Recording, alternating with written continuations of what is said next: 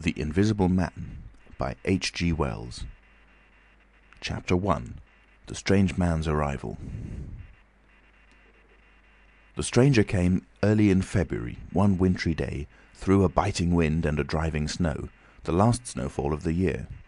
Over the down, walking from Bramblehurst railway station and carrying a little black portmanteau in his thickly gloved hand. He was wrapped up from head to foot, and the brim of his soft felt hat hid every inch of his face but the shiny tip of his nose. The snow had piled itself against his shoulders and chest, and added a white crest to the burden he carried. He staggered into the coach and horses, more dead than alive, and flung his portmanteau down.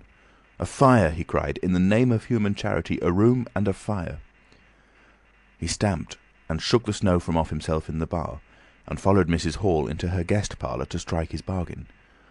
And with that much introduction, that and a couple of sovereigns flung upon the table, he took up his quarters in the inn. Mrs. Hall lit the fire and left him there, while she went to prepare him a meal with her own hands. A guest to stop at Iping in the winter-time was an unheard-of piece of luck, let alone a guest who was no haggler, and she resolved to show herself worthy of her good fortune. As soon as the bacon was well under way, and Milly, her lymphatic aid, had been brisked up a bit by a few deftly chosen expressions of contempt, she carried the cloth, plates, and glasses into the parlour, and began to lay them with the utmost éclat. Although the fire was burning up briskly, she was surprised to see that her visitor still wore his hat and coat, standing with his back to her, and staring out of the window at the falling snow in the yard. His gloved hands were clasped behind him, and he seemed to be lost in thought. She noticed that the melting snow that still sprinkled his shoulders dripped upon her carpet. "Can I take your hat and coat, sir?" she said, "and give them a good dry in the kitchen?" "No," he said without turning. She was not sure she had heard him, and was about to repeat her question. He turned his head and looked at her over his shoulder. "I prefer to keep them on," he said with emphasis, and she noticed that he wore big blue spectacles with sidelights, and had a bush side whisker over his coat collar that completely hid his cheeks and face. "Very well, sir," she said. "As you like. In a bit the room will be warmer." He made no answer, and had turned his face away from her again, and Mrs. Hall, feeling that her conversational advances were ill-timed, laid the rest of the table things in a quick staccato and whisked out of the room. When she returned, he was still standing there, like a man of stone, his back hunched, his collar turned up, his dripping hat brim turned down, hiding his face and ears completely. She put down the eggs and bacon with considerable emphasis, and cold rather than said to him, "Your lunch is served, sir." "Thank you," he said at the same time, and did not stir until she was closing the door. Then he swung round and approached the table with a certain eager quickness. As she went behind the bar to the kitchen, she heard a sound repeated at regular intervals. Chirk, chirk, chirk, it went, the sound of a spoon being rapidly whisked around a basin. "That girl," she said. "There, I clean forgot it. It's her being so long." And while she herself finished mixing the mustard, she gave Milly a few verbal stabs for her excessive slowness. She had cooked the ham and eggs, laid the table, and done everything, while Milly, help indeed, had only succeeded in delaying the mustard, and him a new guest and wanting to stay. Then she filled the mustard pot, and, putting it with a certain stateliness upon a golden black tea tray, carried it into the parlour. She rapped and entered promptly.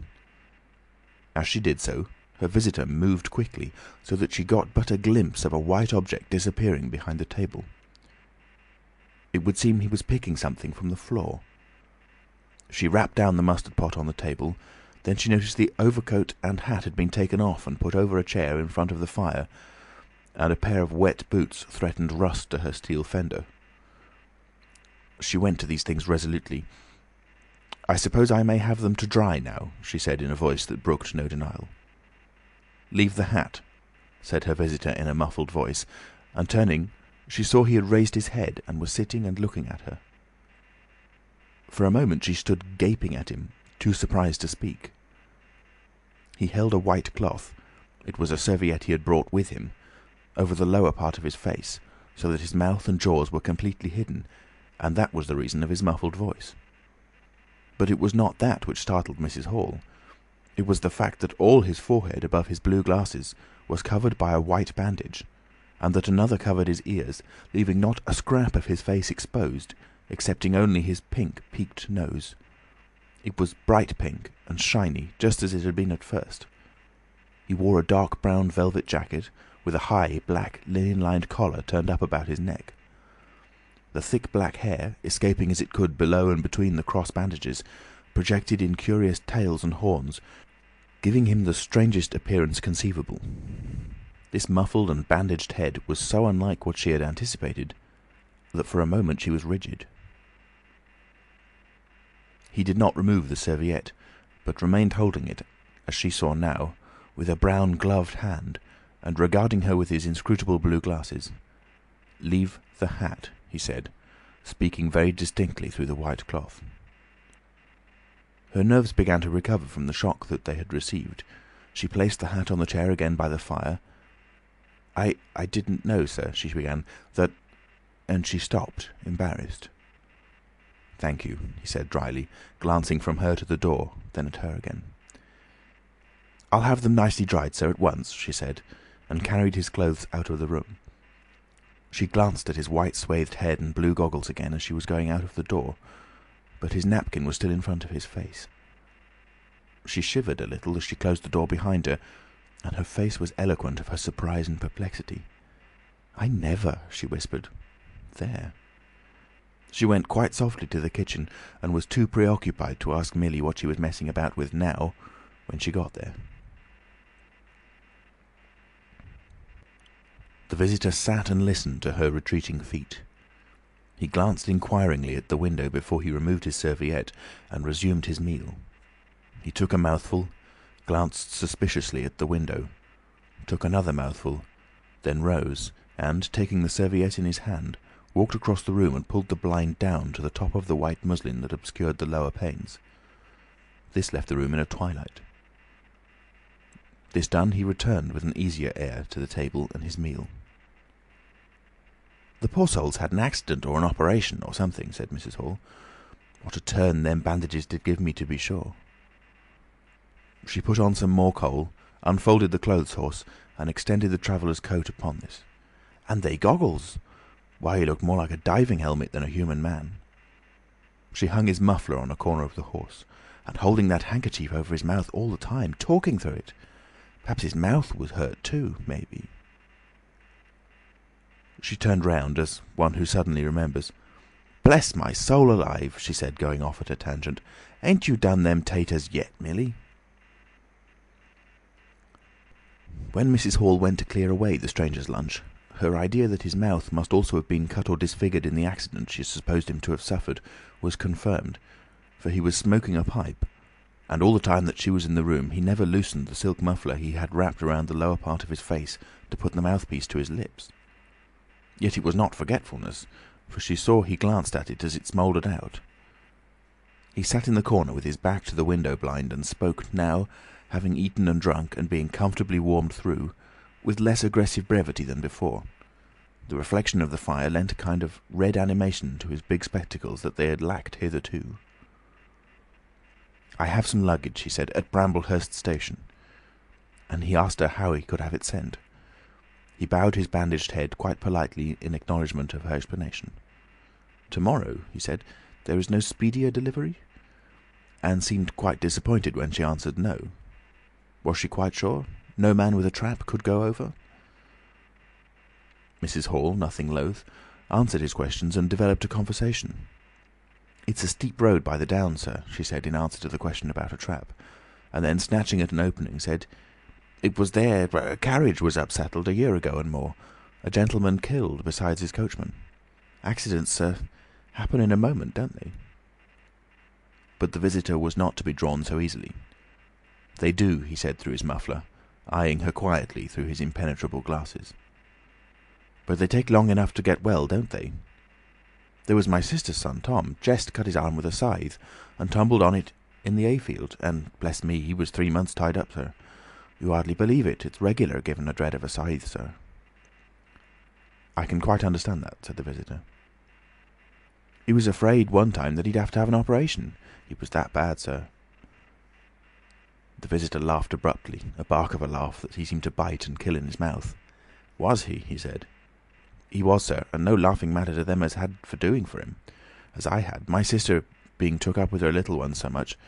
There was bandages to do, sir, and bandages to undo. So that, if I might be so bold as to say, sir—" "Will you get me some matches?" said the visitor quite abruptly. "My pipe is out." Mrs. Hall was pulled up suddenly. It was certainly rude of him, after telling him all she had done. She gasped at him for a moment, and then remembered the 2 sovereigns, and she went for the matches. "Thanks," he said concisely as she put them down, and turned his shoulder upon her and stared out of the window again. It was altogether too discouraging. Evidently he was sensitive on the topic of operations and bandages. She did not make so bold as to say, however, after all. But his snubbing way had irritated her, and Millie had a hot time of it that afternoon. The visitor remained in the parlour until 4 o'clock, without giving the ghost of an excuse for an intrusion. For the most part he was quite still during that time. As it would seem, he sat in the growing darkness, smoking in the firelight, perhaps dozing. Once or twice a curious listener might have heard him at the coals, and for the space of 5 minutes he was audible pacing the room. He seemed to be talking to himself. Then the armchair creaked as he sat down again. Chapter 2.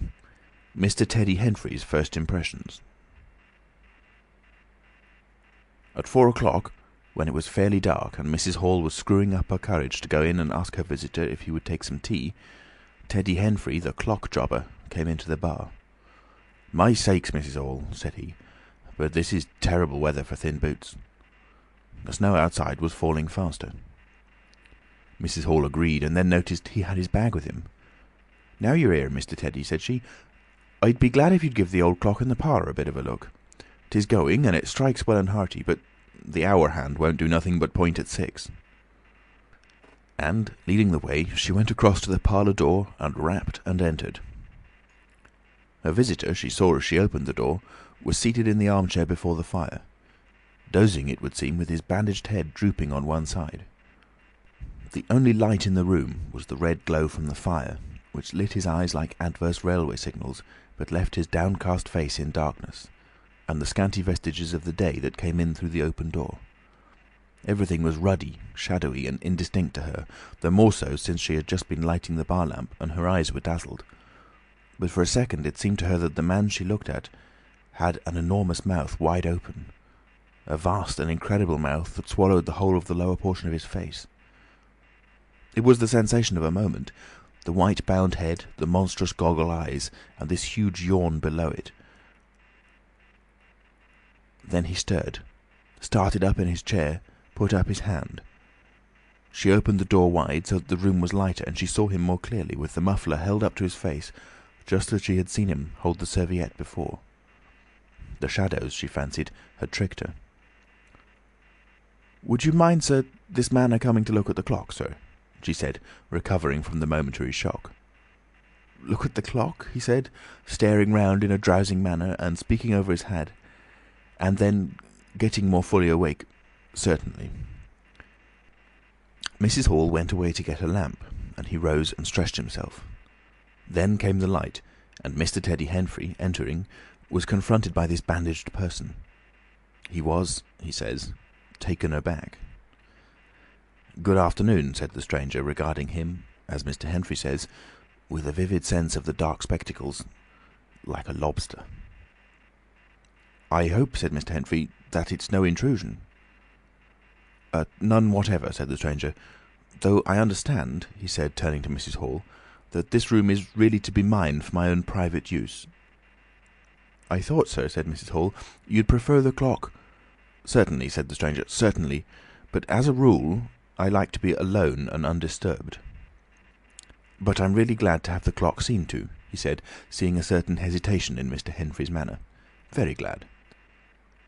Mr. Henfrey had intended to apologise and withdraw, but this anticipation reassured him. The stranger turned round with his back to the fireplace and put his hands behind his back. And presently," he said, "when the clock mending is over, I think I should like to have some tea, but not till the clock mending is over." Mrs. Hall was about to leave the room. She made no conversational advances this time, because she did not want to be snubbed in front of Mr. Henfrey, when her visitor asked her if she had made any arrangements about his boxes at Bramblehurst. She told him she had mentioned the matter to the postman, and that the carrier could bring them over on the morrow. "You are certain that that is the earliest?" he said. She was certain, with a marked coldness. "I should explain," he added, "what I was really too cold and fatigued to do before, that I am an experimental investigator." "Indeed, sir," said Mrs. Hall, much impressed. "And my baggage contains apparatus and appliances." "Very useful things indeed they are, sir," said Mrs. Hall. "And I'm very naturally anxious to get on with my inquiries." "Of course, sir." "My reason for coming to Iping," he proceeded with a certain deliberation of manner, "was a desire for solitude. I do not wish to be disturbed in my work. In addition to my work, an accident—" "I thought as much," said Mrs. Hall to herself. "An accident necessitates a certain retirement. My eyes are sometimes so weak and painful that I have shut myself up in the dark for hours together. Lock myself up. Sometimes, now and then. Not at present, certainly. But at such times the slightest disturbance, the entry of a stranger into the room, is a source of excruciating annoyance to me. It is well these things should be understood." "Certainly, sir," said Mrs. Hall. "And if I might make so bold as to ask—" "That, I think, is all," said the stranger, with that quietly irresistible air of finality he could assume at will. Mrs. Hall reserved her question and sympathy for a better occasion. After Mrs. Hall had left the room, he remained standing in front of the fire, glaring, so Mr. Henfrey puts it, at the clock mending. Mr. Henfrey not only took off the hands of the clock and the face, but extracted the works, and he tried to work in as slow and quiet and unassuming manner as possible.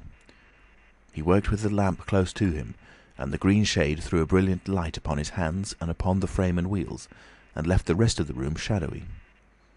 When he looked up, coloured patches swam in his eyes.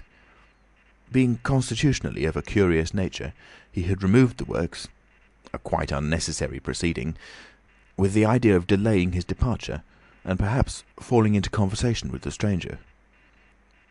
But the stranger stood there, perfectly silent and still. So still, it got on Henfrey's nerves. He felt alone in the room and looked up, and there, grey and dim, was the bandaged head and huge blue lenses, staring fixedly with a mist of green spots drifting in front of them. It was so uncanny to Henfrey that for a minute they remained staring blankly at one another. Then Henfrey looked down again. Very uncomfortable position.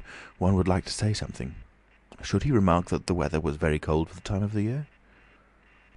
He looked up as if to take aim with that introductory shot. "The weather—" he began. "Why don't you finish and go?" said the rigid figure, evidently in a state of painfully suppressed rage. "All you've got to do is fix the hour hand on its axle. You're simply humbugging." "Certainly, sir. 1 minute more. I overlooked—" and Mr. Henfrey finished and went. But he was feeling excessively annoyed. "Damn it," said Mr. Henfrey to himself, trudging down the village through the thawing snow. "A man must do a clock at times, surely."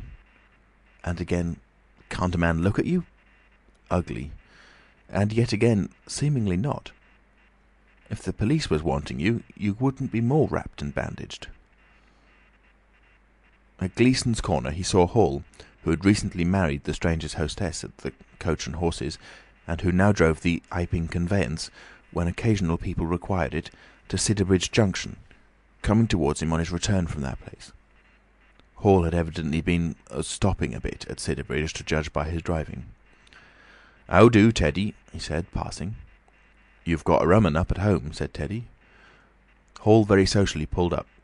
"What's that?" he said. "Rum-looking customer stopping at the Coach and Horses," said Teddy. "My sakes!" And he proceeded to give Hall a vivid description of his grotesque guest. "Looks a bit like a disguise, don't it? I'd like to see a man's face if I had him stopping in my place," said Henfrey. but women are that trustful when strangers are concerned. He's took your rooms and he ain't even given a name, Hall." "You don't say so," said Hall, who was a man of sluggish apprehension. "Yes," said Teddy, "by the week. Wherever he is, you can't get rid of him under the week. And he's got a lot of luggage coming tomorrow, so he says. Let's hope it won't be stones in boxes, Hal." He told Hall how his aunt at Hastings had been swindled by a stranger with empty portmanteau. Altogether he left Hall vaguely suspicious. "Get up, old girl," said Hall. "I suppose I must see about this." Teddy trudged on his way with his mind considerably relieved. Instead of seeing about it, however, Hall on his return was severely rated by his wife on the length of time he had spent in Sidderbridge, and his mild inquiries were answered snappishly and in a manner not to the point. But the seed of suspicion Teddy had sown germinated in the mind of Mr. Hall, in spite of these discouragements. "You Wim don't know anything," said Mr. Hall, resolved to ascertain more about the personality of his guest at the earliest possible opportunity. And after the stranger had gone to bed, which he did about 9:30, Mr. Hall went very aggressively into the parlour and looked very hard at his wife's furniture, just to show that the stranger wasn't master there, and scrutinised closely and a little contemptuously a sheet of mathematical computations the stranger had left. When retiring for the night, he instructed Mrs. Hall to look very closely at the stranger's luggage when it came the next day. "You mind your own business, Hall," said Mrs. Hall, "and I'll mind mine." She was all the more inclined to snap at Hall because the stranger was undoubtedly an unusually strange sort of stranger, and she was by no means assured about him in her own mind. In the middle of the night she woke up dreaming of huge white heads like turnips that came trailing after her at the end of interminable necks, and with vast black eyes. But, being a sensible woman, she subdued her terrors, and turned over and went to sleep again. Chapter 3. The 1001 Bottles. So it was that on the 29th day of February, at the beginning of the thaw, this singular person fell out of infinity into Iping village. Next day his luggage arrived through the slush, and very remarkable luggage it was.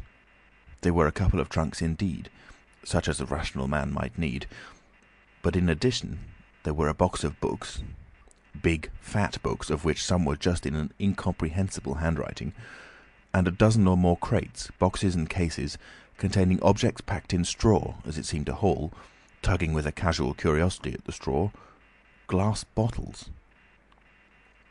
The stranger, muffled in hat, coat, gloves and wrapper, came out impatiently to meet Fearenside's cart, while Hall, who was having a word or so of gossip preparatory to helping them in, out he came, not noticing Fearenside's dog, who was sniffing in a dilettante spirit at Hall's legs. "Come along with those boxes," he said. "I've been waiting long enough." And he came down the steps towards the tail of the cart, as if to lay hands on the smaller crate. No sooner had Fearenside's dog caught sight of him, however, than it began to bristle and growl savagely, and when he rushed down the steps it gave an undecided hop and then sprang straight at his hand. "Ugh!" cried Hall, jumping back, for he was no hero with dogs, and Fearenside howled, "Lie down!" and snatched his whip. They saw the dog's teeth had slipped the hand, heard a kick, saw the dog execute a flanking jump and get home on the stranger's leg, and heard the rip of his trousering. Then the finer end of Fearenside's whip reached his property, and the dog, yelping with dismay, retreated under the wheels of the wagon. It was all the business of a swift half-minute. No one spoke. Everyone shouted. The stranger glanced swiftly at his torn glove and at his leg, made as if he would stoop to the latter, then turned and rushed swiftly up the steps into the inn. They heard him go headlong across the passage and up the uncarpeted steps to his bedroom. "You brute, you!" said Fearenside, climbing off the wagon with his whip in his hand, while the dog watched him through the wheel. "Come here," said Fearenside. "You'd better—" Hall had stood gaping. "He was bit," said Hall. "I'd better go to see to him." And he trotted after the stranger. He met Mrs. Hall in the passage. "Carrier's dog," he said. "Bitten." He went straight upstairs, and the stranger's door being ajar, he pushed it open and was entering without any ceremony, being of a naturally sympathetic turn of mind. The blind was down and the room dim. He caught a glimpse of a most singular thing, what seemed a handless arm waving towards him, and a face of 3 huge, indeterminate spots on white, very like the face of a pale pansy. Then he was struck violently in the chest, hurled back, and the door slammed in his face and locked. It was so rapid that it gave him no time to observe. A waving of indecipherable shapes, a blow, and a concussion. There he stood on the dark little landing, wondering what it might have been that he had seen. A couple of minutes later he rejoined the little group that had formed outside the Coach and Horses. There was Fearenside, telling about it all over again for the second time. There was Mrs. Hall, saying his dog didn't have no business to bite her guests. There was Huckster, the general dealer from over the road, interrogative, and Sandy Wedges from the forge, judicial, besides women and children, all of them saying fatuities. "I wouldn't let him bite e'en me, I knows. 'Tasn't right to have such dogs. What he biting for, then?" and so forth. Mrs. Hall, staring at them from the steps and listening, found it incredible that he had seen anything so very remarkable happen upstairs. Besides, his vocabulary was altogether too limited to express his impressions. "He don't want no help, he says," he said in answer to his wife's inquiry. "We'd better be taking of his luggage in." "You ought to have it cauterized at once," said Mr. Huckster, "especially if it's all inflamed." "I'd shoot un, that's what I'd do," said a lady in the group. Suddenly the dog began growling again. "Come along!" cried an angry voice in the doorway, and there stood the muffled stranger with his collar turned up and his hat brim bent down. "The sooner you get those things in, the better I'll be pleased." It is stated by an anonymous bystander that his trousers and gloves had been changed. "Was you hurt, sir?" said Fearenside. "I'm rare sorry the dog—" "Not a bit," said the stranger. "Never broke the skin. Hurry up with those things." He then swore to himself, so Mr. Hall asserts. Directly the first crate was in accordance with his directions, carried into the parlour, the stranger flung himself upon it with extraordinary eagerness and began to unpack it, scattering the straw with an utter disregard of Mrs. Hall's carpet. And from it he began to produce bottles, little fat bottles containing powders, small and slender bottles containing coloured and white fluids, fluted blue bottles labelled poison, bottles with round bodies and slender necks, large green glass bottles, large white glass bottles, bottles with glass stoppers and frosted labels, bottles with fine corks, bottles with bungs, bottles with wooden caps, wine bottles, salad oil bottles. Putting them in rows on the chiffonier, on the mantel, on the table under the window, round the floor, on the bookshelf, everywhere. The chemist's shop in Bramblehurst could not boast half so many. Quite a sight it was. Crate after crate yielded bottles until all 6 were empty, and the table high with straw. The only things that came out of these crates beside the bottles were a number of test tubes and a carefully packed balance. And directly the crates were unpacked, the stranger went to the window and set to work, not troubling in the least about the litter of straw, the fire which had gone out, the box of books outside, nor for the trunks and other luggage that had gone upstairs. When Mrs. Hall took his dinner to him, he was already so absorbed in his work, pouring little drops out of the bottles in test tubes, that he did not hear her until she had swept away the bulk of the straw and put the tray on the table, with some little emphasis perhaps, seeing the state that her floor was in. Then he half turned his head and immediately turned it away again. But she saw he had removed his glasses. They were beside him on the table, and it seemed to her that his eye sockets were extraordinarily hollow. He put on his spectacles again and then turned and faced her. She was about to complain of the straw on the floor when he anticipated her. "I wish you wouldn't come in without knocking," he said in the tone of abnormal exasperation that seemed so characteristic of him. "I knocked, but seemingly—" "Perhaps you did. But in my investigations, my really very urgent and necessary investigations, the slightest disturbance, the jar of a door— I must ask you—" "Certainly, sir.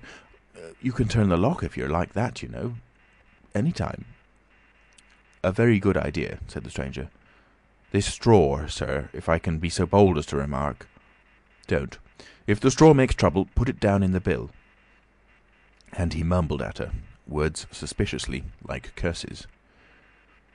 He was so odd, standing there, so aggressive and explosive, bottle in one hand and test tube in the other, that Mrs. Hall was quite alarmed. But she was a resolute woman. "In which case, I should like to know, sir, what you consider—" "A shilling. Put down a shilling. Surely a shilling's enough."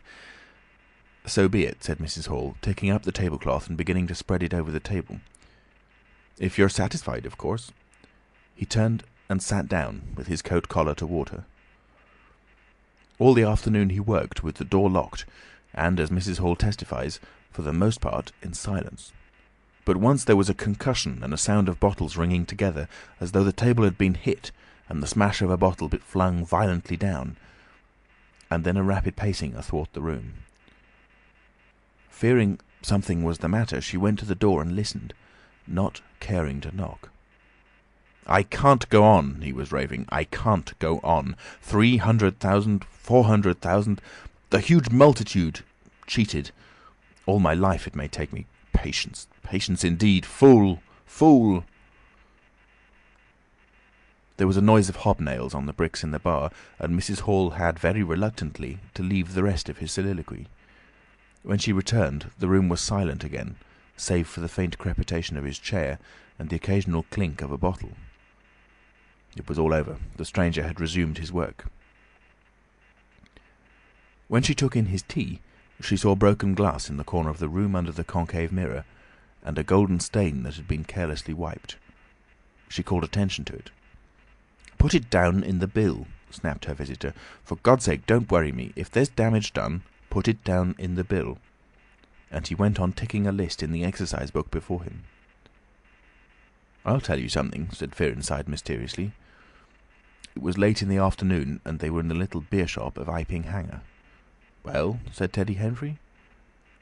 "This chap you're speaking of, what my dog bit, well, he's black.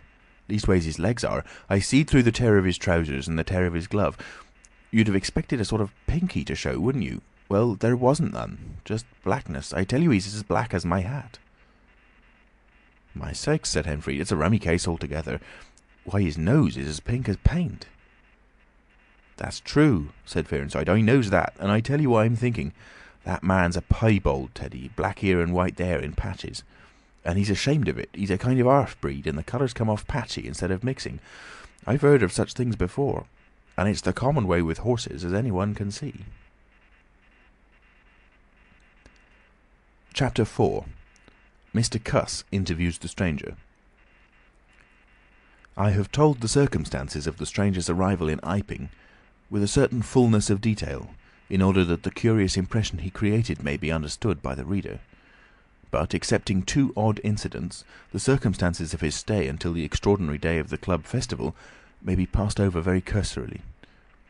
There were a number of skirmishes with Mrs. Hall on matters of domestic discipline, but in every case, until late April, when the first signs of penury began, he overrode her by the easy expedient of an extra payment. Hall did not like him, and whenever he dared, he talked of the advisability of getting rid of him. But he showed his dislike chiefly by concealing it ostentatiously, and avoiding his visitor as much as possible. "Wait till the summer," said Mrs. Hall sagely, "when the artisks are beginning to come. Then we'll see. He may be a bit overbearing, but bills settled punctual is bills settled punctual, whatever you'd like to say." The stranger did not go to church, and indeed made no difference between Sunday and the irreligious days, even in costume. He worked, as Mrs. Hall thought, very fitfully. Some days he would come down early and be continuously busy. On others he would rise late, pace his room, fretting audibly for hours together, smoke, sleep in the armchair by the fire. Communication with the world beyond the village he had none. His temper continued very uncertain. For the most part his manner was that of a man suffering under almost unendurable provocation, and once or twice things were snapped, torn, crushed, or broken in spasmodic gusts of violence. He seemed under a chronic irritation of the greatest intensity. His habit of talking to himself in a low voice grew steadily upon him, but though Mrs. Hall listened conscientiously, she could make neither head nor tail of what she heard. He rarely went abroad by daylight, but at twilight he would go out, muffled up invisibly, whether the weather were cold or not, and he chose the loneliest paths and those most overshadowed by trees and banks. His goggling spectacles and ghastly bandaged face under the penthouse of his hat came with a disagreeable suddenness out of the darkness upon one or two home-going labourers, and Teddy Henfrey, tumbling out of the Scarlet Coat one night at 9:30, was scared shamefully by the stranger's skull-like head. He was walking hat in hand, lit by the sudden light of the opened inn door. Such children as saw him at nightfall dreamt of bogies, and it seemed doubtful whether he disliked boys more than they disliked him, or the reverse. But there was certainly a vivid enough dislike on either side. It was inevitable that a person of so remarkable an appearance and bearing should form a frequent topic in such a village as Iping. Opinion was greatly divided about his occupation. Mrs. Hall was sensitive on the point. When questioned, she explained very carefully that he was an experimental investigator, going gingerly over the syllables as one who dreads pitfalls. When asked what an experimental investigator was, she would say, with a touch of superiority, that most educated people knew such things as that, and would thus explain that he discovered things. Her visitor had had an accident, she said, which temporarily discoloured his face and hands, and, being of a sensitive disposition, he was averse to any public notice of the fact. Out of her hearing, there was a view largely entertained that he was a criminal trying to escape from justice by wrapping himself up so as to conceal himself altogether from the eye of the police. This idea sprang from the brain of Mr. Teddy Henfrey. No crime of any magnitude dating from the middle or end of February was known to have occurred. Elaborated in the imagination of Mr. Gould, the probationary assistant in the National School, this theory took the form that the stranger was an anarchist in disguise, preparing explosives, and he resolved to undertake such detective operations as his time permitted. These consisted for the most part in looking very hard at the stranger whenever they met, or in asking people who had never seen the stranger leading questions about him. But he detected nothing. Another school of opinion followed Mr. Fearenside, and either accepted the piebald view or some modification of it, as, for instance, Silas Durgan, who was heard to assert, "If he chooses to show himself at fairs, he'll make his fortune in no time," and, being a bit of a theologian, compared the stranger to the man with the one talent. Yet another view explained the entire man by regarding the stranger as a harmless lunatic. That had the advantage of accounting for everything straight away. Between these main groups there were waverers and compromisers. Sussex folk have few superstitions, and it was only after the events of early April that the thought of the supernatural was first whispered in the village. Even then it was only credited among the women folk. But whatever they thought of him, people in Iping, on the whole, agreed in disliking him. His irritability, though it might have been comprehensible to an urban brain worker, was an amazing thing to these quiet Sussex villagers. The frantic gesticulations they surprised now and then, the headlong pace after nightfall that swept him upon them round quiet corners, the inhuman bludgeoning of all tentative advances of curiosity, the taste for twilight that led to the closing of doors, the pulling of blinds, the extinction of candles and lamps. Who could agree with such goings-on? They drew aside as he passed down the village, and when he had gone by, young humorists would go up with coat collars and down with hat brims, and go pacing nervously after him in imitation of his occult bearing. There was a song popular at the time called "The Bogeyman." Miss Satchell sang it in the schoolroom concert in aid of the church lamps, and thereafter, whenever one of the two villages were gathered together and the stranger appeared, a bar or so of this tune, more or less sharp or flat, was whistled in the midst of them. Also, belated little children would call "Bogeyman" after him, and make off tremulously elated. Cuss, the general practitioner, was devoured by curiosity. The bandages excited his professional interest. The report of the 1,001 bottles aroused his jealous regard. All through April and May he coveted an opportunity of talking to the stranger, and at last, towards Whitsuntide, he could stand it no longer, but hit upon the subscription list for a village nurse as an excuse. He was surprised to find that Mr. Hall did not know his guest's name. "He give a name," said Mrs. Hall, an assertion which was quite unfounded, "but I didn't rightly hear it." She thought it seemed so silly not to know the man's name. Cuss rapped at the parlour door and entered. There was a fairly audible imprecation from within. "Pardon my intrusion," said Cuss, and then the door closed and cut Mrs. Hall off from the rest of the conversation. She could hear the murmur of voices for the next 10 minutes, then a cry of surprise, a stirring of feet, a chair flung aside, a bark of laughter, Quick steps to the door, and Cuss appeared, his face white, his eyes staring over his shoulder. He left the door open behind him, and without looking at her, strode across the hall and went down the steps, and she heard his feet hurrying along the road. He carried his hat in his hand. She stood behind the door, looking at the open door of the parlour. Then she heard the stranger laughing quietly, and his footsteps came across the room. She could not see his face where she stood. The parlour door slammed, and the place was silent again. Cuss went straight up to the village, to Bunting, the vicar. "Am I mad?" Cuss began abruptly as he entered the shabby little study. "Do I look like an insane person?" "What's happened?" said the vicar, putting the ammonite on the loose sheets of his forthcoming sermon. "The chap at the inn." "Well?" "Give me something to drink," said Cuss, and he sat down.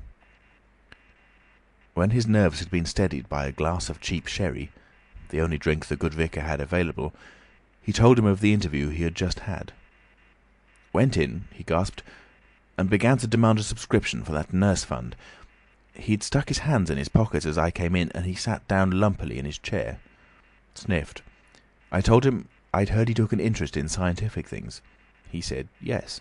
Sniffed again. Kept on sniffing all the time, evidently recently caught an infernal cold. No wonder, wrapped up like that.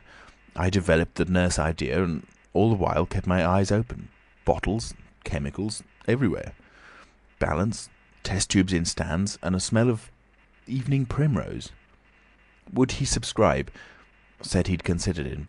Asked him, point blank, was he researching? Said he was. A long research? Got quite cross. A damnable long research, said he, blowing the cork out, so to speak. Oh, said I. And out came the grievance. The man was just on the boil, and my question boiled him over. He had been given a prescription, a most valuable prescription, although what for he wouldn't say. Was it medical? Damn you, what are you fishing after? I apologised. Dignified sniff and cough. He resumed. He'd read it. 5 ingredients. Put it down, turned his head. Draught of air from window lifted the paper. Swish, rustle.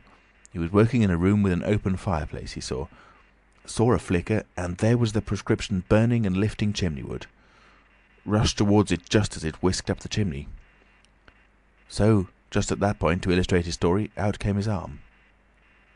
Well? No hand. Just an empty sleeve. Lord, I thought, that's a deformity. Got a cork arm, I suppose, and has taken it off. Then I thought, there's something odd in that. What the devil keeps the sleeve up and open if there's nothing in it? There was nothing in it, I tell you. Nothing down it, right down to the joint. I could see right down it to the elbow, and there was a glimmer of light shining in through a tear of cloth. Good God, I said. Then he stopped, stared at me with those black goggles of his, and then at his sleeve. Well? That's all. He never said a word, just glared, and put his sleeve back in his pocket quietly. I was saying, said he, that there was the prescription burning, wasn't I? Interrogative cough. How the devil, said I, can you move an empty sleeve like that? Empty sleeve? Yes, said I, an empty sleeve. It's an empty sleeve, is it? You saw it as an empty sleeve? He stood up right away. I stood up too. He came towards me in 3 very slow steps and stood quite close. Sniffed venomously. I didn't flinch, though I'm hanged if that bandaged knob of his and those blinkers aren't enough to unnerve anyone coming quietly up to you. You said it was an empty sleeve, he said. Certainly, I said. At staring and saying nothing, a barefaced man, unspectacled, starts scratch. Then very quietly he pulled his sleeve out of his pocket again and raised his arm towards me as though he would show it to me again. He did it very, very slowly. I looked at it. Seemed an age. Well, said I, clearing my throat, there's nothing in it. I had to say something. I was beginning to feel frightened. I could see right down it. He extended it straight towards me, slowly, slowly, just like that, until the cuff was 6 inches from my face. Queer thing to see an empty sleeve come at you like that. And then, well, something, exactly like a finger and thumb it felt, nipped my nose. Bunting began to laugh. "There wasn't anything there," said Cuss, his voice running up into a shriek at the "there." "It's all very well for you to laugh, but I tell you I was so startled I hit his cuff hard and turned around and cut out of the room. I left him." Cuss stopped. There was no mistaking the sincerity of his panic. He turned round in a helpless way and took a second glass of the excellent Vicar's very inferior sherry. "When I hit his cuff," said Cuss, "I tell you it felt exactly like hitting an arm. And there wasn't an arm. There wasn't the ghost of an arm." Mr. Bunting thought it over. He looked suspiciously at Cuss. "It's a most remarkable story," he said. He looked very wise and grave indeed. "It's really," said Mr. Bunting with judicial emphasis, "a most remarkable story." Chapter 5. The Burglary at the Vicarage. The facts of the burglary at the vicarage came to us chiefly through the medium of the vicar and his wife. It occurred in the small hours of Whit Monday, the day devoted in Iping to the club festivities. Mrs. Bunting, it seems, woke up suddenly in the stillness that comes before the dawn, with the strong impression that the door of their bedroom had opened and closed. She did not arouse her husband at first, but sat up in bed, listening. She then distinctly heard the pad, pad, pad of bare feet coming out of the adjoining dressing-room and walking along the passage towards the staircase. As soon as she felt assured of this, she aroused the Reverend Mr. Bunting as quietly as possible. He did not strike a light, but putting on his spectacles, her dressing gown, and his bath slippers, he went out onto the landing to listen. He heard quite distinctly a fumbling going on at his study desk downstairs, and then a violent sneeze. At that he returned to his bedroom, armed himself with the most obvious weapon, the poker, and descended the staircase as noiselessly as possible. Mr. Bunting came out on the landing. The hour was about 4, and the ultimate darkness of the night was past. There was a faint shimmer of light in the hall, but the study doorway yawned impenetrably black. Everything was still except the faint creaking of the stairs under Mr. Bunting's tread and the slight movements in the study. Then something snapped, the drawer was open, and there was a rustle of papers. Then came an imprecation, and a match was struck, and the study was flooded with yellow light. Mr. Bunting was now in the hall, and through the crack in the door he could see the desk and the open drawer and a candle burning on the desk, but the robber he could not see. He stood there in the hall, undecided what to do, and Mrs. Bunting, her face white and intent, crept slowly downstairs after him. One thing kept Mr. Bunting's courage, the persuasion that this burglar was a resident in the village. They heard the chink of money, and realised that the robber had found the housekeeping reserve of gold, £2.10 in half sovereigns altogether. At that sound Mr. Bunting was nerved to abrupt action. Gripping the poker firmly, he rushed into the room, closely followed by Mrs. Bunting. "Surrender!" cried Mr. Bunting fiercely, and then stooped amazed. Apparently the room was perfectly empty. Yet their conviction that they had that very moment heard someone moving in the room had amounted to a certainty. For half a minute perhaps they stood gaping. Then Mrs. Bunting went across the room and looked behind the screen, while Mr. Bunting, by a kindred impulse, peered under the desk. Then Mrs. Bunting turned back the window curtains, and Mr. Bunting looked up the chimney and probed it with the poker. Then Mrs. Bunting scrutinised the waste-paper basket, and Mr. Bunting opened the lid of the coal scuttle. Then they came to a stop and stood with eyes interrogating each other. "I could have sworn," said Mr. Bunting. "The candle," said Mrs. Bunting. "Who lit the candle?" "The drawer," said Mr. Bunting. "And the money's gone." She went hastily to the doorway. Of all the strange occurrences! There was a violent sneeze in the passage. They rushed out, and as they did so, the kitchen door slammed. "Bring the candle," said Mr. Bunting, and led the way. They both heard a sound of bolts being hastily shot back. As he opened the kitchen door, he saw through the scullery that the back door was just opening, and the faint light of early dawn displayed the dark masses of the garden beyond. He is certain that nothing went out of the door. It opened, stood open for a moment, and then closed with a slam. As it did so, the candle Mrs. Bunting was carrying from the study flickered and flared. It was a moment or more before they entered the kitchen. The place was empty. They refastened the back door, examined the kitchen, pantry, and scullery thoroughly, and at last went down into the cellar. There was not a soul to be found in the house, search as they would. Daylight found the vicar and his wife, a quaintly costumed little couple, still marvelling about on their own ground floor by the unnecessary light of a guttering candle. Chapter 6. The Furniture that Went Mad. Now it happened that in the early hours of Whit Monday, before Millie was hunted out for the day, Mr. Hall and Mrs. Hall both rose and went noiselessly down into the cellar. Their business there was of a private nature, and had something to do with the specific gravity of their beer. They had hardly entered the cellar when Mrs. Hall found she had forgotten to bring down a bottle of sarsaparilla from their joint room. As she was the expert and principal operator in this affair, Hall very properly went upstairs for it. On the landing he was surprised to see that the stranger's door was ajar. He went on into his own room and found the bottle as he had been directed.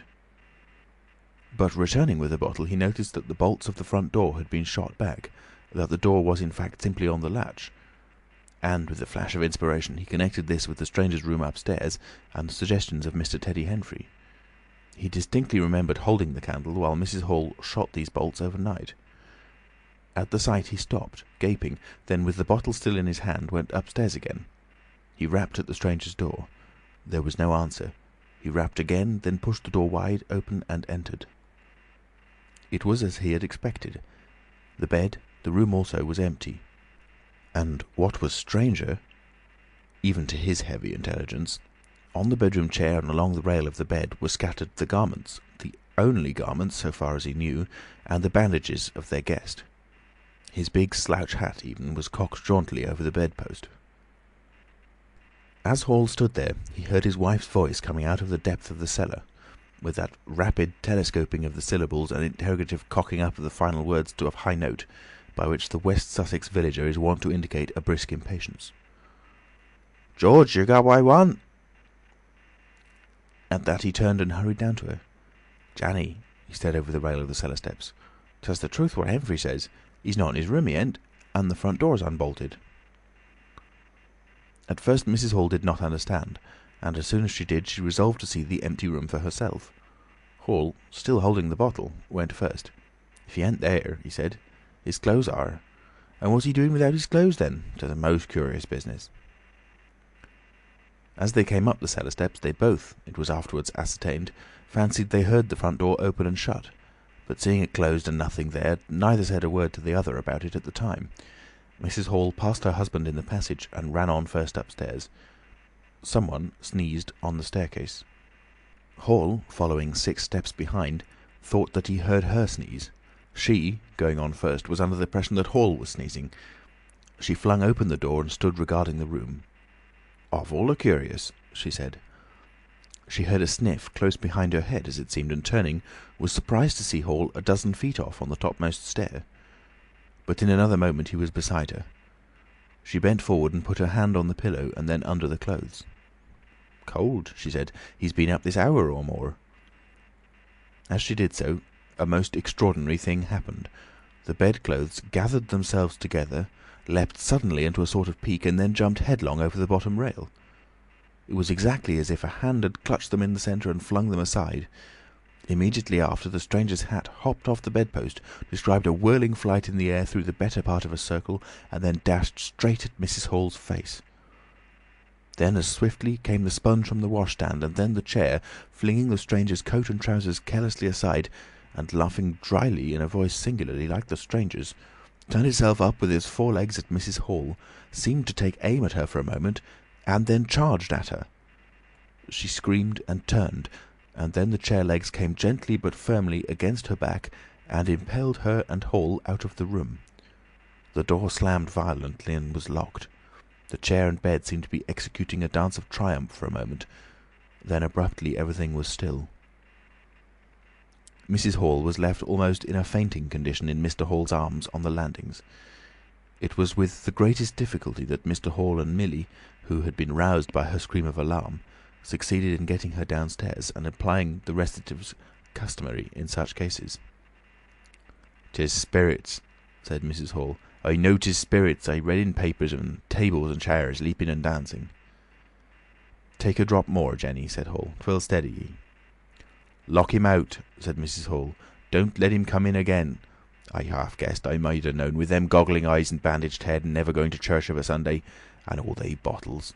More'n it's right for anyone to have. He's put the spirits into the furniture, my good old furniture. 'Twas in that chair my very dear poor mother used to sit when I was a little girl.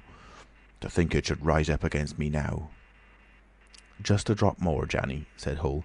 "Your nerves is all upset." They sent Millie across the street through the golden 5 o'clock sunshine to rouse up Mr. Sandy Wadgers, the blacksmith. Mr. Hall's compliments, and the furniture upstairs was behaving most extraordinary. Would Mr. Wadgers come round? He was a knowing man, was Mr. Wadgers, and very resourceful. He took quite a grave view of the case. "I'm damned if that ain't witchcraft," was the view of Mr. Sandy Wadgers. "You want horseshoes for such gentry as he." He came round greatly concerned. They wanted him to lead the way upstairs to the room, but he didn't seem to be in any hurry. He preferred to talk in the passage. Over the way, Huxter's apprentice came out and began taking down the shutters of the tobacco window. He was called over to join the discussion. Mr. Huxter naturally followed over in the course of a few minutes. The Anglo-Saxon genius for parliamentary government asserted itself. There was a great deal of talk and no decisive action. "Let's have the facts first," insisted Mr. Sandy Wadgers. "Let's be sure we be acting perfectly right in busting that there door open. A door on-bust is always open to busting, but you can't on-bust a door once you've busted in." And suddenly and most wonderfully, the door of the room upstairs opened of its own accord, and as they looked up in amazement, they saw descending the stairs the muffled figure of the stranger, staring more blankly and blankly than ever before, with those unreasonably large blue glass eyes of his. He came down stiffly and slowly, staring all the time. He walked across the passage, staring, and then stopped. "Look there," he said, and their eyes followed the direction of his gloved finger and saw a bottle of sarsaparilla hard by the cellar door. Then he entered the parlour and suddenly, swiftly, viciously slammed the door in their faces. Not a word was spoken until the last echoes of the slam had died away. They stared at one another. "Well, if that don't lick everything," said Mr. Wadgers, and left the alternative unsaid. "I'd go in and ask about it," said Wadgers to Mr. Hall. "I'd demand an explanation." It took some time to bring the landlady's husband up to that pitch.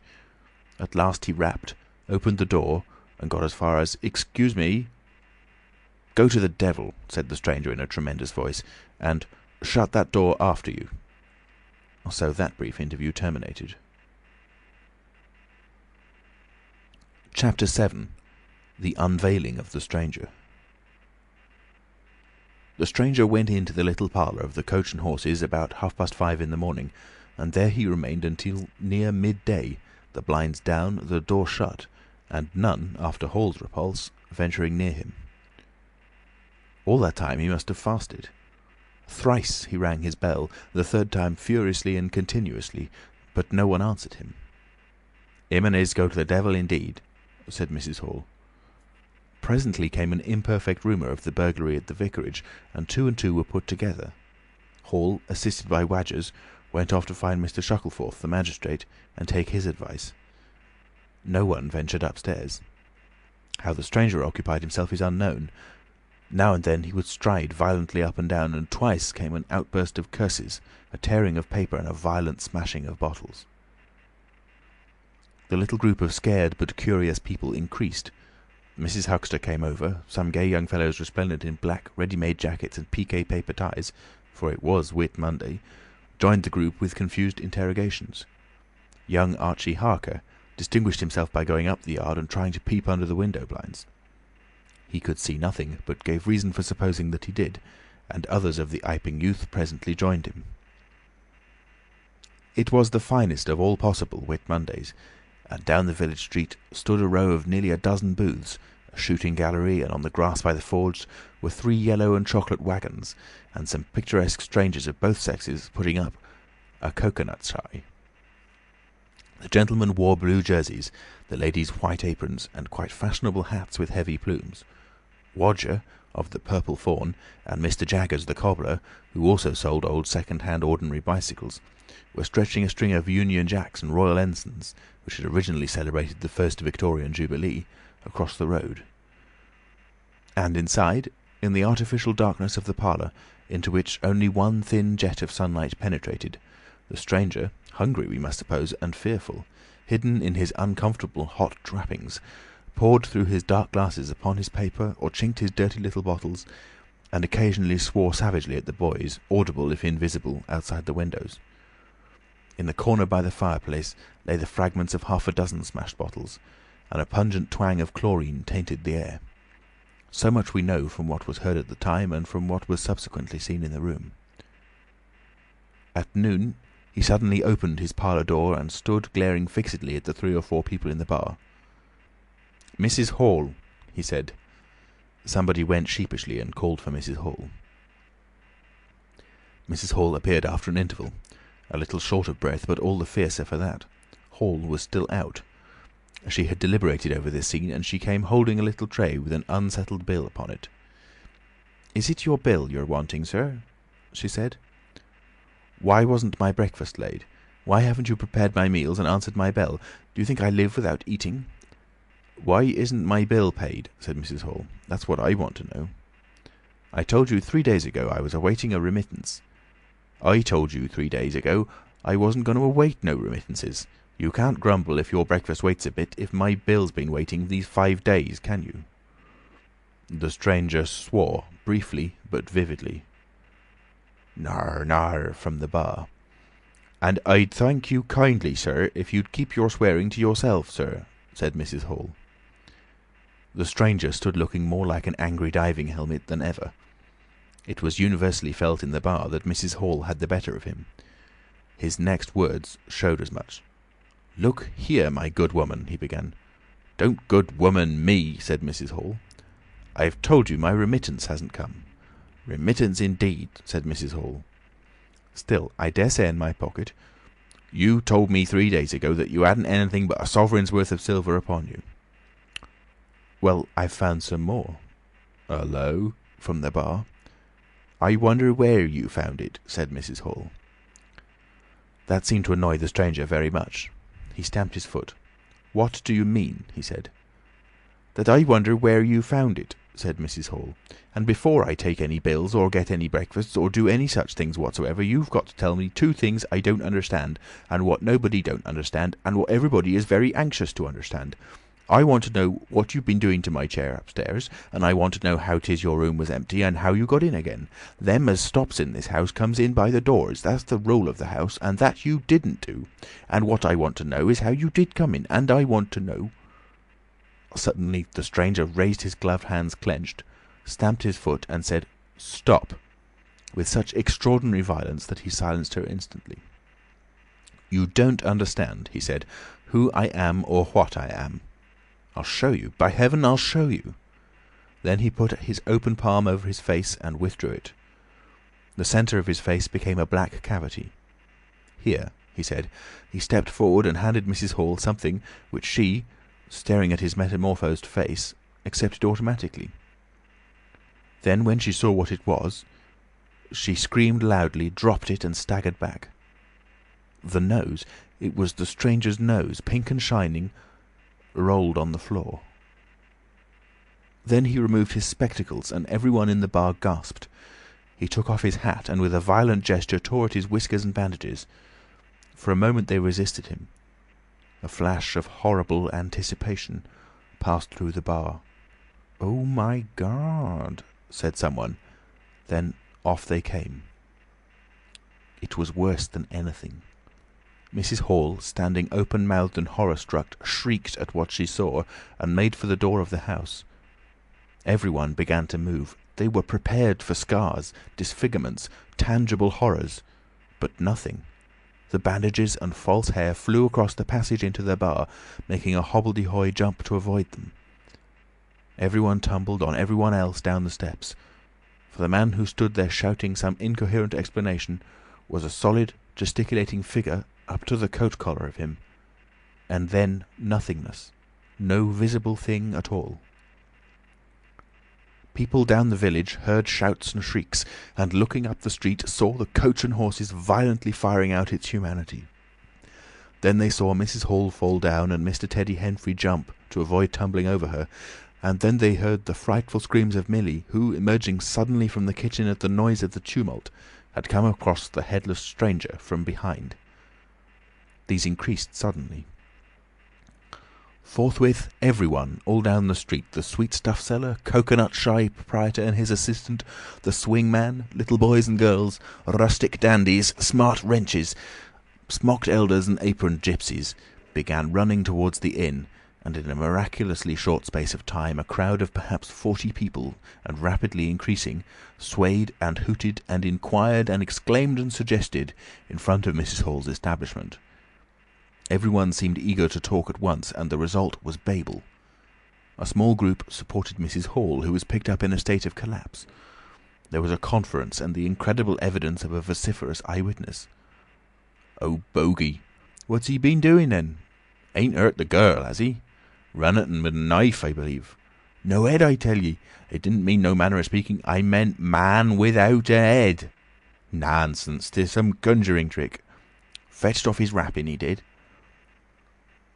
In its struggles to see in through the open door, the crowd formed itself into a straggling wedge, with the more adventurous apex nearest the inn.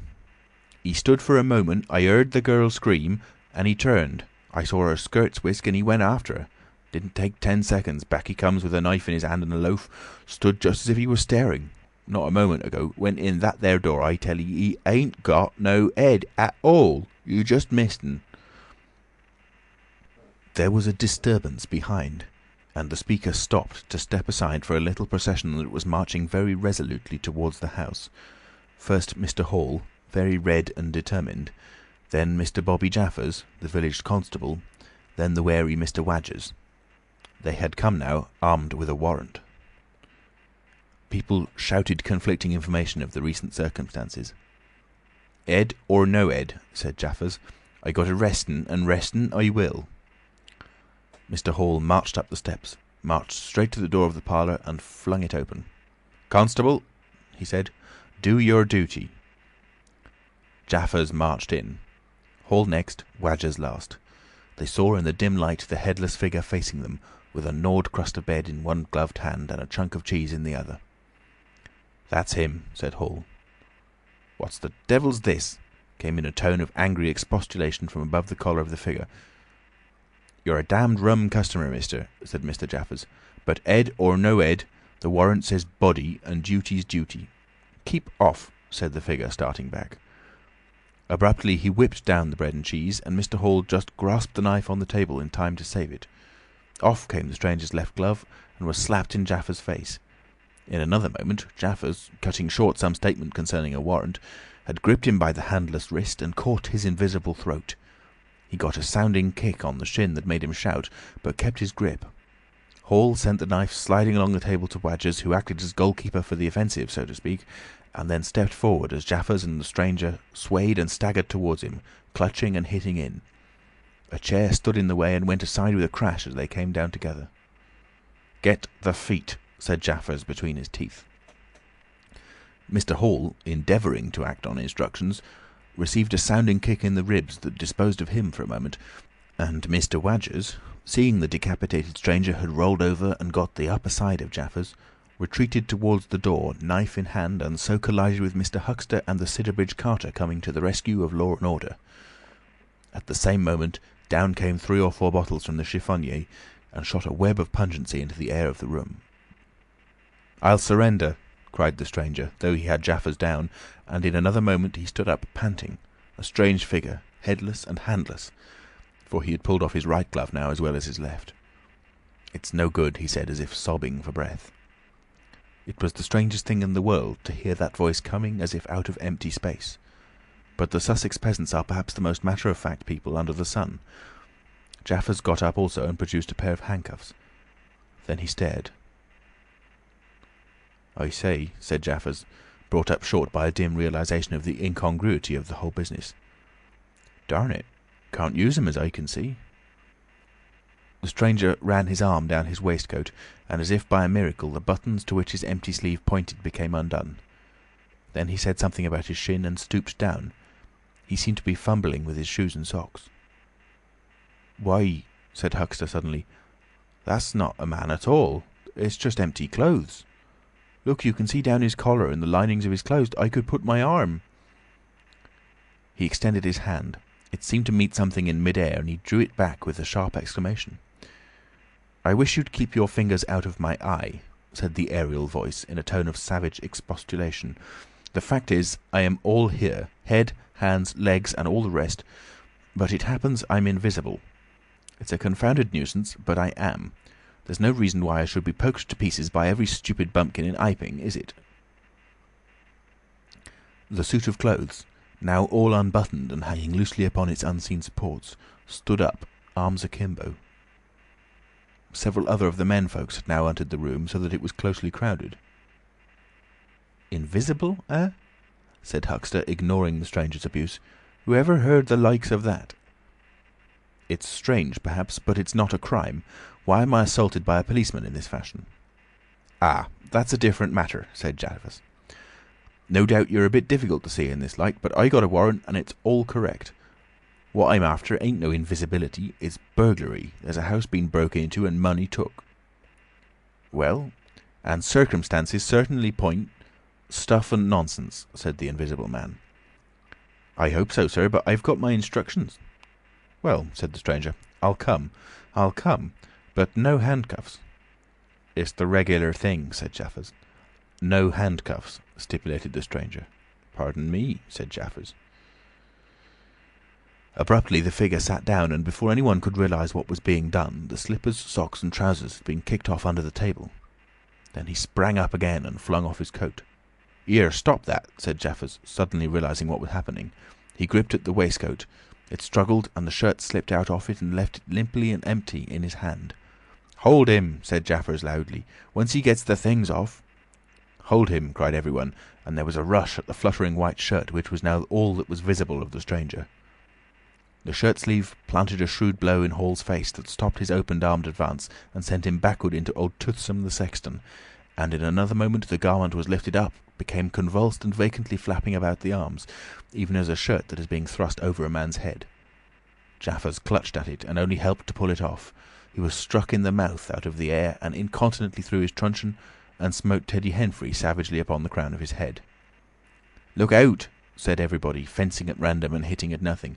"Hold him! Shut the door! Don't let him loose! I got something! Here he is!" A perfect babel of noises they made.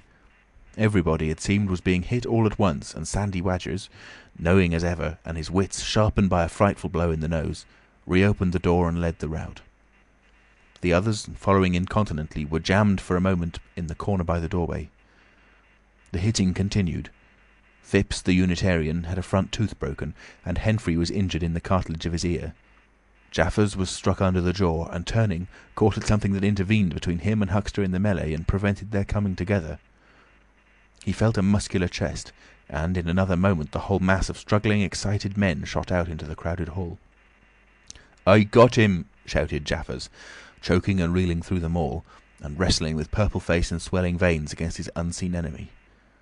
Men staggered right and left as the extraordinary conflict swayed swiftly towards the house door and went spinning down the half-dozen steps of the inn. Jaffers cried in a strangled voice, holding tight nevertheless and making play with his knee, spun around and fell heavily undermost with his head on the gravel. Only then did his fingers relax. There were excited cries of "Hold him!" "Invisible!" and so forth, and a young fellow, a stranger in the place whose name did not come to light, rushed in at once, caught something, missed his hold, and fell over the constable's prostrate body. Halfway across the road a woman screamed as something pushed by her. A dog, kicked apparently, yelped and ran howling into Huxter's yard, and with that the transit of the Invisible Man was accomplished.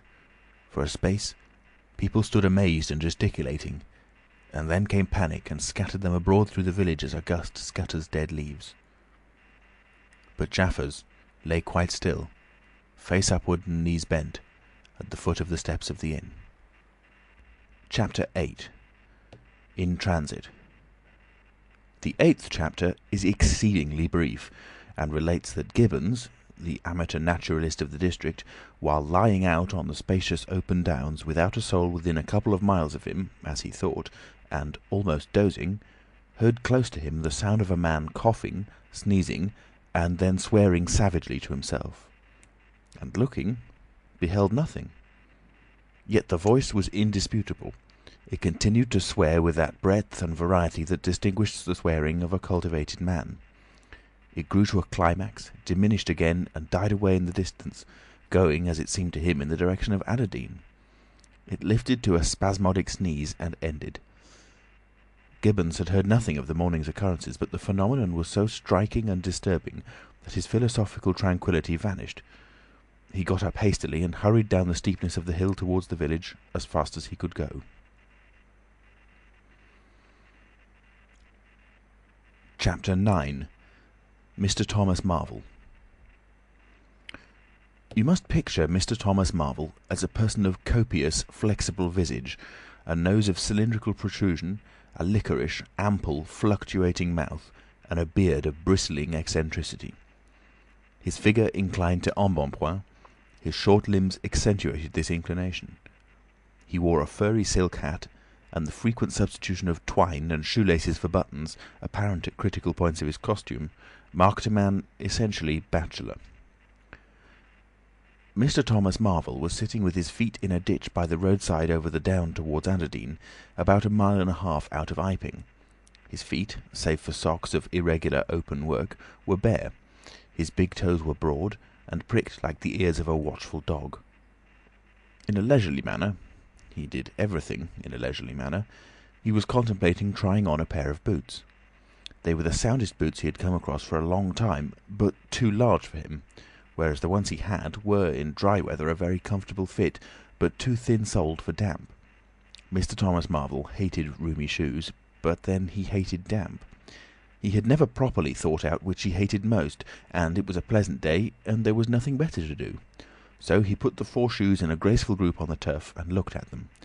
And seeing them there among the grass and springing agrimony, it suddenly occurred to him that both pairs were exceedingly ugly to see.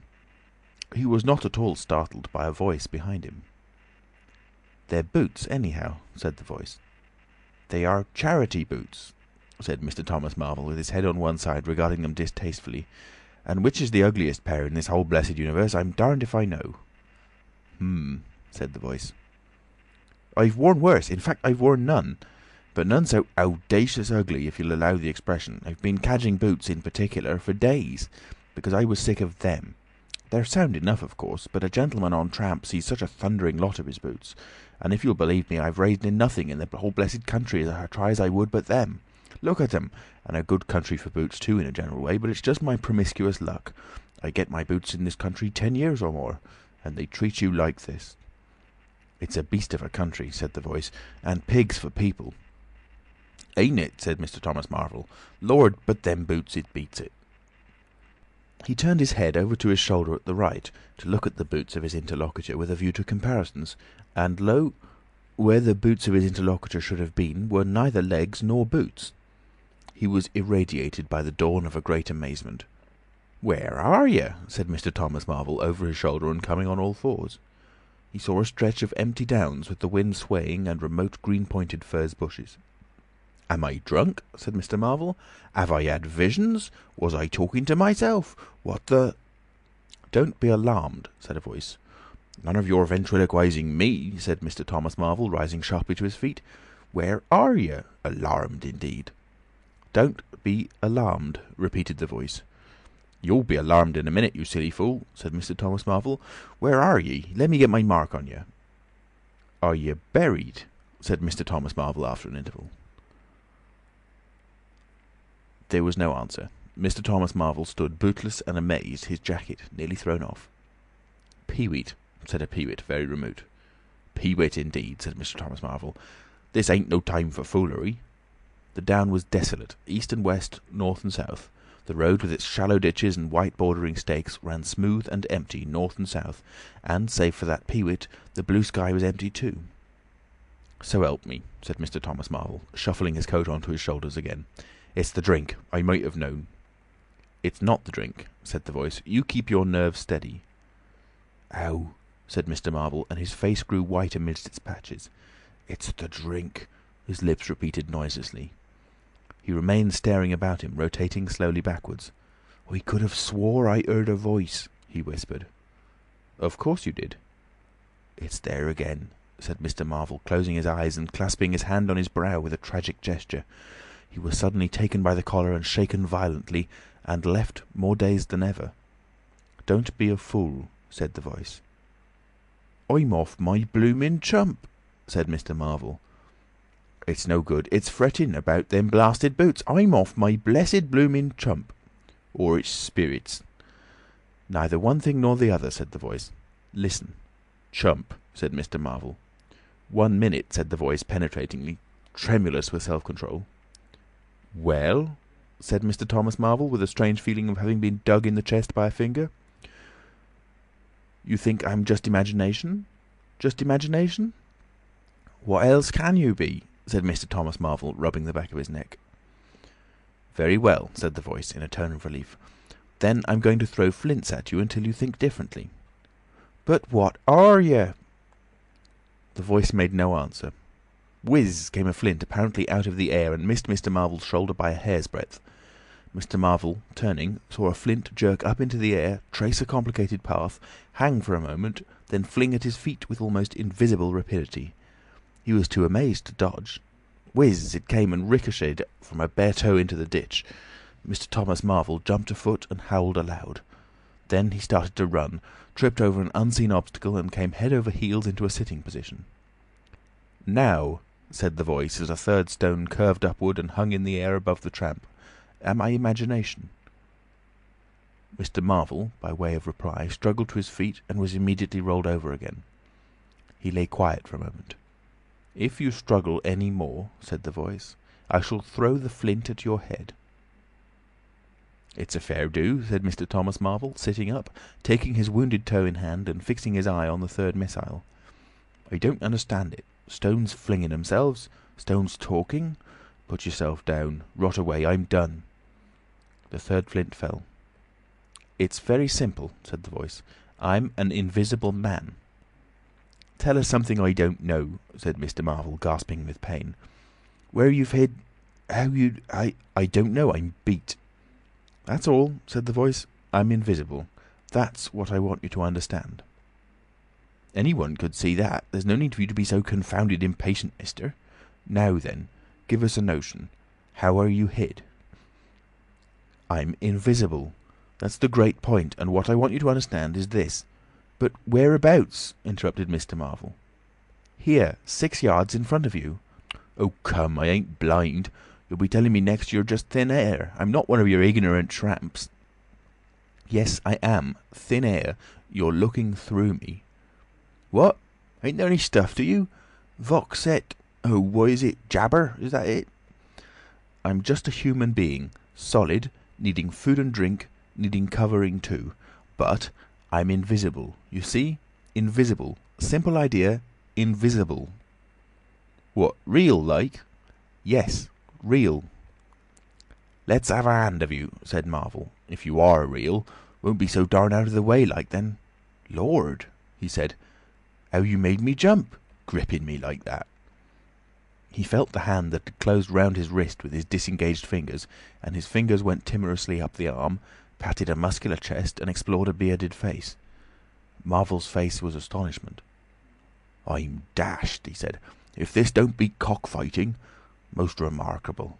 And there I can see a rabbit clean through you half a mile away, not a bit of you visible except—" He scrutinised the apparently empty space keenly. "You haven't been eating bread and cheese?" he asked, holding the invisible arm. "You're quite right, and it's not quite assimilated into the system." "Ah," said Mr. Marvel. "Sort of ghostly, though." "Of course. All this isn't half wonderful, as you think." "It's quite wonderful enough for my modest wants," said Mr. Thomas Marvel. "How'd you manage it? How the deuce is it done?" "It's too long a story, and besides—" "I tell you, the whole business fairly beats me," said Mr. Marvel. "What I want to say at present is this. I need help. I have come to that. I came upon you suddenly. I was wandering, mad with rage, naked, impotent. I could have murdered, and I saw you." "Lord!" said Mr. Marvel. "I came up behind you, hesitated, went on." Mr. Marvel's expression was eloquent. "Then stopped. 'Here,' I said, 'is an outcast like myself. This is the man for me.' So I turned back and came to you, and—" "Lord!" said Mr. Marvel. "But I'm all in a tizzy. May I ask how is it, and what you may be requiring in the way of help? Invisible. I want you to help me get clothes and shelter, and then with other things. I've left them long enough. If you won't, well, but you must." "Look here," said Mr. Marvel. "I'm too flabbergasted. Don't knock me about any more, and leave me go. I must steady a bit, and you've pretty near broken my toe. It's all so unreasonable. Empty downs, empty sky, nothing visible for miles except the bosom of nature, and then comes a voice out of heaven, and stones, and a fist. Lord!" "Pull yourself together," said the voice, "for you have to do the job I've chosen for you." Mr. Marvel blew out his cheeks, and his eyes were round. "I've chosen you," said the voice. "You are the only man, except some of those fools down there, who knows there is such a thing as an invisible man. You have to be my helper. Help me, and I will do great things for you. An invisible man is a man of power." He stopped for a moment to sneeze violently.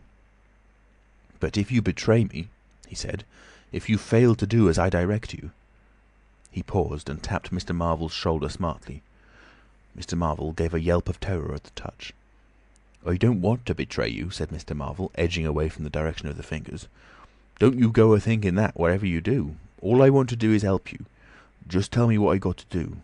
Lord! Whatever you want done, that I'm most willing to do." Chapter 10. Mr. Marvel's Visit to Iping.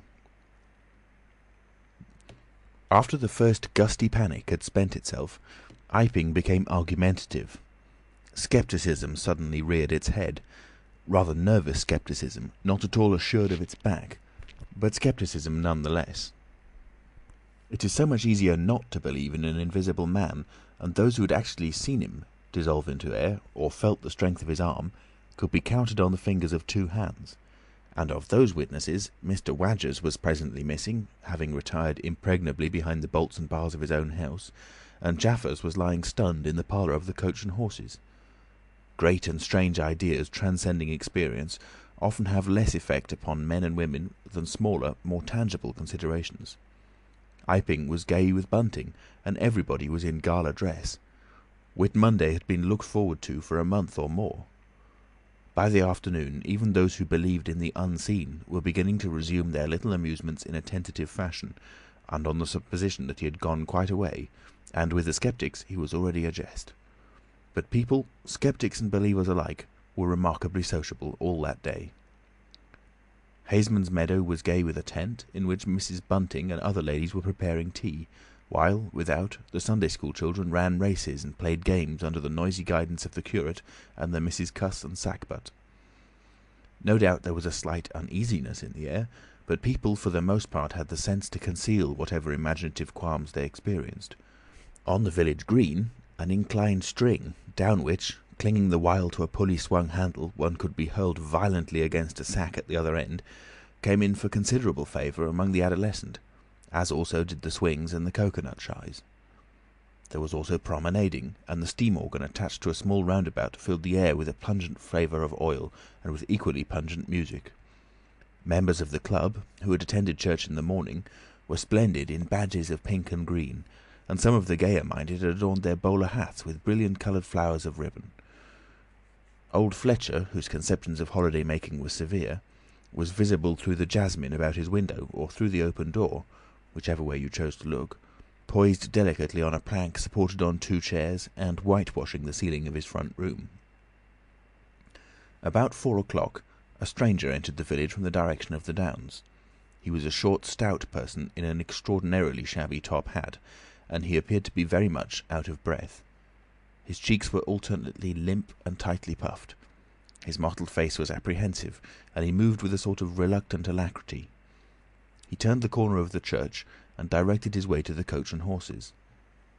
Among others, old Fletcher remembers seeing him, and indeed the old gentleman was so struck by his peculiar agitation that he inadvertently allowed a quantity of whitewash to run down the brush into the sleeve of his coat whilst regarding him. This stranger, to the perceptions of the proprietor of the cocoanut shy, appeared to be talking to himself, and Mr. Huxter remarked the same thing. He stopped at the foot of the Coach and Horses steps, and, according to Mr. Huxter, appeared to undergo a severe internal struggle before he could induce himself to enter the house.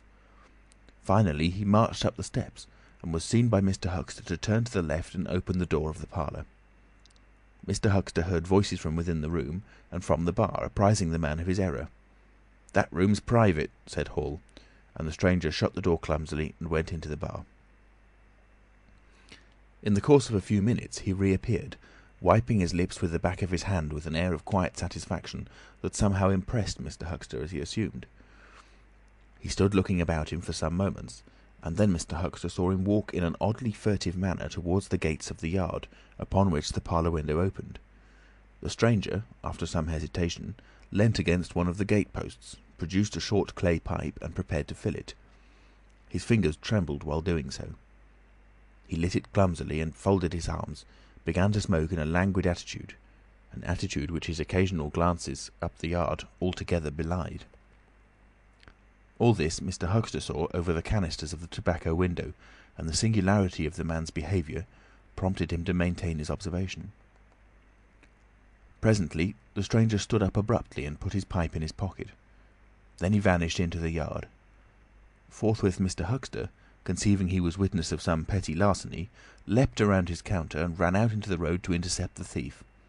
As he did so, Mr. Marvel reappeared, his hat askew, a big bundle in a blue tablecloth in one hand, and 3 books tied together, as it proved afterwards, with the vicar's braces, in the other. Directly he saw Huxter he gave a sort of gasp, and turning sharply to the left, began to run. "Stop, thief!" cried Huxter, and set off after him. Mr. Huxter's sensations were vivid but brief. He saw the man just before him, and spurting briskly for the church corner and the hill road. He saw the village flags and festivities beyond, and a face or so turned towards him. He bawled "Stop!" again.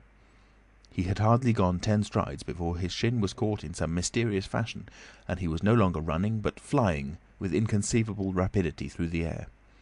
He saw the ground suddenly close to his face. The world seemed to splash into a million whirling specks of light, and subsequent proceedings interested him no more. Chapter 11. In the Coach and Horses.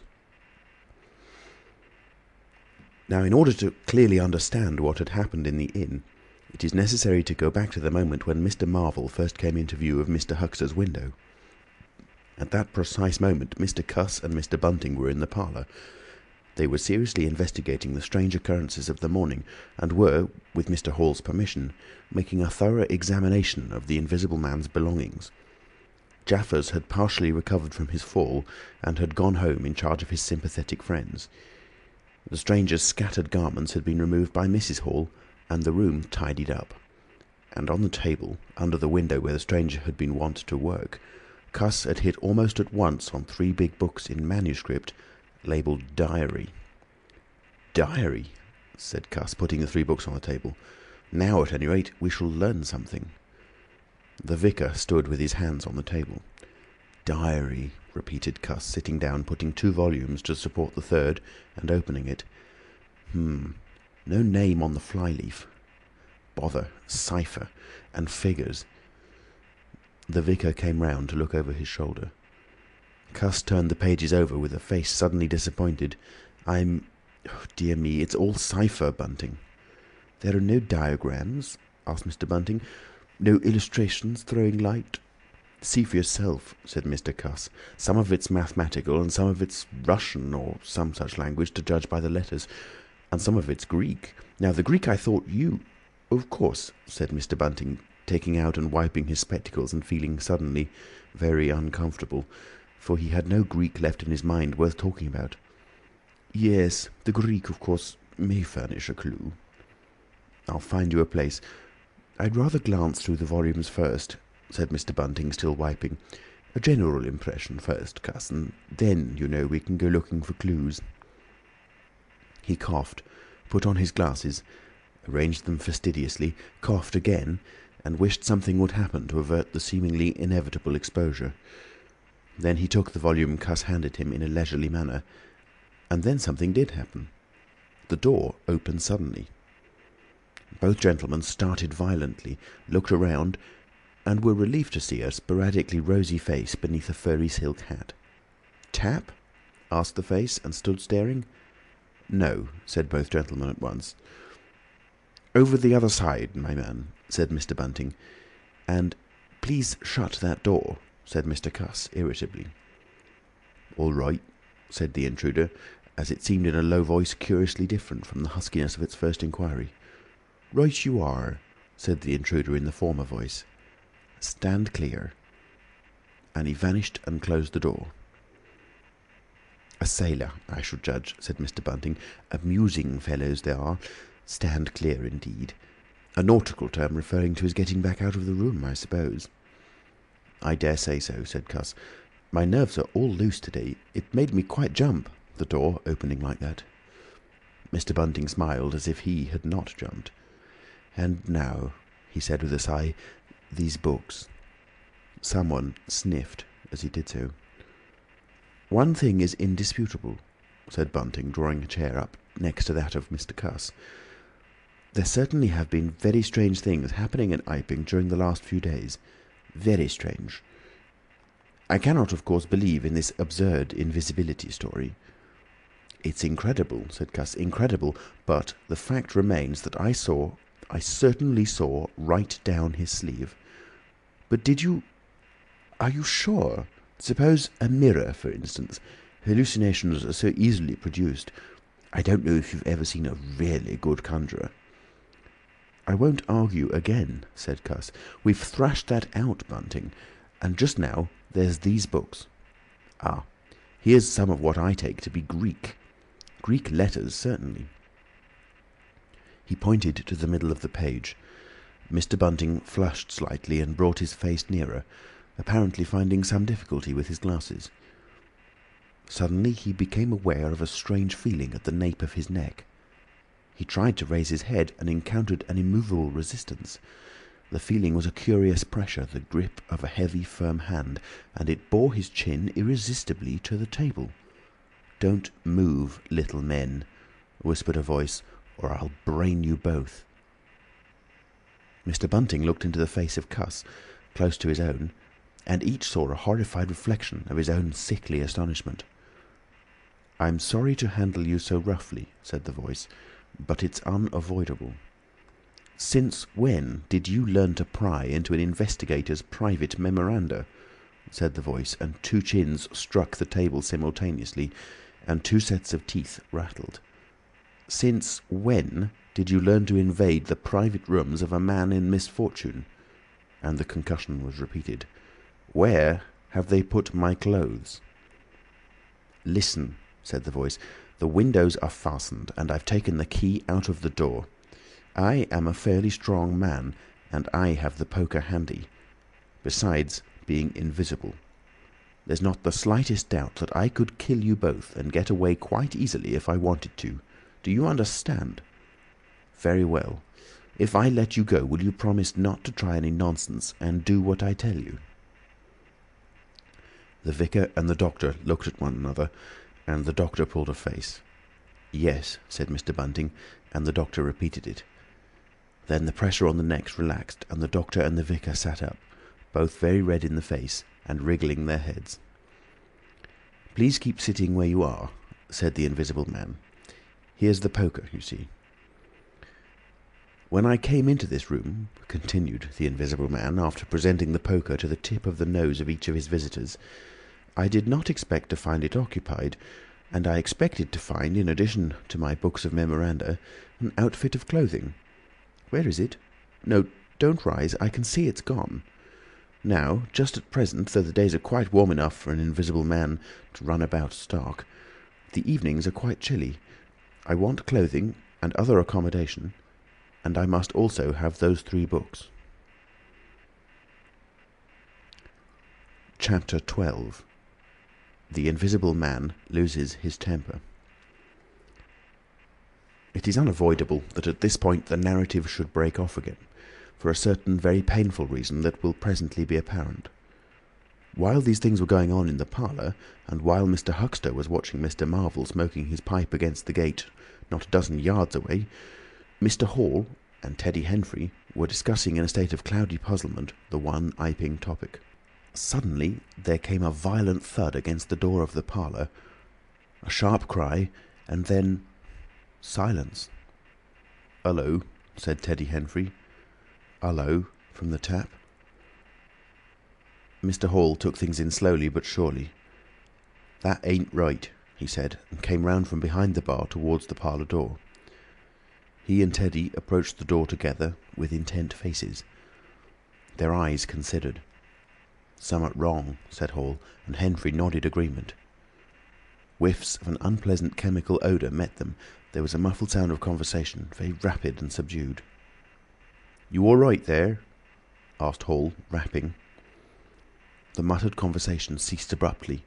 For a moment, silence. Then the conversation was resumed in hissing whispers. Then a sharp cry of, "No! No, you don't!" There came a sudden motion and the oversetting of a chair. A brief struggle. Silence again. "What the deuce?" exclaimed Henfrey sotto voce. "You all right there?" asked Mr. Hall, sharply, again. The vicar's voice answered with a curious, jerking intonation. Quite right. Please don't interrupt."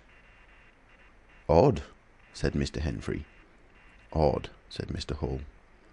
"Says don't interrupt," said Henfrey. "I heard un," said Hall.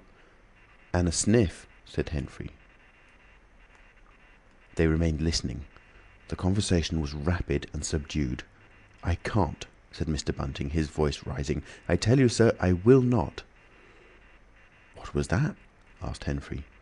"Says he winnert. Weren't speaking to us, was he?" "Disgraceful," said Mr. Bunting within. "Disgraceful," said Mr. Henfrey. "I heard it distinct." "Who's that speaking now?" asked Henfrey. "Mr. Cuss, I suppose," said Hall. "Can you hear anything?" Silence. The sounds within indistinct and perplexing. "Sounds like throwing the tablecloth about," said Hall. Mrs. Hall appeared behind the bar. Hall made gestures of silence and invitation. This aroused Mrs. Hall's wifely opposition. "What you listening there for, Hall? Ain't you nothing better to do, busy day like this?" Hall tried to convey everything by grimaces and dumb show, but Mrs. Hall was obdurate. She raised her voice. So Hall and Henfrey, rather crestfallen, tiptoed back to the bar, gesticulating to explain to her. At first she refused to see anything in what they had heard at all. Then she insisted on Hall keeping silence while Henfrey told her his story. She was inclined to think the whole business nonsense. Perhaps they were just moving the furniture about. "I heard un say disgraceful. That I did," said Hall. "I heard that, Mrs. Hall," said Henfrey. "Like as not," began Mrs. Hall. "Shh!" said Mr. Teddy Henfrey. "Didn't I hear the window?" "What window?" asked Mrs. Hall. "Parlour window," said Henfrey. Everyone stood listening intently. Mrs. Hall's eyes, directed straight before her, saw without seeing the brilliant oblong of the inn door, the road white and vivid, and Huxter's shop front blistering in the June sun. Abruptly Huxter's door opened, and Huxter appeared, eyes staring with excitement, arms gesticulating. "Yap!" cried Hunter. "Stop thief!" and he ran obliquely across the oblong towards the yard gates and vanished. Simultaneously came a tumult from the parlour and a sound of windows being closed. Hall, Henfrey, and the human contents of the tap rushed out at once pell-mell into the street. They saw someone whisk around the corner towards the road, and Mr. Huxter executing a complicated leap in the air that ended on his face and shoulder. Down the street people were standing astonished or running towards them. Mr. Huxter was stunned.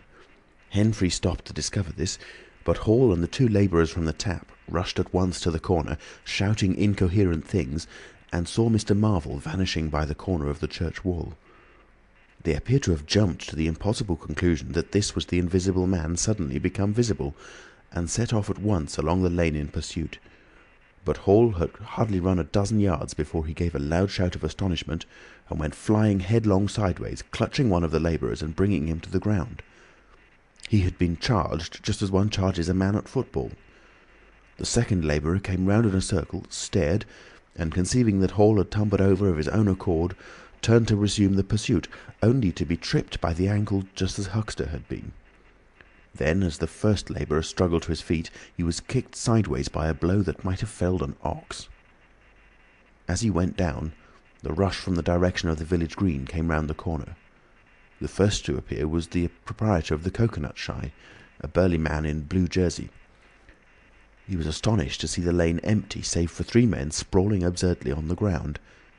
And then something happened to his rearmost foot, and he went headlong and rolled sideways just in time to graze the feet of his brother and partner, following headlong. The two were then kicked, knelt on, fallen over, and cursed by quite a number of over-hasty people. Now, when Hall and Henfrey and the labourers ran out of the house, Mrs. Hall, who had been disciplined by years of experience, remained in the bar next to the till. And suddenly the parlour door was opened and Mr. Cuss appeared, and without glancing at her, rushed at once down the steps round the corner. "Hold him!" he cried. "Don't let him drop that parcel."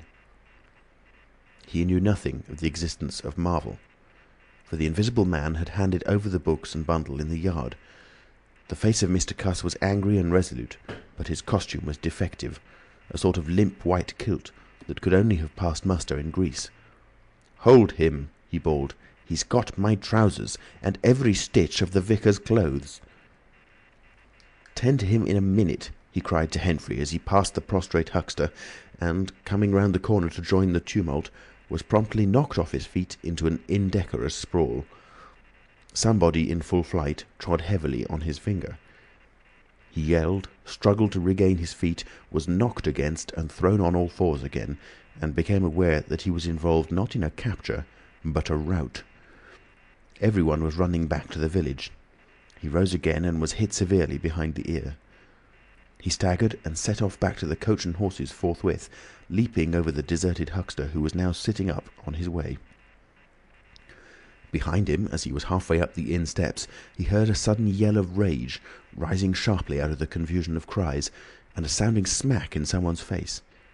He recognised the voice as that of the Invisible Man, and the note was that of a man suddenly infuriated by a painful blow. In another moment, Mr. Cuss was back in the parlour. "He's coming back, Bunting," he said, rushing in. "Save yourself." Mr. Bunting was standing in the window, engaged in an attempt to clothe himself in the hearthrug and a West Surrey Gazette. "Who's coming?" he said, so startled that his costume narrowly escaped disintegration. "Invisible Man," said Cuss, and rushed on to the window. "We'd better clear out from here. He's fighting mad. Mad!" In another moment he was out in the yard. "Good heavens!" said Mr. Bunting, hesitating between two horrible alternatives. He heard a frightful struggle in the passage of the inn, and his decision was made. He clambered out of the window, adjusted his costume hastily, and fled up the village as fast as his fat little legs would carry him. From the moment when the Invisible Man screamed with rage, and Mr. Bunting made his memorable flight up the village, it became impossible to give a consecutive account of affairs in Iping. Possibly the Invisible Man's original intention was simply to cover Marvel's retreat with the clothes and books, but his temper, at no time very good, seems to have gone completely at some chance blow, and forthwith he set to smiting and overthrowing for the mere satisfaction of hurting. You must figure the street full of running figures, of doors slamming and fights for hiding places. You must figure the tumult suddenly striking on the unstable equilibrium of old Fletcher's planks and 2 chairs with cataclysmic results. You must figure an appalled couple caught dismally in a swing. And then the whole tumultuous rush has passed, and the Iping street with its gourds and flags is deserted, save for the still raging unseen, and littered with coconuts, overthrown canvas screens, and the scattered stock in trade of a sweetstuff stall. Everywhere there is a sound of closing shutters and shoving bolts, and the only visible humanity is an occasional flitting eye under a raised eyebrow in the corner of a window pane. The Invisible Man amused himself for a little while by breaking all the windows in the Coach and Horses, and then he thrust a street lamp through the parlour window of Mrs. Gribble. He, it must have been, who cut the telegraph wire to Adderdean just beyond Higgins's cottage on the Adderdean road, and, after that, as his peculiar qualities allowed, he passed out of human perceptions altogether, and he was neither heard, seen, nor felt in Iping any more. He vanished absolutely. But it was the best part of 2 hours before any human being ventured out again into the desolation of an Iping street. Chapter 13. Mr. Marvel discusses his resignation. When the dust was gathering and Iping was just beginning to peep timorously forth again upon the shattered wreckage of its bank holiday, a short, thick-set man in a shabby silk hat was marching painfully through the twilight behind the beech woods on the road to Bramblehurst. He carried 3 books, bound together by some sort of ornamental elastic ligature, and a bundle wrapped in a blue tablecloth. His rubicund face expressed consternation and fatigue. He appeared to be in some sort of spasmodic hurry. He was accompanied by a voice other than his own, and ever and again he winced under the touch of unseen hands. "If you give me the slip again," said the voice, "if you attempt to give me the slip again—" "Lord," said Mr. Marvel, "that shoulder's a mass of bruises as it is." "On my honour," said the voice, "I will kill you." "I didn't try to give you the slip," said Marvel, in a voice that was not far remote from tears. "I swear I didn't. I didn't know the blessed turning, that was all. How the devil was I to know the blessed turning? As it is, I've been knocked about—" "You'll get knocked about a great deal more if you don't mind," said the voice, and Mr. Marvel abruptly became silent. He blew out his cheeks, and his eyes were eloquent of despair. "It's bad enough to let those floundering yokels explode my little secret without your cutting off with my books. It's lucky for some of them they cut and ran when they did. Here am I. No one knew I was invisible. And now what am I to do?" "What am I to do?" asked Marvel sotto voce. "It's all about. It will be in the papers. Everybody will be looking for me, every one on their guard." The voice broke off into vivid curses and ceased. The despair of Mr. Marvel's face deepened and his pace slackened. "Go on," said the voice. Mr. Marvel's face assumed a greyish tint between the ruddier patches. "Don't drop those books, stupid," said the voice sharply, overtaking him. "The fact is," said the voice, "I shall have to make use of you. You're a poor tool, but I must." "I'm a miserable tool," said Marvel. "You are," said the voice. "I'm the worst possible tool you could have," said Marvel. "I'm not strong," he said after a discouraging silence. "I'm not over-strong," he repeated. "No? And my heart's weak. That little business, I pulled it through, of course, but bless you, I could have dropped." "Well?" "I haven't the nerve and strength for the sort of thing you want." "I'll stimulate you." "I wish you wouldn't. I wouldn't like to mess up your plans, you know, but I might, out of sheer funk and misery." "You'd better not," said the voice with quiet emphasis. "I wish I was dead," said Marvel. "It ain't justice," he said. "You must admit, it seems to me I've a perfect right—" "Get on," said the voice. Mr. Marvel mended his pace, and for a time they went in silence again. "It's devilish hard," said Mr. Marvel. This was quite ineffectual. He tried another tack. "What do I make by it?" he began again, in a tone of unendurable wrong. "Oh, shut up," said the voice, with sudden amazing vigour. "I'll see to you all right. You do what you're told. You'll do it all right. You're a fool and all that, but you'll do. I tell you, sir, I'm not the man for it.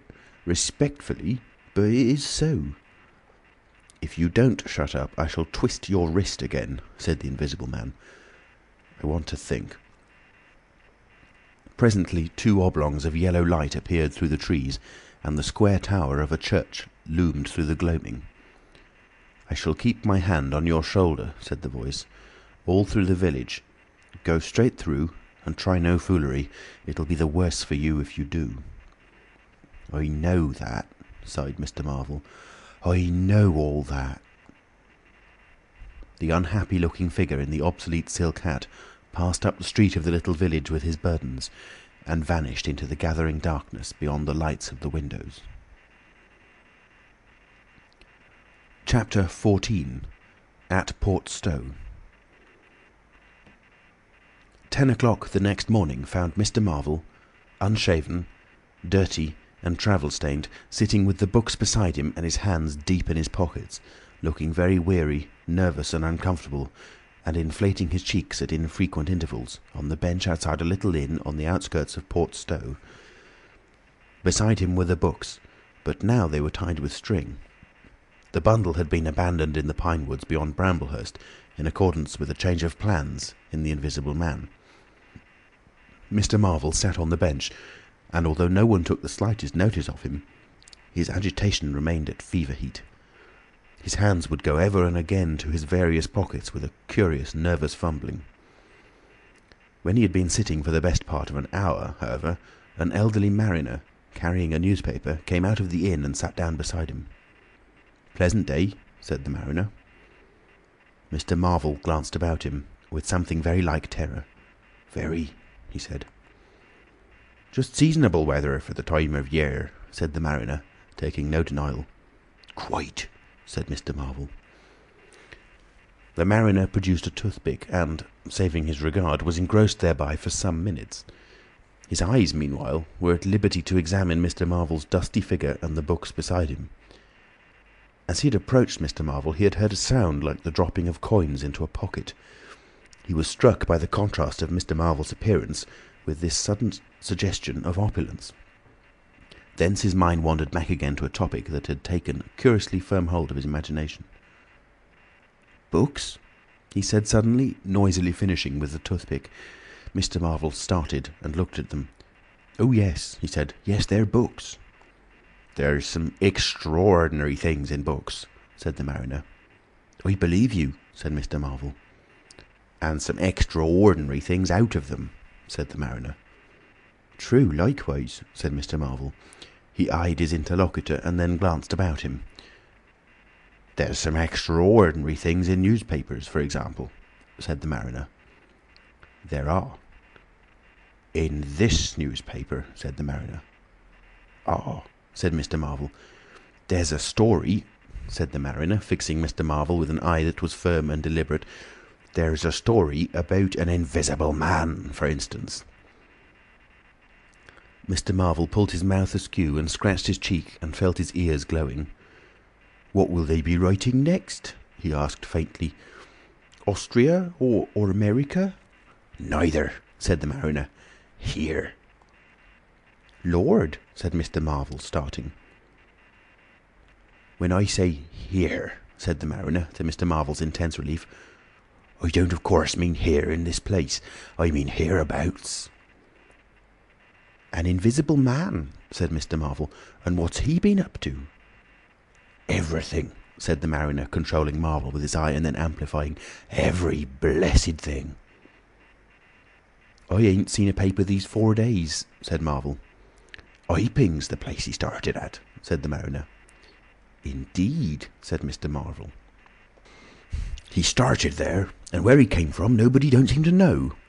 Here it is, peculiar story from Iping. And it says in this paper that the evidence is extraordinary strong. Extraordinary." "Lord," said Mr. Marvel. "But then it's an extraordinary story. There's a clergyman and a medical gent witnesses. Saw him all right and proper. At leastways didn't see him. He was staying, it says, at the Coach and Horses. And don't no one seem to be aware of his misfortune. Aware of his misfortune, it says, until in an altercation at the inn, it says, his bandages on his head was torn off. It was then observed that his head was invisible.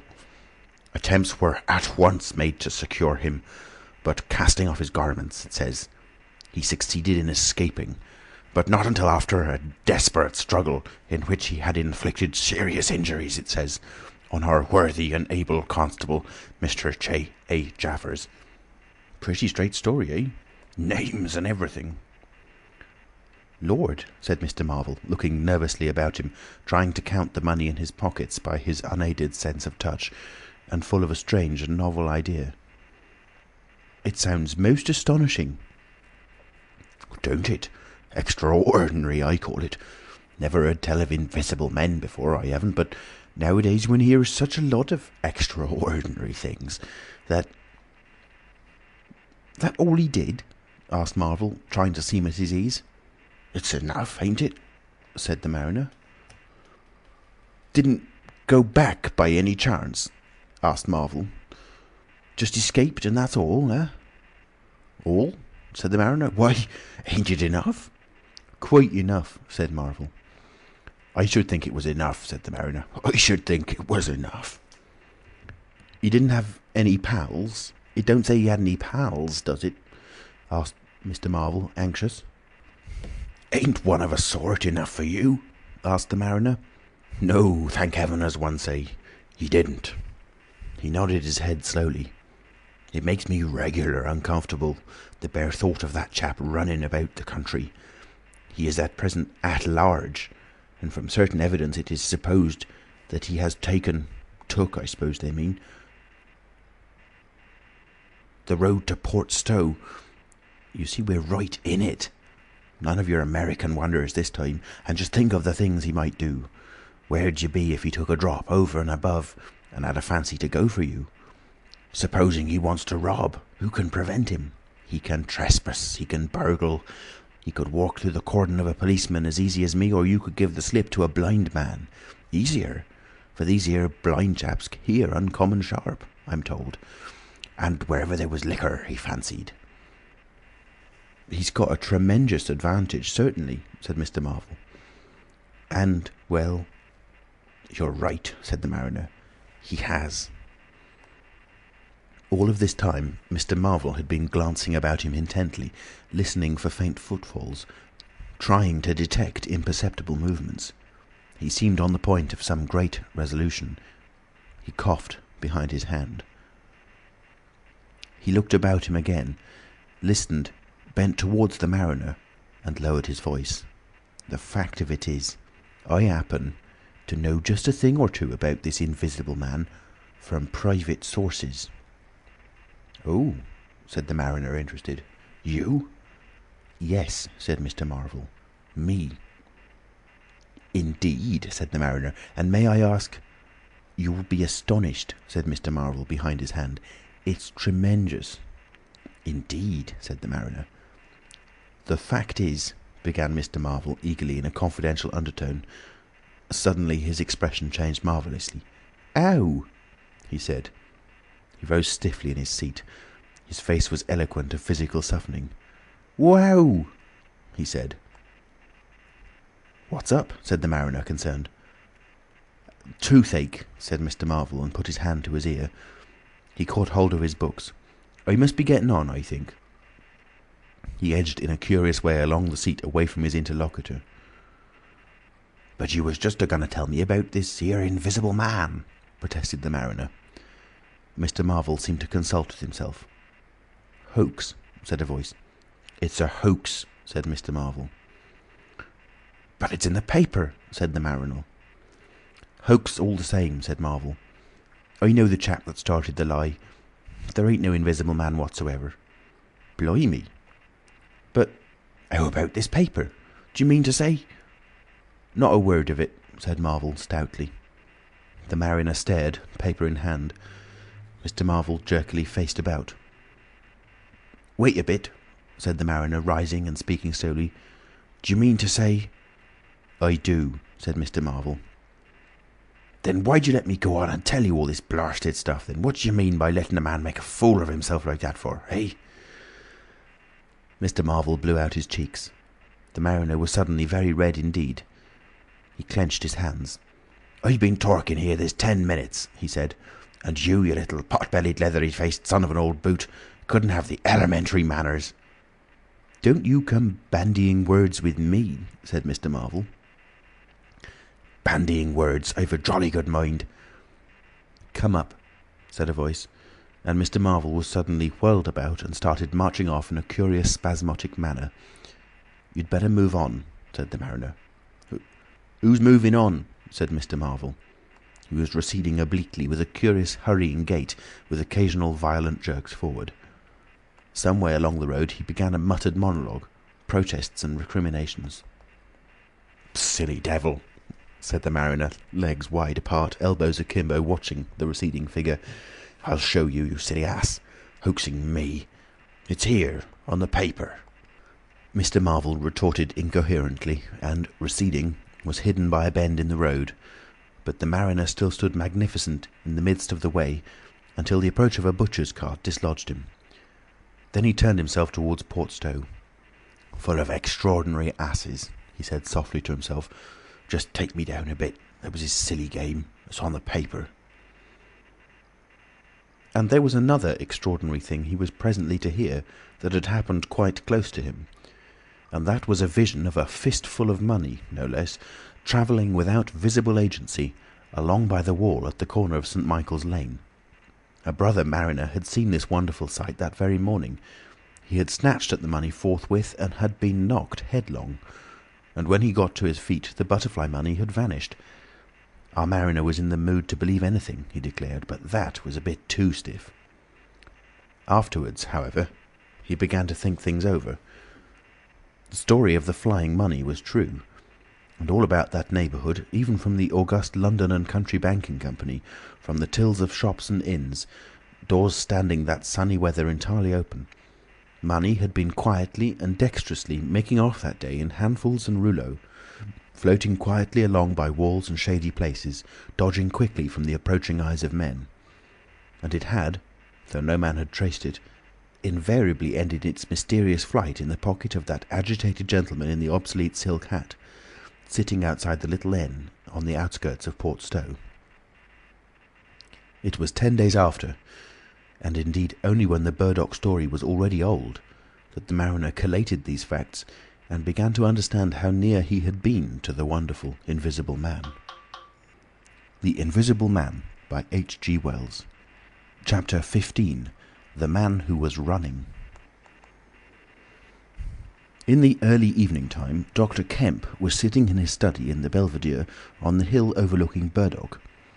It was a pleasant little room with 3 windows, north, west and south, and bookshelves covered with books and scientific publications, and a broad writing table, and underneath the north window a microscope, glass slips, minute instruments, some cultures, and scattered bottles of reagents.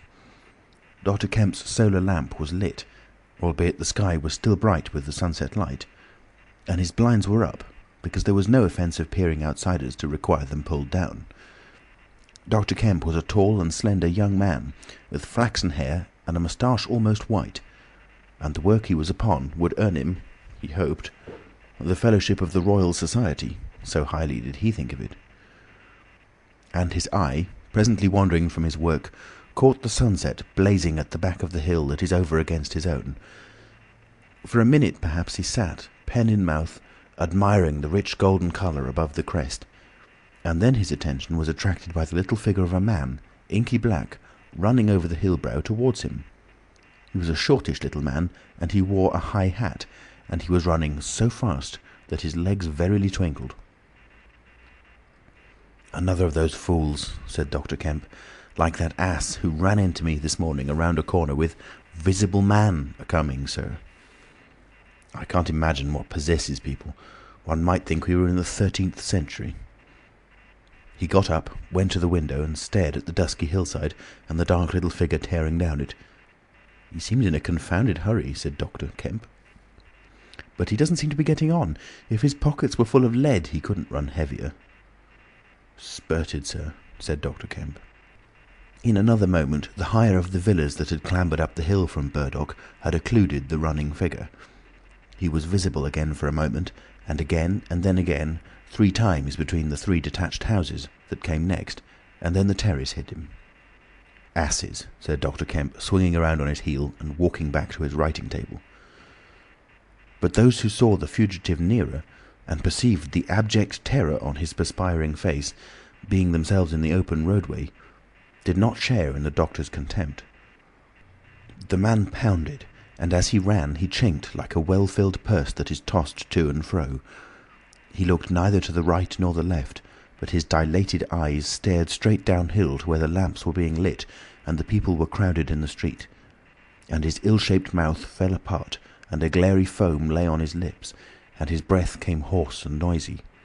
All he passed stopped and began staring up the road and down, and interrogating one another with an inkling of discomfort for the reason of his haste. And then presently, far up the hill, a dog playing in the road yelped and ran under a gate, and as they still wondered something, a wind, a pad, pad, pad, a sound like a panting breathing, rushed by. People screamed. People sprang off the pavement. It passed in shouts. It passed by instinct down the hill. They were shouting in the street before Marvel was halfway there. They were bolting into houses and slamming the doors behind them, and with the news. He heard it and made one last desperate spurt. Fear came striding by, rushed ahead of him, and in a moment had seized the town. The Invisible Man is coming. The Invisible Man. Chapter 16. In the Jolly Cricketers. The Jolly Cricketers is just at the bottom of the hill, where the tram lines begin.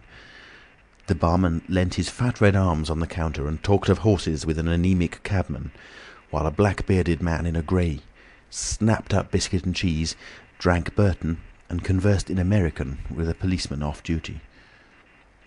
"What's the shouting about?" said the anaemic cabman, going off at a tangent, trying to see up the hill over the dirty yellow blind in the low window of the inn. Somebody ran by outside. "Fire, perhaps," said the barman. Footsteps approached, running heavily. The door was pushed open violently, and Marvel, weeping and dishevelled, his hat gone, the neck of his coat torn open, rushed in, made a convulsive turn, and attempted to shut the door. It was half held open by a strap. "Coming!" he bawled, his voice shrieking with terror. "He's coming! The Invisible Man! After me, for God's sake! Help! Help! Help!" "Shut the doors," said the policeman. "Who's coming? What's the row?" He went to the door, released the strap, and it slammed. The American closed the other door. "Let me go inside," said Marvel, staggering and weeping, but still clutching the books. "Let me go inside. Lock me in somewhere. I tell you, he's after me. I gave him the slip. He said he'd kill me, and he will." "You're safe," said the man with the black beard. "The door's shut. What's it all about?" "Let me go inside," said Marvel, and shrieked aloud as a blow suddenly made the fastened door shiver, and was followed by a hurried rapping and a shouting outside. "Hello!" cried the policeman. "Who's there?" Mr. Marvel began to make frantic dives at panels that looked like doors. "He'll kill me! He's got a knife or something, for God's sake!" "Here you are," said the barman. "Come in here," and he held up the flap of the bar. Mr. Marvel rushed behind the bar as the summons outside was repeated. "Don't open the door!" he screamed. "Please don't open the door! Where shall I hide?" This Invisible Man, then?" asked the man with the black beard, with one hand behind him. "I guess it's about time we saw him." The window of the inn was suddenly smashed in, and there was a screaming and running to and fro in the street. The policeman had been standing on the settee, staring out, craning to see who was at the door. He got down with raised eyebrows. "It's that," he said. The barman stood in front of the bar parlour, which was now locked on Mr. Marvel, stared at the smashed window, and came around to the other two men. Everything was suddenly quiet. "I wish I had my truncheon," said the policeman, going irresolutely to the door. "Once we open, in he comes. There's no stopping him." "Don't you be in too much hurry about that door," said the anaemic cabman anxiously. "Draw the bolts," said the man with the black beard. "And if he comes—" He showed a revolver in his hand. "That won't do," said the policeman. "That's murder." "I know what country I'm in," said the man with the beard. "I'm going to let off at his legs. Draw the bolts." "Not with that blinking thing going off behind me," said the barman, craning over the blind. "Very well," said the man with the black beard, and stooping down, revolver ready, drew himself. Barman, cabman, and policeman faced about. "Come in," said the bearded man in an undertone, standing back and facing the unbolted doors with his pistol behind him. No one came in. The door remained closed. 5 minutes afterwards, when a second cabman pushed his head in cautiously, they were still waiting, and an anxious face peered out of the bar parlour and supplied information. "Are all the doors of the house shut?" asked Marvel. "He's going round, prowling round. He's as artful as the devil." "Good Lord," said the burly barman. "There's the back. Just watch them doors, I say." He looked about him helplessly. The bar parlour door slammed, and they heard the key turn. "There's the yard door and the private door. The yard door—" He rushed out of the bar. In a minute he reappeared with a carving knife in his hand. "The yard door was open," he said, and his fat underlip dropped. "He may be in the house now," said the first cabman. "He's not in the kitchen," said the barman. "There's 2 women there, and I've stabbed every inch of it with this little beef slicer. And they don't think he's come in. They haven't noticed." "Have you fastened it?" asked the first cabman. "I'm out of frocks," said the barman. The man with the beard replaced his revolver, and even as he did so the flap of the bar was shut down and the bolt clicked, and then with a tremendous thud the catch of the door snapped and the bar parlour door burst open. They heard Marvel squeal like a caught leveret, and forthwith they were clambering over the bar to his rescue. The bearded man's revolver cracked, and the looking-glass at the back of the parlour starred and came smashing and tinkling down. As the barman entered the room he saw Marvel, curiously crumpled up and struggling against the door that led to the yard and kitchen. The door flew open while the barman hesitated, and Marvel was dragged into the kitchen. There was a scream and a clatter of pans. Marvel, head down and lugging back obstinately, was forced to the kitchen door, and the bolts were drawn. Then the policeman, who had been trying to pass the barman, rushed in, followed by one of the cabmen, grabbed the wrist of the invisible hand that collared Marvel, was hit in the face and went reeling back. The door opened, and Marvel made a frantic effort to obtain a lodgment behind it. Then the cabman collared something. "I got him," said the cabman. The barman's red hands came clawing at the unseen. "Here he is," said the barman. Mr. Marvel, released, suddenly dropped to the ground and made an attempt to crawl behind the legs of the fighting men. The struggle blundered around the edge of the door. The voice of the invisible man was heard for the first time, yelling out sharply as the policeman trod on his foot. Then he cried out passionately, and his fists flew round like flails. The cabman suddenly whooped and doubled up, kicked under the diaphragm. The door into the bar parlour from the kitchen slammed, and covered Mr. Marvel's retreat. The men in the kitchen found themselves clutching at and struggling with empty air. "Where's he gone?" cried the man with the beard. "Out?" "This way," said the policeman, stepping into the yard and stopping. A piece of tile whizzed by his head and smashed among the crockery on the kitchen table. "I'll show him," shouted the man with the black beard, and suddenly a steel barrel shone over the policeman's shoulder, and 5 bullets had followed one another into the twilight whence the missile had come. As he fired, the man with the beard moved his hand in a horizontal curve so that his shots radiated out into the narrow yard like spokes from a wheel. A silence followed. 5 cartridges, said the man with the black beard. "That's the best of all. 4 aces and a joker. Get a lantern, someone, and come and feel about for his body."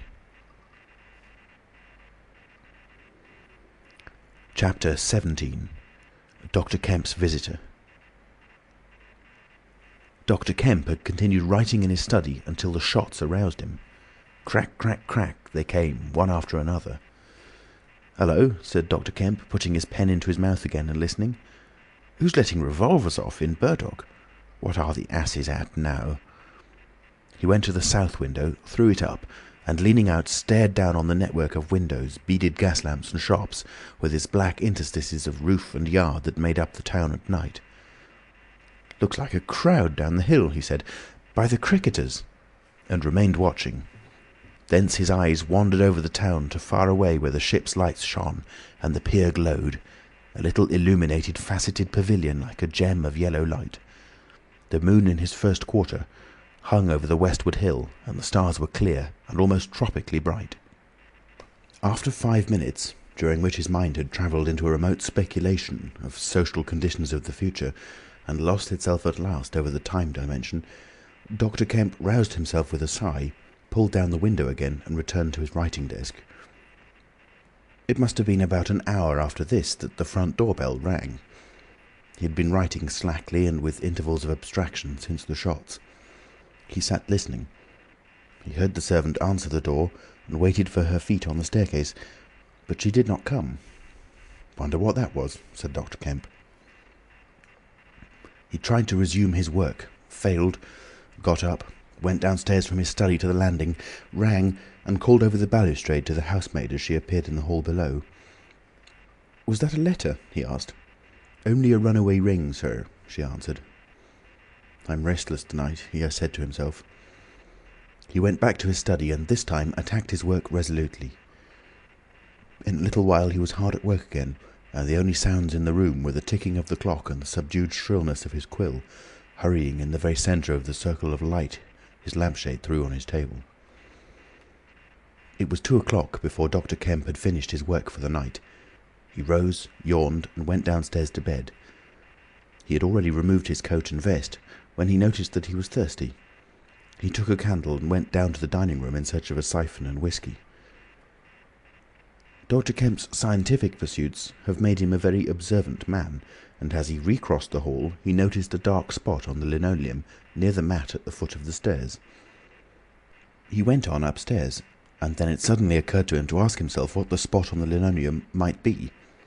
Apparently some subconscious element was at work. At any rate, he turned with his burden, went back to the hall, put down the siphon and whisky, and, bending down, touched the spot. Without any great surprise, he found it had the stickiness and colour of drying blood. He took up his burden again and returned upstairs, looking about him and trying to account for the blood spot. On the landing he saw something and stopped astonished. The door handle of his own room was blood-stained. He looked at his own hand. It was quite clean, and then he remembered the door of his room had been open when he came down from his study, and that consequently he had not touched the handle at all. He went straight into his room, his face quite calm, perhaps a trifle more resolute than usual. His glance, wandering inquisitively, fell on the bed. On the counterpane was a mess of blood, and the sheet had been torn. He had not noticed this before because he had walked straight to the dressing table. On the further side, the bedclothes were depressed, as if someone had recently been sitting there. Then he had an odd impression that he heard a low voice say, "Good heavens, Kemp!" But Dr. Kemp was no believer in voices. He stood staring at the tumbled sheets. Was that really a voice? He looked about again, but noticed nothing further than the disordered and blood-stained bed. Then he distinctly heard a movement across the room, near the wash-hand stand. All men, however highly educated, retain some superstitious inklings. The feeling that is called eerie came upon him. He closed the door of the room, came forward to the dressing table and put down his burdens. Suddenly, with a start, he perceived a coiled and blood-stained bandage of linen rag hanging in mid-air between him and the wash-hand stand. He stared at this in amazement. It was an empty bandage, a bandage properly tied, but quite empty. He would have advanced to grasp it, but a touch arrested him, and a voice speaking quite close to him. "Kemp," said the voice. "Eh?" said Kemp, with his mouth open. "Keep your nerve," said the voice. "I'm an invisible man." Kemp made no answer for a space, simply stared at the bandage. "Invisible man," he said. "I am an invisible man," repeated the voice. The story he had been active to ridicule only that morning rushed through Kemp's brain. He does not appear to have been either very much frightened or very greatly surprised at the moment. Realization came later. "I thought it was all a lie," he said. The thought uppermost in his mind was the reiterated arguments of the morning. "Have you a bandage on?" he asked. "Yes," said the invisible man.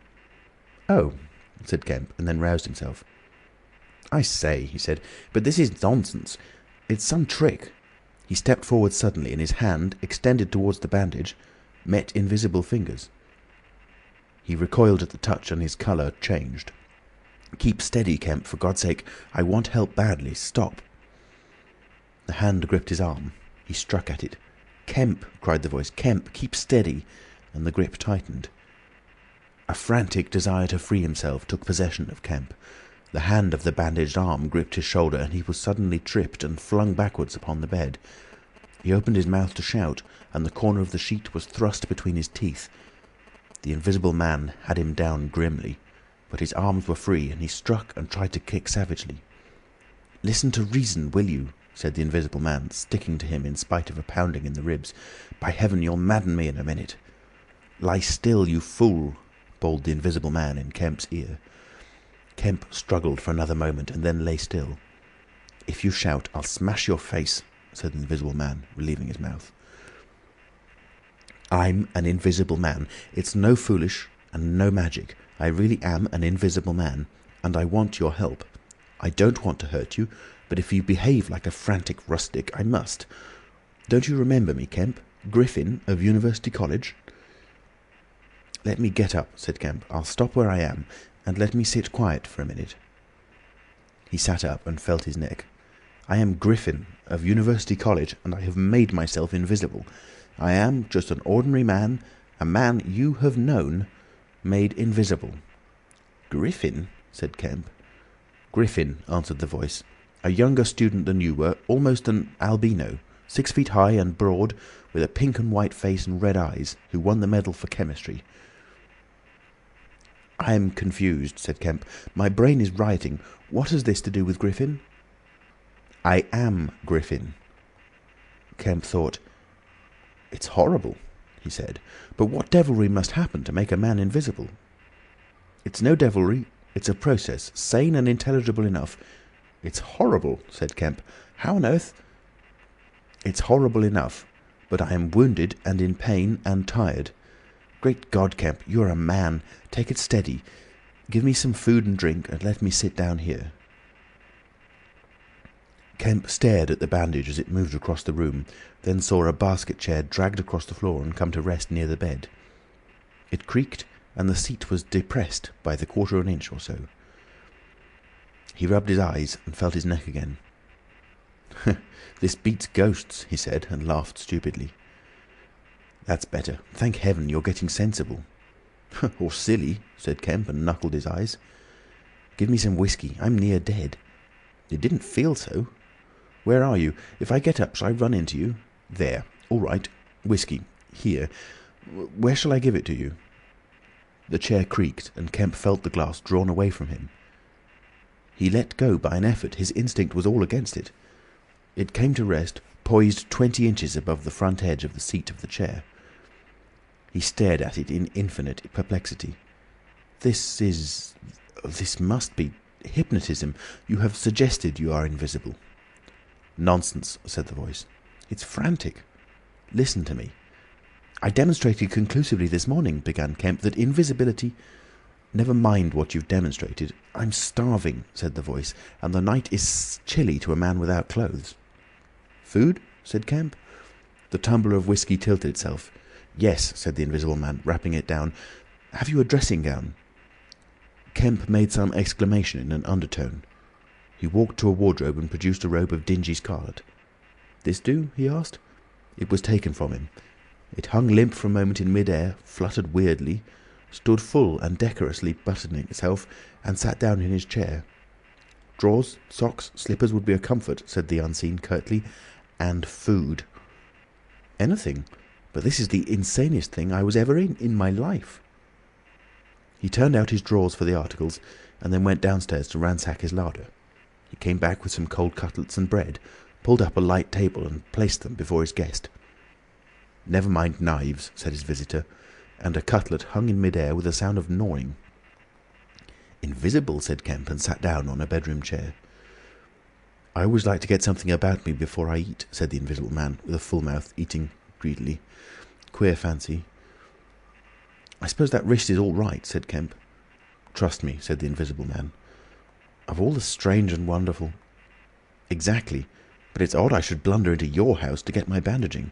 My first stroke of luck. Anyhow, I meant to sleep in this house tonight. You must stand that. It's a filthy nuisance, my blood showing, isn't it? quite a clot over there. Gets visible as it coagulates, you see. It's the only living tissue I've changed, and only for as long as I'm alive. I've been in the house 3 hours." "But how's it done?" began Kemp in a tone of exasperation. "Confound it, the whole business. It's unreasonable from beginning to end." "Quite reasonable," said the Invisible Man. "Perfectly reasonable." He reached over and secured the whisky bottle. Kemp stared at the devouring dressing-gown. A ray of candlelight penetrating a torn patch in the right shoulder made a triangle of light under the left ribs. "Where are the shots?" he asked. "How did the shooting begin?" "There was a real fool of a man, a sort of confederate of mine, curse him, who tried to steal my money. Has done so." "Is he invisible too?" "No." "Well, can't I have some more to eat before I tell you all that? I'm hungry, in pain, and you want me to tell stories." Kemp got up. "You didn't do any shooting?" he asked. "Not me," said his visitor. "Some fool I'd never seen fired at random. A lot of them got scared. They all got scared at me. Curse them. I say, I want more to eat than this, Kemp." "I'll see what there is to eat downstairs," said Kemp. "Not much, I'm afraid." After he had done eating, and he had made a heavy meal, the Invisible Man demanded a cigar. He bit the end savagely before Kemp could find a knife, and cursed when the outer leaf loosened. It was strange to see him smoking. His mouth and throat, pharynx and nares, became visible as a sort of whirling smoke cast. "This blessed gift of smoking," he said, and puffed vigorously. "I am lucky to have fallen upon you, Kemp. You must help me. Fancy tumbling on you just now. I'm in a devilish scrape. I've been mad, I think, the things I've been through. But we will do things yet. Let me tell you—" He helped himself to more whisky and soda. Kemp got up, looked about him, and fetched a glass from his spare room. "It's wild, but I suppose I may drink." "You haven't changed much, Kemp, these dozen years. You fair men don't. Cool and methodical, after the first collapse. I must tell you, we will work together." "But how was it all done?" said Kemp. "And how did you get like this?" "For God's sake, let me smoke in peace for a little while, and then I will begin to tell you." But the story was not told that night. The Invisible Man's wrist was growing painful. He was feverish, exhausted, and his mind came round to brood upon his chase down the hill and the struggle about the inn. He spoke in fragments of marvel. He smoked faster. His voice grew angry. Kemp tried to gather what he could. "He was afraid of me. I could see that he was afraid of me," said the Invisible Man many times over. "He meant to give me the slip. He was always casting about. What a fool I was. The cur! I should have killed him." "Where did you get the money?" asked Kemp abruptly. The Invisible Man was silent for a space. "I can't tell you tonight," he said. He groaned suddenly and leant forward, supporting his invisible head on invisible hands. "Kemp," he said, "I've had no sleep for near 3 days, except a couple of dozes an hour. I must sleep soon." "Well, have my room, have this room." "But how can I sleep? If I sleep, he will get away." "Oh, what does it matter?" "What's the shot wound?" asked Kemp abruptly. "Nothing. Scratch and blood." "Oh God, how I want sleep." "Why not?" The Invisible Man appeared to be regarding Kemp. "Because I've a particular objection to being caught by my fellow men," he said slowly. Kemp started. "Fool that I am," said the Invisible Man, striking the table smartly. "I've put the idea into your head." Chapter 18. The Invisible Man Sleeps. Exhausted and wounded as the Invisible Man was, he refused to accept Kemp's word that his freedom should be respected. He examined the 2 windows of the bedroom, drew up the blinds and opened the sashes to confirm Kemp's statement that a retreat by them would be possible. Outside the night was very quiet and still, and the new moon was settling over the down. Then he examined the keys of the bedroom and the 2 dressing-room doors, to satisfy himself that these also could be made an assurance of freedom. Finally he expressed himself satisfied. He stood on the hearthrug, and Kemp heard the sound of a yawn. "I'm sorry," said the Invisible Man, "if I cannot tell you all that I have done tonight, but I am worn out. It's grotesque, no doubt. It's horrible. But believe me, Kemp, in spite of your arguments of this morning, it is quite a possible thing. I have made a discovery. I meant to keep it to myself. I can't. I must have a partner. And you, we can do such things. But tomorrow. Now, Kemp, I feel as though I must sleep or perish." Kemp stood in the middle of the room, staring at the headless garment. "I suppose I must leave you," he said. "It's incredible. 3 things happening like this, overturning all my preconceptions, would make me insane. But it's real. Is there anything more that I can get you?" "Only bid me good night," said Griffin. "Good night," said Kemp, and shook an invisible hand. He walked sideways to the door. Suddenly the dressing-gown walked quickly towards him. "Understand me," said the dressing-gown. "No attempts to hamper me or capture me or—" Kemp's face changed a little. "I thought I gave you my word," he said. Kemp closed the door softly behind him, and the key was turned upon him forthwith. Then, as he stood with an expression of passive amazement on his face, the rapid feet came to the door of the dressing-room, and that too was locked. Kemp slapped his brow with his hand. "Am I dreaming? Has the world gone mad, or have I?" He laughed and put his hand to the locked door. "Barred out of my own bedroom by a flagrant absurdity," he said. He walked to the head of the staircase, turned and stared at the locked doors. "It's fact," he said. He put his fingers to his slightly bruised neck.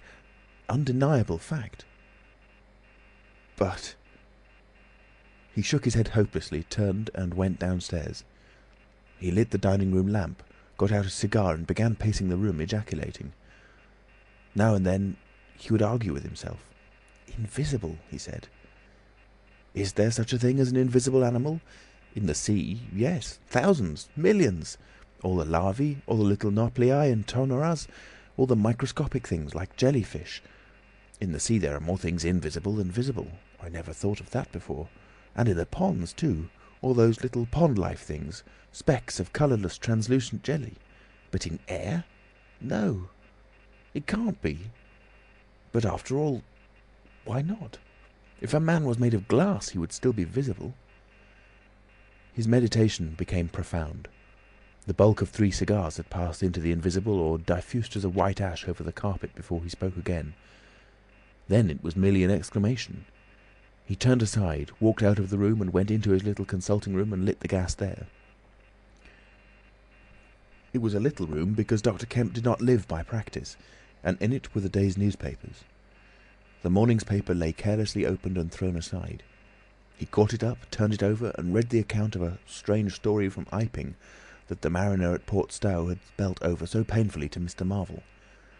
Kemp read it swiftly. "Wrapped up?" said Kemp. "Disguised? Hiding it? No one seems to have been aware of his misfortune? What the devil is his game?" He dropped the paper and his eye went seeking. "Ah," he said, and he caught up the St. James's Gazette, lying folded up as it had arrived. "Now we shall get at the truth," said Dr. Kemp. He rent the paper open. A couple of columns confronted him. "An entire village in Sussex goes mad," was the heading. "Good heavens," said Kemp, reading eagerly an incredulous account of the events in Iping of the previous afternoon that have already been described. Over the leaf the report in the morning paper had been reprinted. He reread it. Ran through the streets, striking left and right. Jaffers insensible, Mr. Huxter in great pain, still unable to describe what he saw. Painful humiliation, vicar. Woman ill with terror, windows smashed. This extraordinary story probably a fabrication. Too good not to print, cum grano." He dropped the paper and stared blankly in front of him. Probably a fabrication. He caught up the paper again and reread the whole business. But when does the tramp come in? Why the deuce was he chasing a tramp? He sat down abruptly on the surgical bench. "He's not only invisible," he said, "but he's mad, homicidal."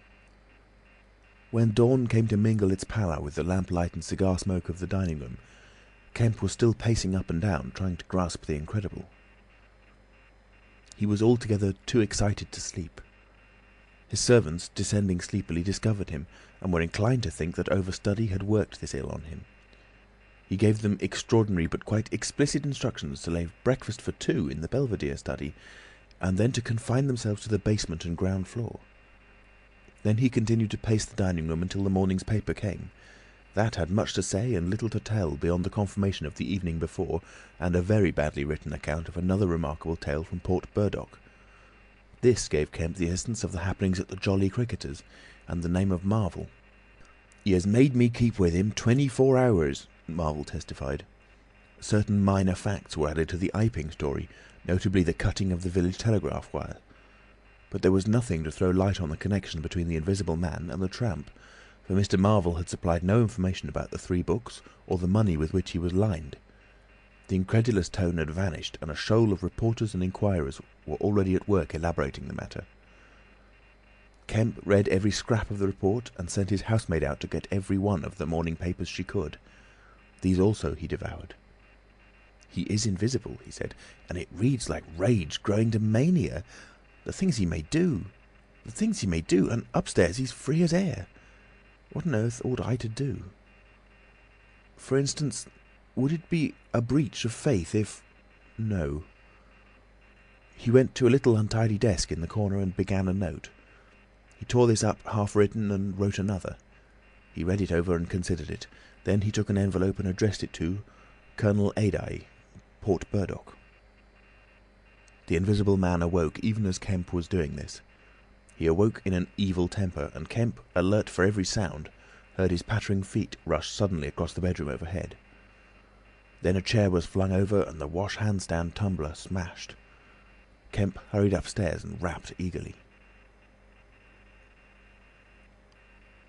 Chapter 19. Certain First Principles. "What's the matter?" asked Kemp when the Invisible Man admitted him. "Nothing," was the answer. "But confound it, the smash?" "Fit of temper," said the Invisible Man. "Forgot this arm and it's sore." "You're rather liable to that sort of thing." "I am." Kemp walked across the room and picked up the fragments of broken glass. "All the facts are out about you," said Kemp, standing up with the glass in his hand. "All that happened in Iping and down the hill. The world has become aware of its invisible citizen. But no one knows you are here." The Invisible Man swore. "The secret's out. I gather it was a secret. I don't know what your plans are, but of course I'm anxious to help you." The Invisible Man sat down on the bed. "There's breakfast upstairs," said Kemp, speaking as easily as possible, and he was delighted to find his strange guest rose willingly. Kemp led the way to the narrow staircase to the belvedere. "Before we can do anything else," said Kemp, "I must understand a little more about this invisibility of yours." He had sat down, after one nervous glance out of the window, with the air of a man who has talking to do. His doubts of the sanity of the entire business flashed and vanished again as he looked across to where Griffin sat at the breakfast table, a headless, handless dressing gown, wiping unseen lips on a miraculously held serviette. "It's simple enough and credible enough," said Griffin, putting the serviette aside and leaning the invisible head on an invisible hand. "No doubt to you, but—" Kemp laughed. "Well, yes, to me it seemed wonderful at first, no doubt, but now, great God! But we will do great things yet. I came on the stuff first at Chesilstowe." "Chesilstowe?" "I went there after I left London. You know I dropped medicine and took up physics? No? Well, I did. Light fascinated me." "Oh." "Optical density. The whole subject is a network of riddles, a network with solutions glimmering elusively through. And being but 22 and full of enthusiasm, I said, I will devote my life to this. This is worthwhile. You know what fools we are at 22. "Fools then or fools now," said Kemp. "As though knowing could be any satisfaction to a man." "But I went to work, like a slave, and I had hardly worked and thought about the matter 6 months before light came through one of the meshes, suddenly, blindingly. I found a general principle of pigments and refraction, a formula, a geometrical expression involving 4 dimensions. Fools, common men, even common mathematicians, do not know anything of what some general expression may mean to the student of molecular physics. In the books that tramp has hidden, there are marvels, miracles. But this was not a method, it was an idea that might lead to a method by which it would be possible, without changing any other property of matter, except in some instances colours, to lower the refractive index of a substance, solid or liquid, to that of air, so far as all practical purposes are concerned." "Phew," said Kemp, "that's odd. But still I don't quite see.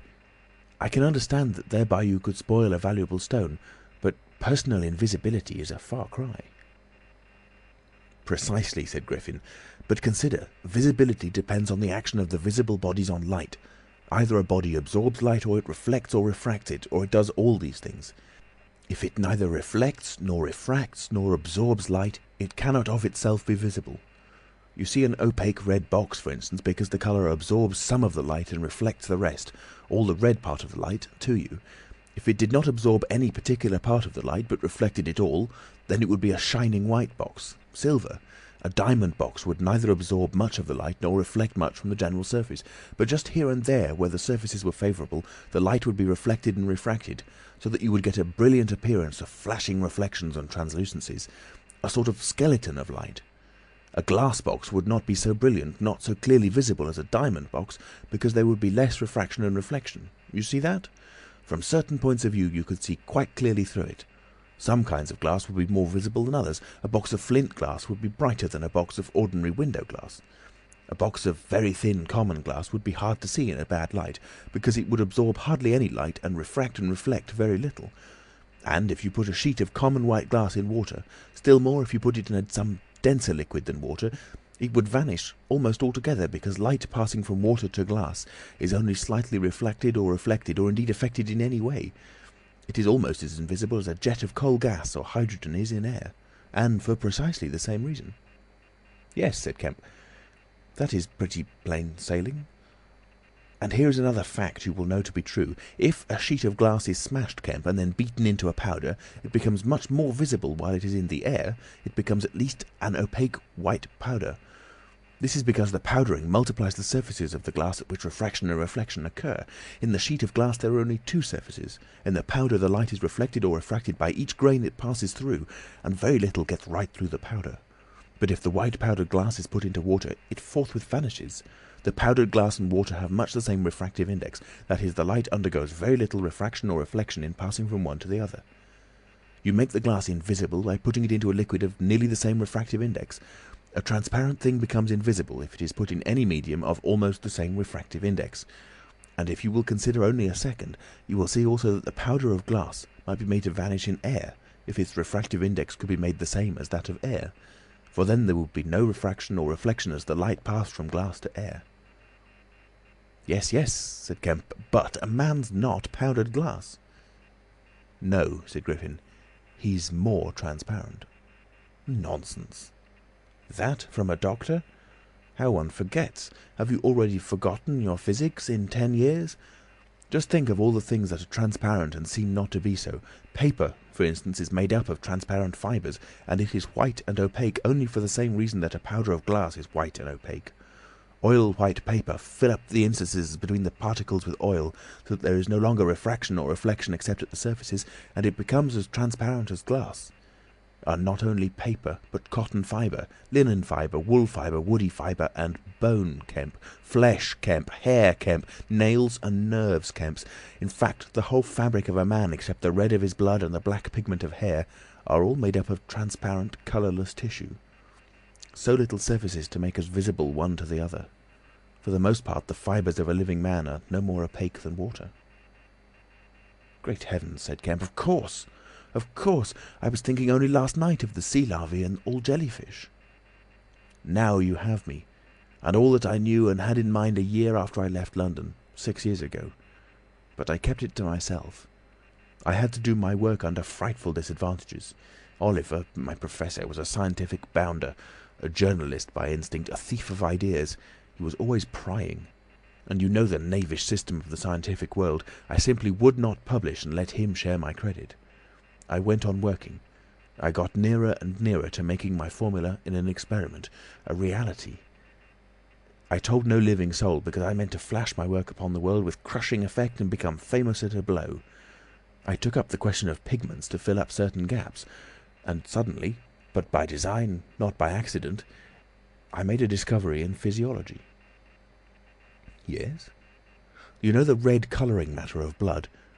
It can be made white, colourless, and remain with all the functions it has now. Kemp gave a cry of credulous amazement. The Invisible Man rose and began pacing the little study. You may well exclaim. I remember that night. It was late at night. In the daytime one was bothering with the gaping, silly students, and I worked then sometimes till dawn.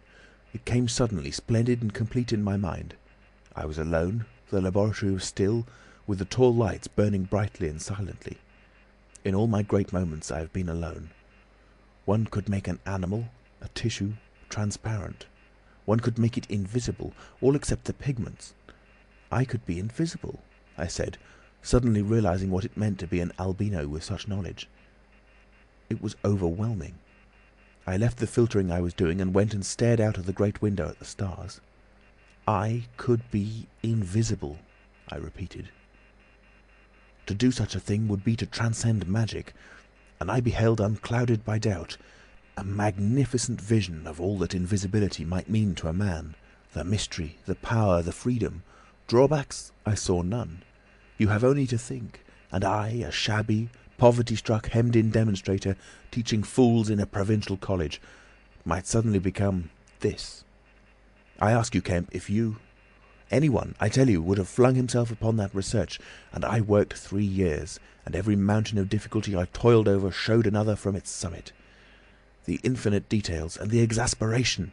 A professor, a provincial professor, always prying. When are you going to publish this work of yours, was his everlasting question. And the students, the cramped means. 3 years I had of it. And after 3 years of secrecy and exasperation, I found that to complete it was impossible. Impossible. How? Asked Kemp. Money, said the Invisible Man, and went again to stare out of the window.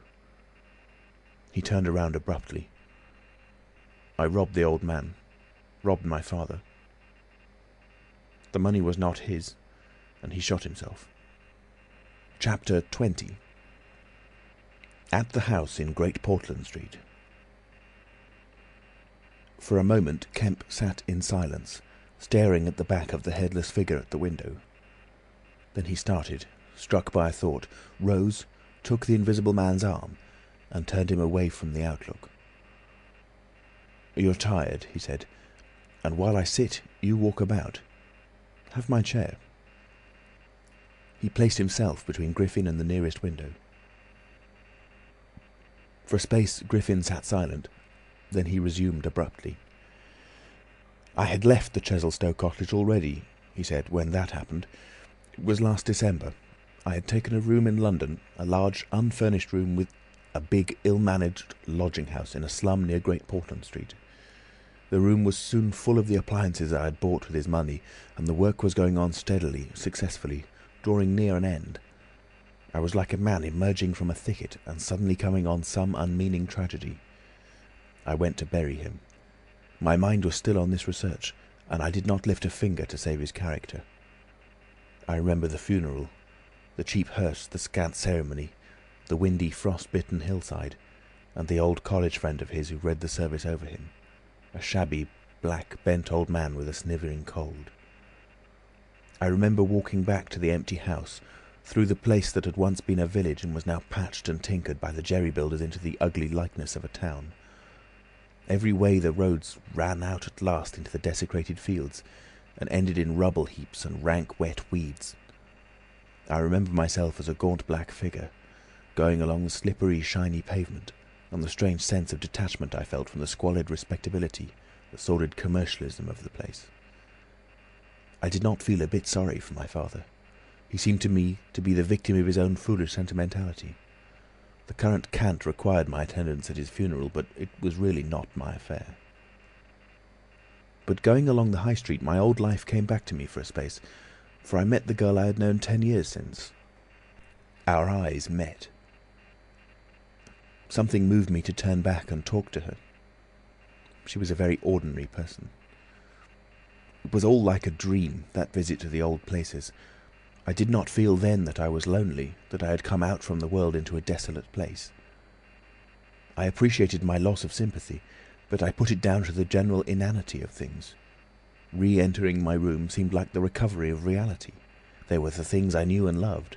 There stood the apparatus, the experiments arranged and waiting, and now there was scarcely a difficulty left beyond the planning of details. I will tell you, Kemp, sooner or later, all the complicated processes. We need not go into that now.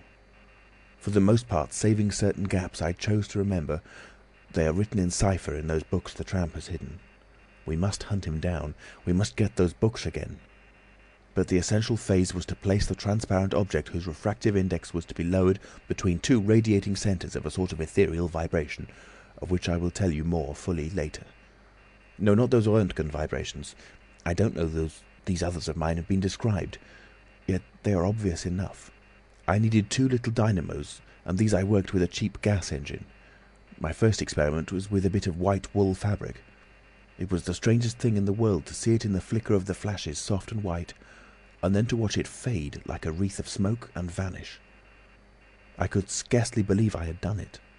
I put my hand into the emptiness, and there was the thing, as solid as ever. I felt it awkwardly and threw it on the floor. I had a little trouble finding it again. And then came a curious experience. I heard a meow behind me, and turning, saw a lean white cat, very dirty, on the cistern cover outside the window. A thought came into my head. "Everything ready for you," I said, and I went to the window, opened it, and called softly. She came in, purring. The poor beast was starving, and I gave her some milk. All my food was in a cupboard in the corner of the room. After that she went smelling round the room, evidently with the idea of making herself at home. The invisible rag upset her a bit. You should have seen her spit at it. But I made her comfortable on the pillow of my truckle bed, and I gave her butter to get her to wash. "And you processed her?" "I processed her. But giving drugs to a cat is no joke, Kemp, and the process failed." "Failed?" "In 2 particulars.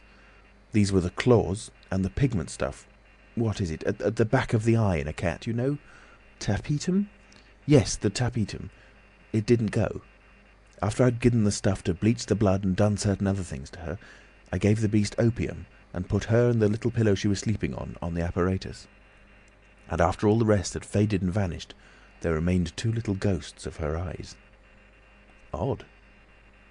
"I can't explain it. She was bandaged and clamped, of course, so I had her safe. But she woke while she was still misty and meowed dismally, and someone came knocking.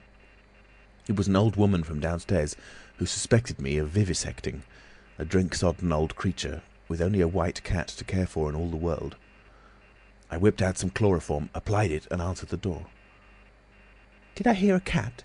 she asked. "My cat?" "Not here," said I very politely. She was a little doubtful, and tried to peer past me into the room, strange enough to her, no doubt, bare walls, uncurtained windows, truckle bed, with the gas engine vibrating and the seethe of the radiant points, and that faint ghastly stinging of chloroform in the air. She had to be satisfied at last, and went away again. "How long did it take?" asked Kemp. 3 or 4 hours, the cat. The bones and sinews and the fat were the last to go, and the tips of the coloured hairs. And, as I say, the back part of the eye, tough, iridescent stuff that it is, wouldn't go at all. It was night outside long before the business was over, and nothing was to be seen but the dim eyes and the claws. I stopped the gas engine, felt for and stroked the beast, which was still insensible, and then, being tired, left it sleeping on the invisible pillow, and went to bed. I found it hard to sleep. I lay awake thinking weak, aimless stuff, going over the experiment over and over again, or dreaming feverishly of things growing misty and vanishing about me, until everything, the ground I stood on, vanished. And so I came to that sickly falling nightmare one gets. About 2, the cat began meowing about the room. I tried to hush it by talking to it, and then I decided to turn it out. I remember the shock when I had striking a light. They were just the round eyes shining green, and nothing round them. I would have given it milk, but I hadn't any. It wouldn't be quiet, it just sat down and meowed at the door. I tried to catch it with the idea of putting it out of the window, but it wouldn't be caught. It vanished. Then it began meowing in different parts of the room. At last I opened the window and made a bustle. I suppose it went out at last. I never saw any more of it. Then, heaven knows why, I fell thinking of my father's funeral again, and the dismal windy hillside until the day had come. I found sleeping was hopeless, and locking my door after me, wandered out into the morning streets. "You don't mean to say there's an invisible cat at large?" said Kemp. "If it hasn't been killed," said the Invisible Man. "Why not?" "Why not?" said Kemp. I didn't mean to interrupt. "It's very probably been killed. It was alive 4 days afterwards. I know, and down a grating in Great Titchfield Street, because I saw a crowd round the place trying to see whence the meowing came." He was silent for the best part of a minute. Then he resumed abruptly. "I remember that morning before the change very vividly. I must have gone up Great Portland Street. I remember the barracks in Albany Street and the horse soldiers coming out, and at last I found the summit of Primrose Hill. It was a sunny day in January, one of those sunny, frosty days that come before the snow this year. My weary brain tried to formulate the position, to plot out a plan of action. I was surprised to find, now that the prize was within my grasp, how inconclusive its attainment seemed. As a matter of fact, I was worked out. The intense stress of nearly 4 years' continuous work left me incapable of any strength of feeling. I was apathetic, and I tried in vain to recover the enthusiasm of my first inquiries, the passion of discovery that had enabled me to compass even the downfall of my father's grey hairs. Nothing seemed to matter.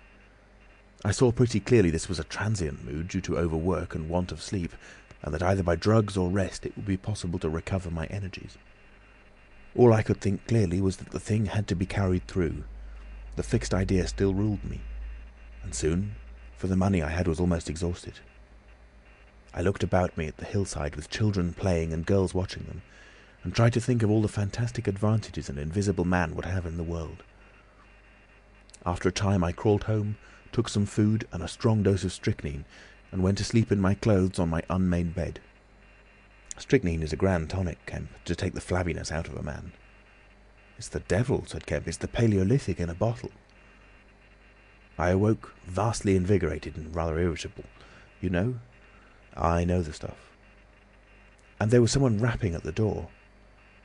It was my landlord, with threats and inquiries, an old Polish Jew in a long grey coat and greasy slippers.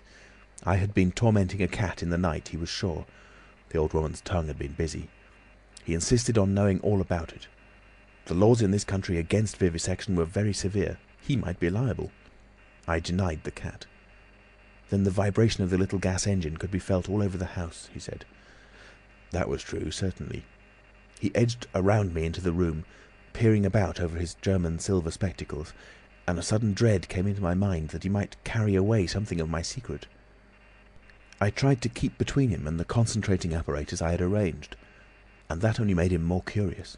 What was I doing? Why was I always alone and secretive? Was it legal? Was it dangerous? I paid nothing but the usual rent. His had always been a most respectable house in a disreputable neighbourhood. Suddenly my temper gave way. I told him to get out. He began to protest, to jabber of his right of entry. In a moment I had him by the collar, something ripped, and he went spinning out into his own passage. I slammed and locked the door and sat down quivering. He made a fuss outside, which I disregarded, and after a time he went away. But this brought matters to a crisis. I did not know what he would do, nor even what he had power to do. To move to fresh apartments would have meant delay.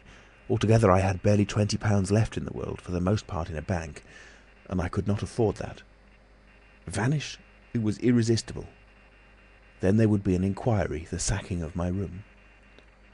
At the thought of the possibility of my work being exposed or interrupted at its very climax, I became angry and active. I hurried out with my 3 books of notes, my cheque-book, the tramp has them now, and directed them from the nearest post office to a house of call for letters and parcels in Great Portland Street. I tried to go out noiselessly. Coming in, I found my landlord going quietly upstairs. He had heard the door close, I suppose. You would have laughed to see him jump aside on the landing as I came tearing up after him. He glared at me as I went by him, and I made the house quiver with my slamming of the door. I heard him come shuffling up to my floor, hesitate, and go down. I set to work upon my preparations forthwith. It was all done that evening and night. While I was still sitting under the sickly, drowsy influence of the drugs that decolorize blood, there came a repeated knocking at the door. It ceased. Footsteps went away and returned, and the knocking was resumed. There was an attempt to push something under the door, a blue paper. Then in a fit of irritation I arose and went and flung the door wide open. "Now then?" I said. It was my landlord with a notice of ejectment or something. He held it out to me, saw something odd about my hands, I expected, and lifted his eyes to my face. For a moment he gaped. Then he gave a sort of inarticulate cry, dropped candle and writ together, and went blundering down the dark passage to the stairs. I shut the door, locked it, and went to the looking-glass. Then I understood his terror. My face was white, like white stone. But it was all horrible. I had not expected the suffering. A night of racking anguish, sickness and fainting. I set my teeth, though my skin was presently afire, all my body afire, but I lay there like grim death. I understood now how it was that the cat had howled until I chloroformed it. Lucky it was I lived alone and untended in my room. There were times when I sobbed and groaned and talked, but I stuck to it. I became insensible and woke languid in the darkness. The pain had passed. I thought I was killing myself, and I did not care.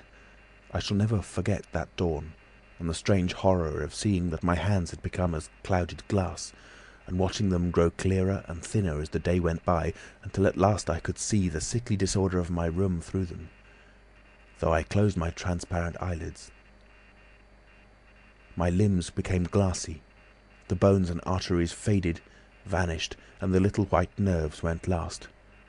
I gritted my teeth and stayed there to the end. At last only the dead tips of the fingernails remained, pallid and white, and the brown stain of some acid upon my fingers. I struggled up. At first I was as incapable as a swathed infant, stepping with limbs I could not see. I was weak and very hungry. I went and stared at nothing in my shaving glass, at nothing save where an attenuated pigment still remained behind the retina of my eyes, fainter than mist. I had to hang onto the table and press my forehead against the glass. It was only by frantic effort of will that I dragged myself back to the apparatus and completed the process. I slept during the forenoon, pulling the sheet over my eyes to shut out the light, and about midday I was awakened again by a knocking. My strength had returned. I sat up and listened and heard a whispering. I sprang to my feet and, as noiselessly as possible, began to detach the connections of my apparatus and to distribute it about the room so as to destroy the suggestions of its arrangement. Presently the knocking was renewed and voices called, first my landlord's and then two others. To gain time I answered them. The invisible rag and pillow came to hand, and I opened the window and pitched them out onto the cistern cover. As the window opened, a heavy crash came at the door. Someone had charged it with the idea of smashing the lock, but the stout bolts I had screwed up some days before stopped him. That startled me, made me angry. I began to tremble and do things hurriedly. I tossed together some loose paper, straw, packing paper and so forth in the middle of the room and turned on the gas. Heavy blows began to rain upon the door. I could not find the matches. I beat my hands on the wall with rage. I turned the gas again, stepped out of the window on the cistern cover, very softly lowered the sash and sat down, secure and invisible but quivering with anger, to watch events. They split a panel I saw, and in another moment they had broken away the staples of the bolts and stood in the open doorway. It was the landlord and his two stepsons, sturdy young men of 3 or 4 and 20. Behind them fluttered the old hag of a woman from downstairs. You may imagine their astonishment to find the room empty. One of the younger men rushed to the window at once, flung it up and stared out. His staring eyes and thick-lipped, bearded face came a foot from my face. I was half-minded to hit his silly countenance, but I arrested my doubled fist. He stared right through me. So did the others as they joined him. The old man went and peered under the bed, and they all made a rush for the cupboard. They had to argue about it in length in Yiddish and Cockney English. They concluded I had not answered them, that their imagination had deceived them. A feeling of extraordinary elation took the place of my anger as I sat outside the window and watched these 4 people, for the old lady came in, glancing suspiciously about like a cat, trying to understand the riddle of my behaviour. The old man, so far as I could understand his patois, agreed with the old lady that I was a vivisectionist. The sons protested in garbled English that I was an electrician and appealed to the dynamos and radiators. They were all nervous about my arrival, although I found subsequently that they had bolted the front door. The old lady peered into the cupboard and under the bed, and one of the young men pushed up the register and stared up the chimney. One of my fellow lodgers, a costermonger who shared the opposite room with a butcher, appeared on the landing, and he was called in and told incoherent things. It occurred to me that the radiators, if they fell into the hands of some acute, well-educated person, would give me away too much, and watching my opportunity I came into the room and tilted one of the little dynamos off its fellow on which it was standing, and smashed both apparatus. Then, while they were trying to explain the smash, I dodged out of the room and went softly downstairs. I went into one of the sitting rooms and waited until they came down, still speculating and argumentative, all a little disappointed at finding no horrors, and all a little puzzled how they stood legally towards me.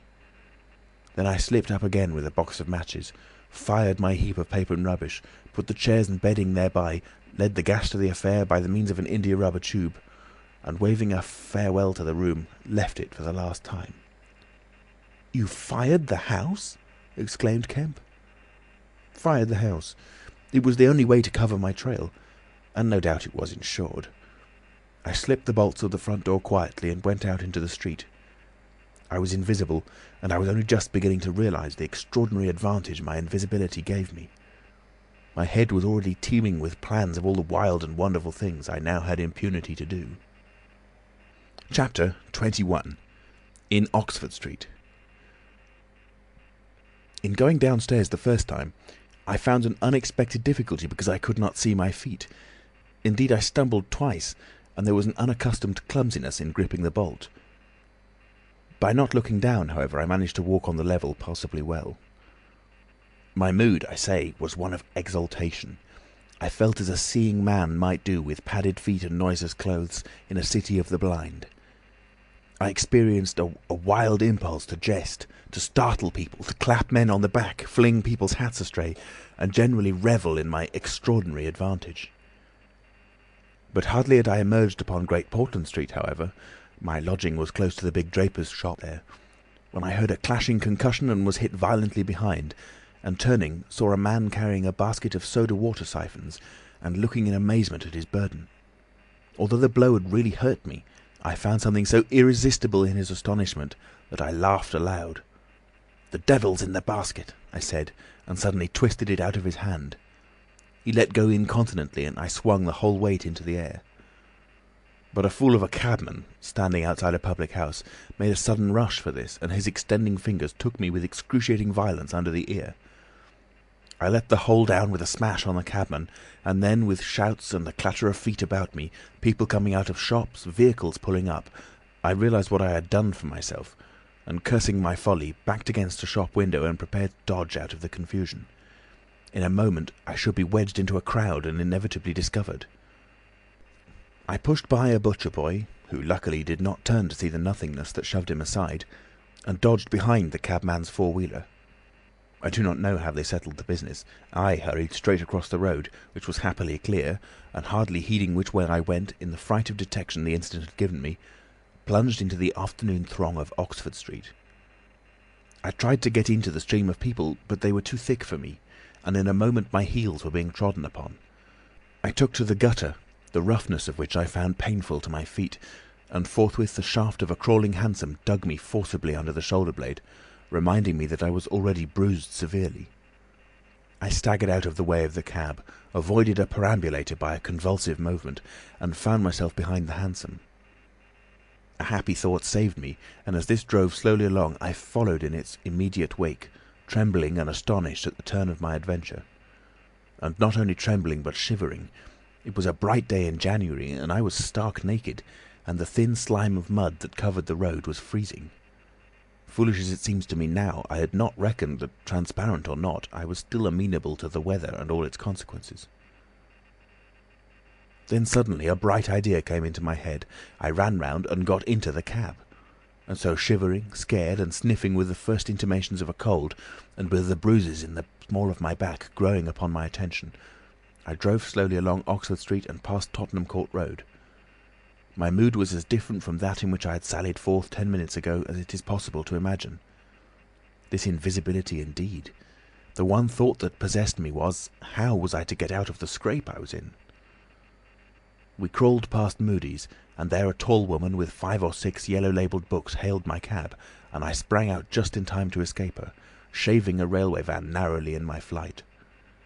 I made off up the roadway to Bloomsbury Square, intending to strike north past the museum and so get into the quiet district. I was now cruelly chilled, and the strangeness of my situation so unnerved me that I whimpered as I ran. At the northward corner of the square a little white dog ran out of the Pharmaceutical Society's offices and incontinently made for me, nose down. I had never realised it before, but the nose is to the mind of a dog what the eye is to the mind of a seeing man. Dogs perceive the scent of a man moving as men perceive his vision. This brute began barking and leaping, showing, as it seemed to me, only too plainly that he was aware of me.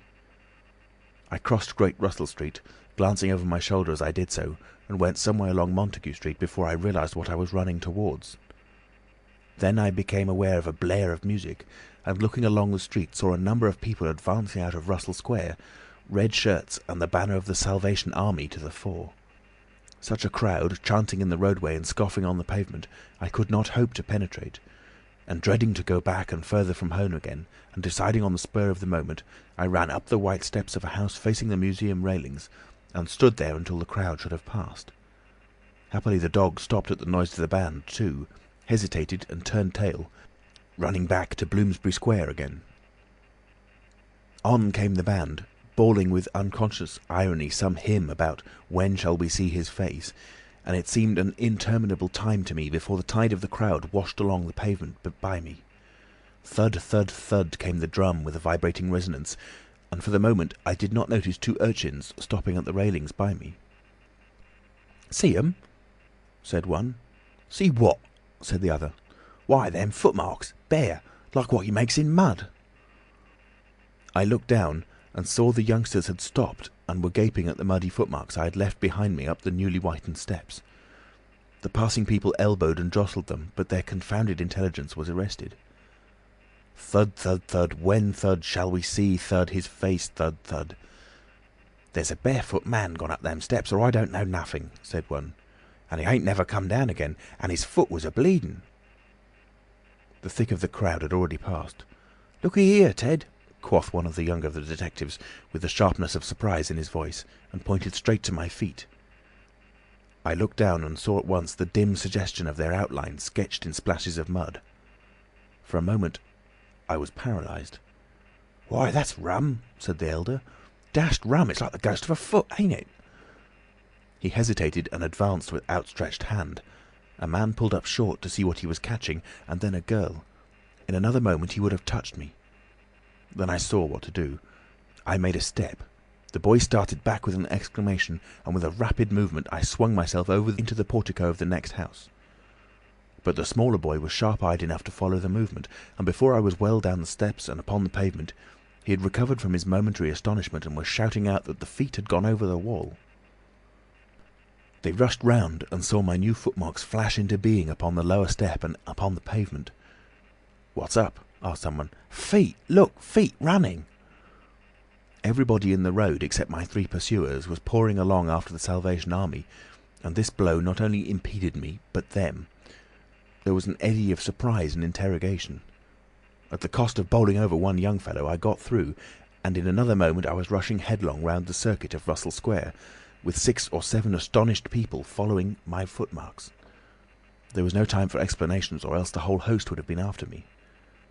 Twice I doubled round corners, thrice I crossed the road and came back upon my tracks, and then as my feet grew hot and dry, the damp impressions began to fade.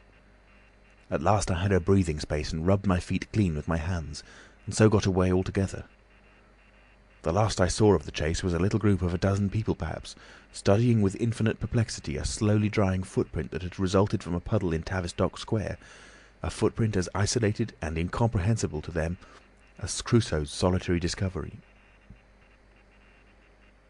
This running warmed me to a certain extent, and I went on with a better courage through the maze of less frequented roads that runs hereabouts.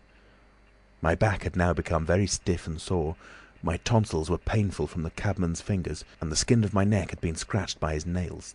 My feet hurt exceedingly, and I was lame from a little cut on one foot. I saw in time a blind man approaching me, and fled limping, for I feared his subtle intuitions. Once or twice accidental collisions occurred, and I left people amazed, with unaccountable curses ringing in their ears. And then something silent and quiet against my face and across the square fell a thin veil of slowly falling flakes of snow.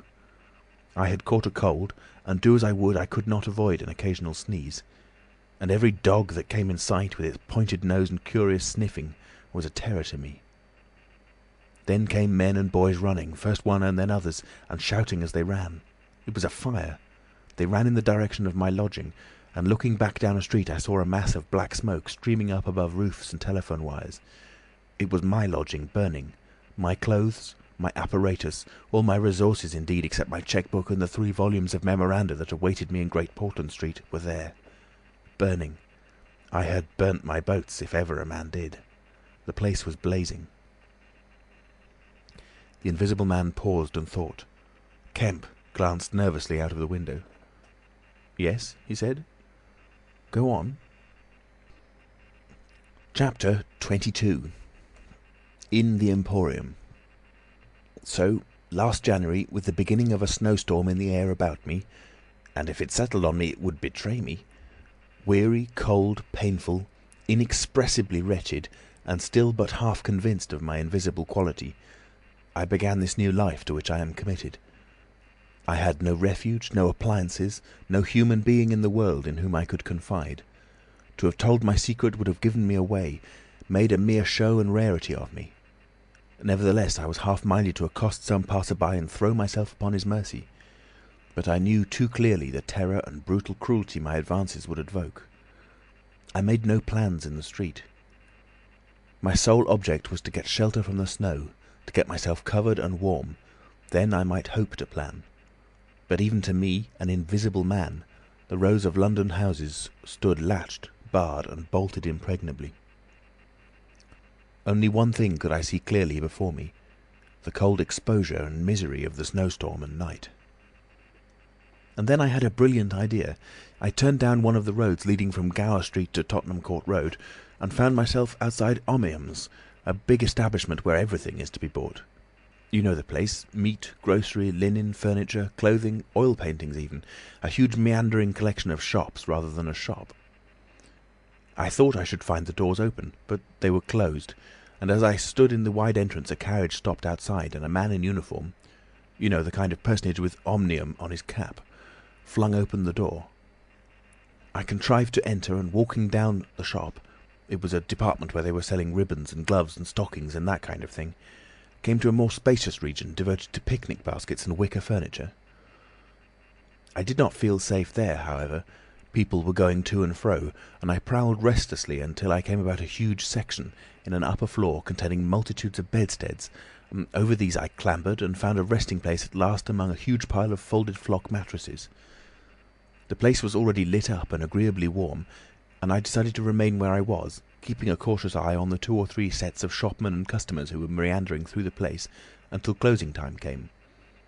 Then I should be able, I thought, to rob the place for food and clothing, and disguised, prowl through it and examine its resources, perhaps sleep on some of the bedding. That seemed an acceptable plan. My idea was to procure clothing to make myself a muffled but acceptable figure, to get money, and then to recover my books and parcels where they awaited me, take a lodging somewhere, and elaborate plans for the complete realization of the advantages my invisibility gave me, as I still imagined, over my fellow men.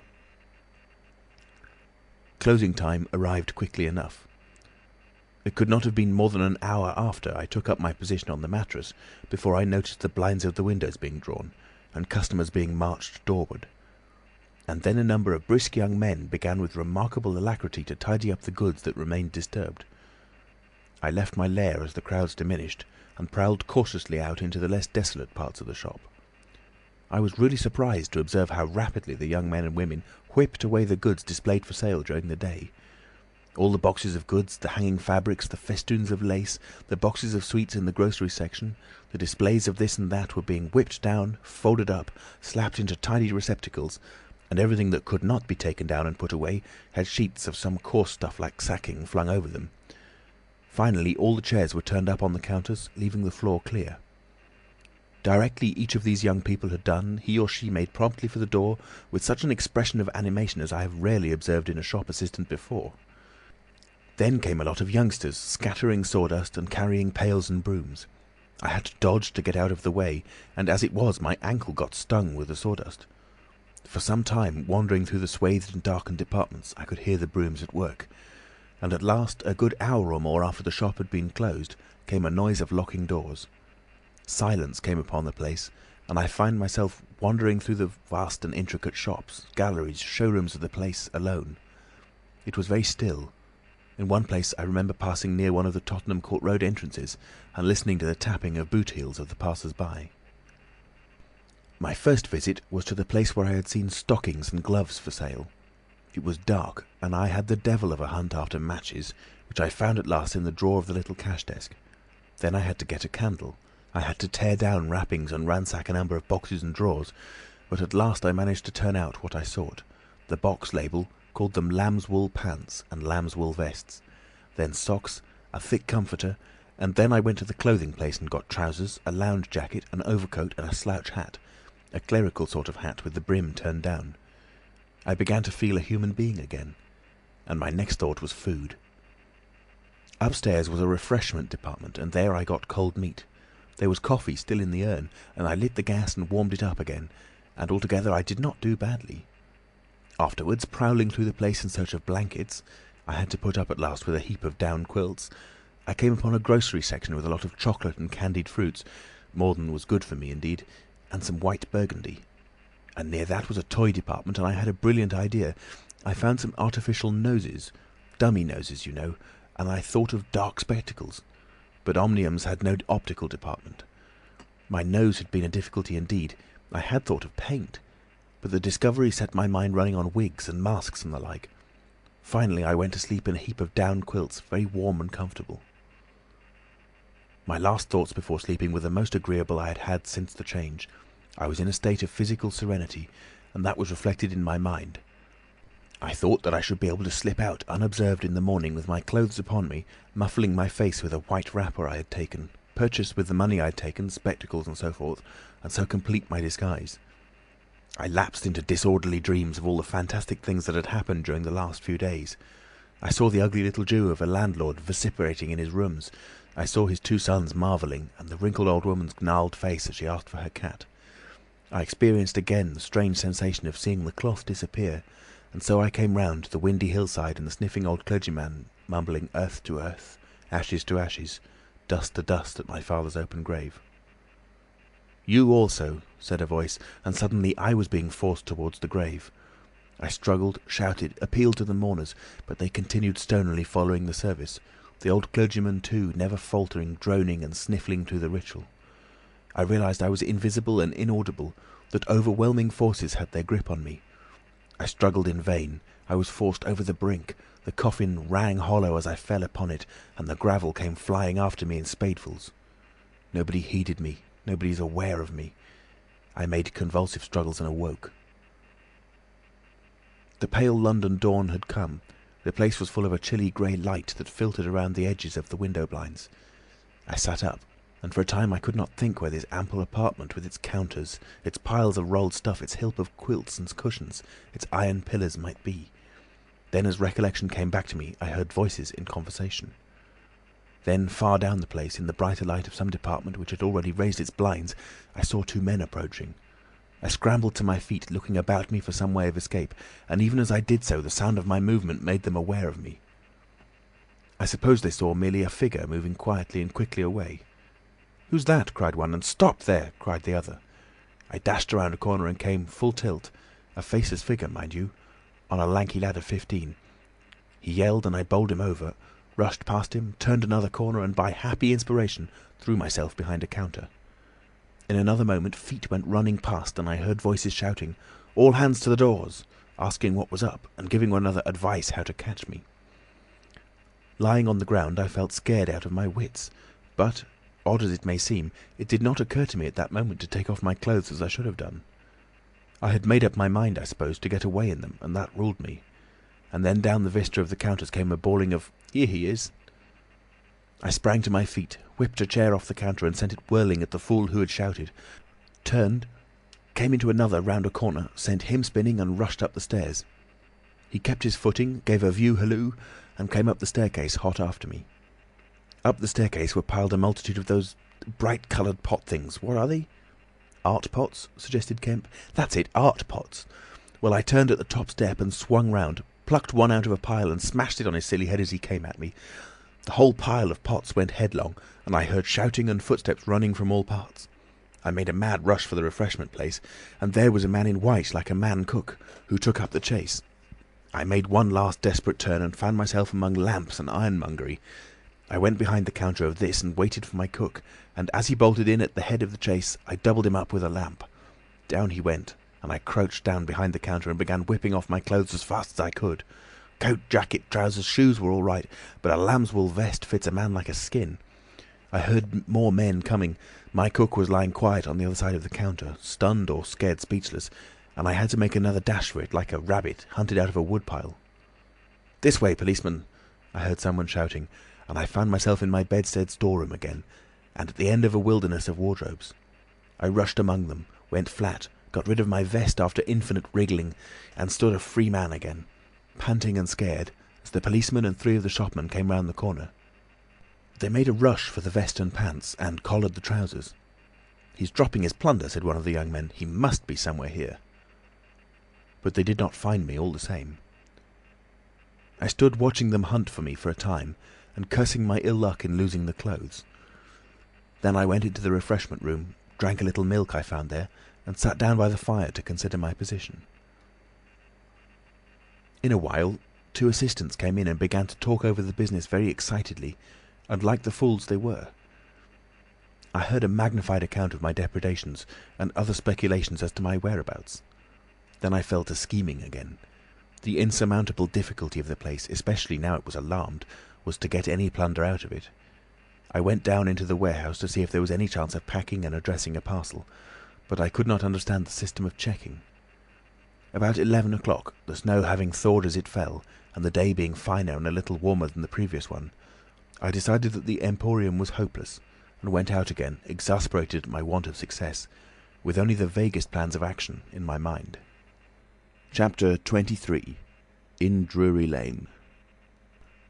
"But you begin now to realise," said the Invisible Man, "the full disadvantage of my condition. I had no shelter, no covering. To get clothing was to forego all my advantage, to make myself a strange and terrible thing. I was fasting, for to eat, to fill myself with unassimilated matter, would be to become grotesquely visible again." "I never thought of that," said Kemp. "Nor had I. And the snow had warned me of other dangers. I could not go abroad in snow. It would settle on me and expose me. Rain, too, would make me a water outline, a glistening surface of a man, a bubble.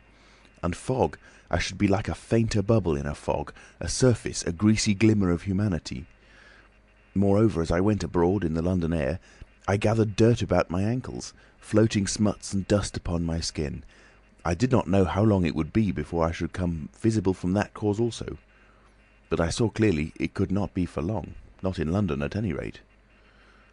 I went into the slums towards Great Portland Street, and found myself at the end of the street in which I had lodged.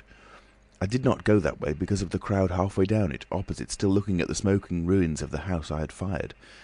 My most immediate problem was to get clothing. What to do with my face puzzled me. Then I saw one of those little miscellaneous shops, news, sweets, toys, stationery, belated Christmas tomfoolery and so forth, an array of masks and noses. I realised the problem was solved. In a flash I saw my course. I turned about, no longer aimless, and went, circuitously, in order to avoid the busy ways, towards the back streets north of the Strand, for I remembered, though not very distinctly where, that some theatrical costumiers had shops in that district. The day was cold, with a nipping wind down the northward running streets. I walked fast to avoid being overtaken. Every crossing was a danger, every passenger a thing to watch alertly. One man, I was about to pass him at the top of Bedford Street, turned upon me abruptly and came into me, sending me into the road and almost under the wheel of a passing hansom. The verdict of the cab rank was that he had some sort of stroke.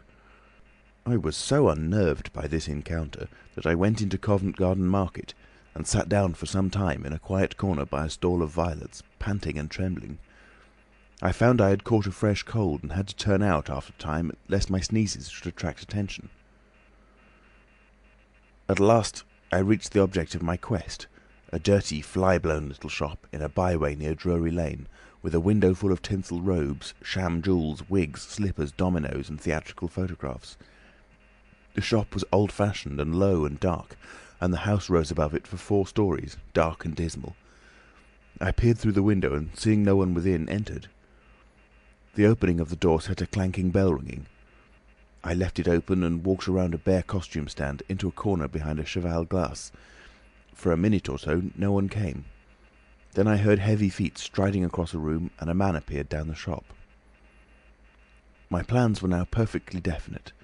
I proposed to make my way into the house, secrete myself upstairs, watch my opportunity, and when everything was quiet, rummage out a wig, mask, spectacles and costume, and go into the world, perhaps a grotesque, but still a credible figure.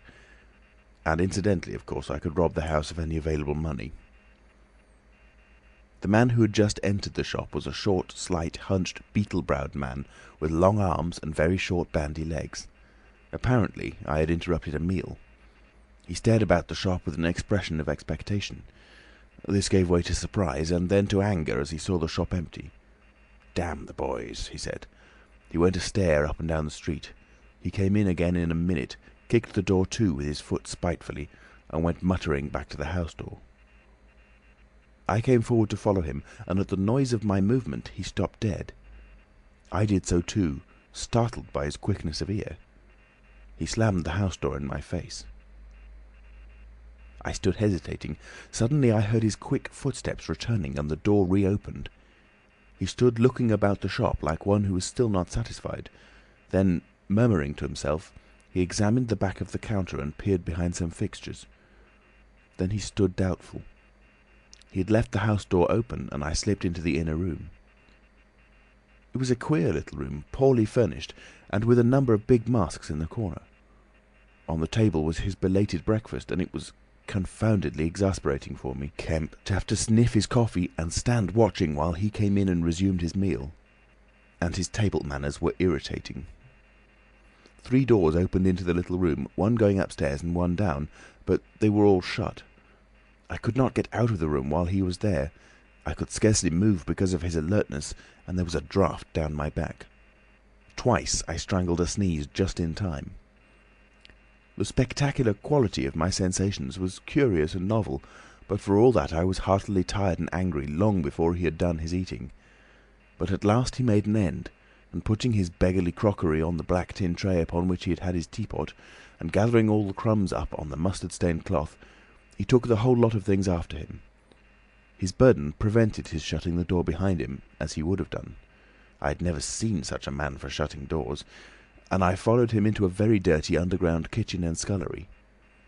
I had the pleasure of seeing him begin to wash up, and then, finding no good in keeping down there, and the brick floor being cold on my feet, I returned upstairs and sat in his chair by the fire. It was burning low, and scarcely thinking I put on a little coal.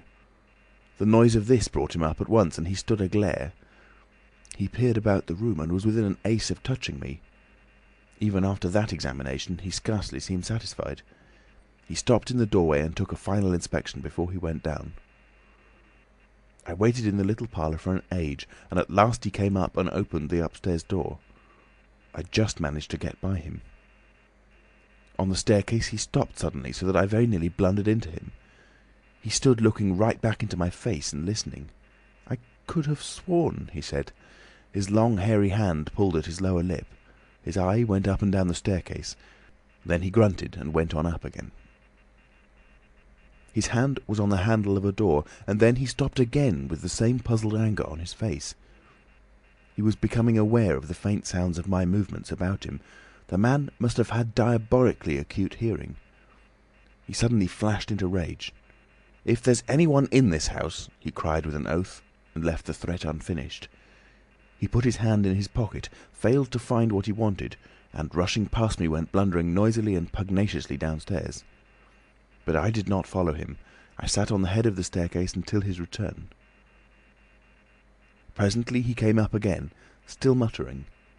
He opened the door of the room, and before I could enter, slammed it in my face. I resolved to explore the house, and spent some time in doing so as noiselessly as possible. The house was very old and tumble-down, damp so that the paper in the attics was peeling from the walls, and rat-infested. Some of the door handles were stiff, and I was afraid to turn them. Several rooms I did inspect were unfurnished, and others were littered with theatrical lumber, bought second-hand, I judged from its appearance. In one room next to his I found a lot of old clothes. I began rooting among these, and in my eagerness forgot again the evident sharpness of his ears. I heard a stealthy footstep, and, looking up just in time, saw him peering in at the tumbled heap and holding an old-fashioned revolver in his hand. I stood perfectly still while he stared about open-mouthed and suspicious. "It must have been her," he said slowly. "Damn her." He shut the door quietly, and immediately I heard the key turn in the lock. Then his footsteps retreated. I realised abruptly that I was locked in. For a moment I did not know what to do. I walked from door to window and back and stood perplexed. A gust of anger came upon me, but I decided to inspect the clothes before I did anything further, and my first attempt brought down a pile from an upper shelf. This brought him back, more sinister than ever. That time he actually touched me, jumped back with amazement, and stood astonished in the middle of the room.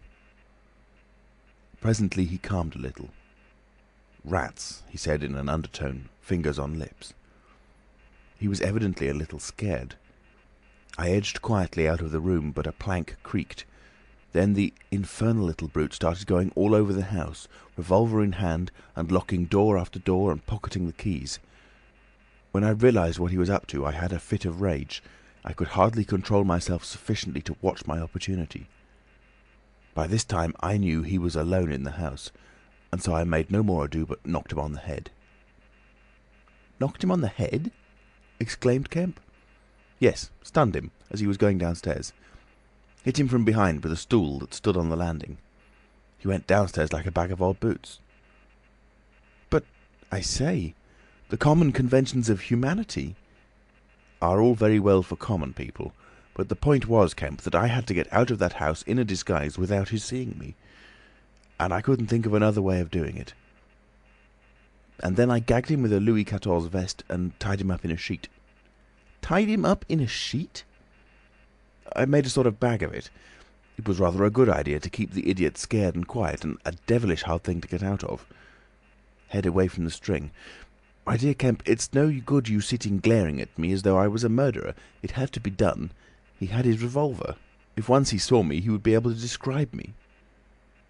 "But still," said Kemp, "in England, today, and the man was in his own house, and you were, well, robbing." "Robbing?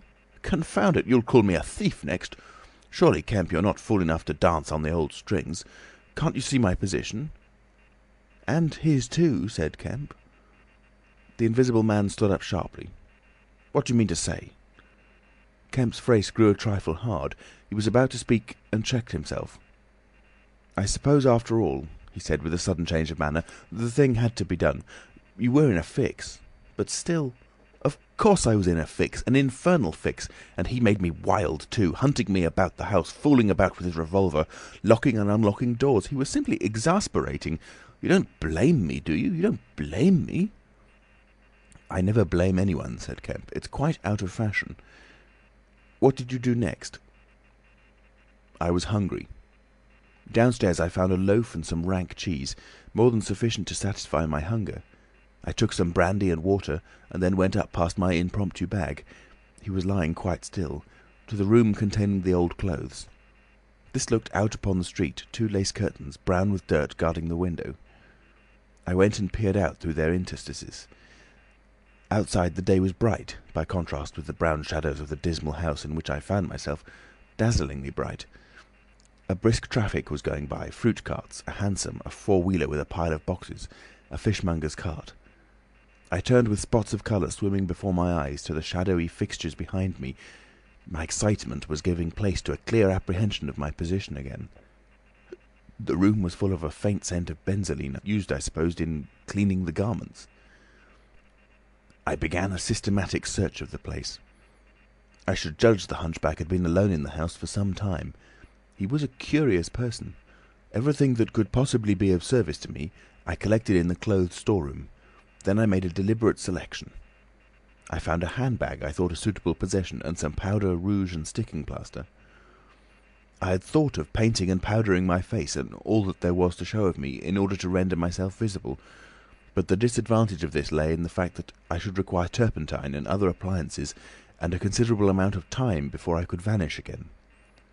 Finally, I chose a mask of the better type, slightly grotesque, but not more so than many human beings. Dark glasses, greyish whiskers, and a wig.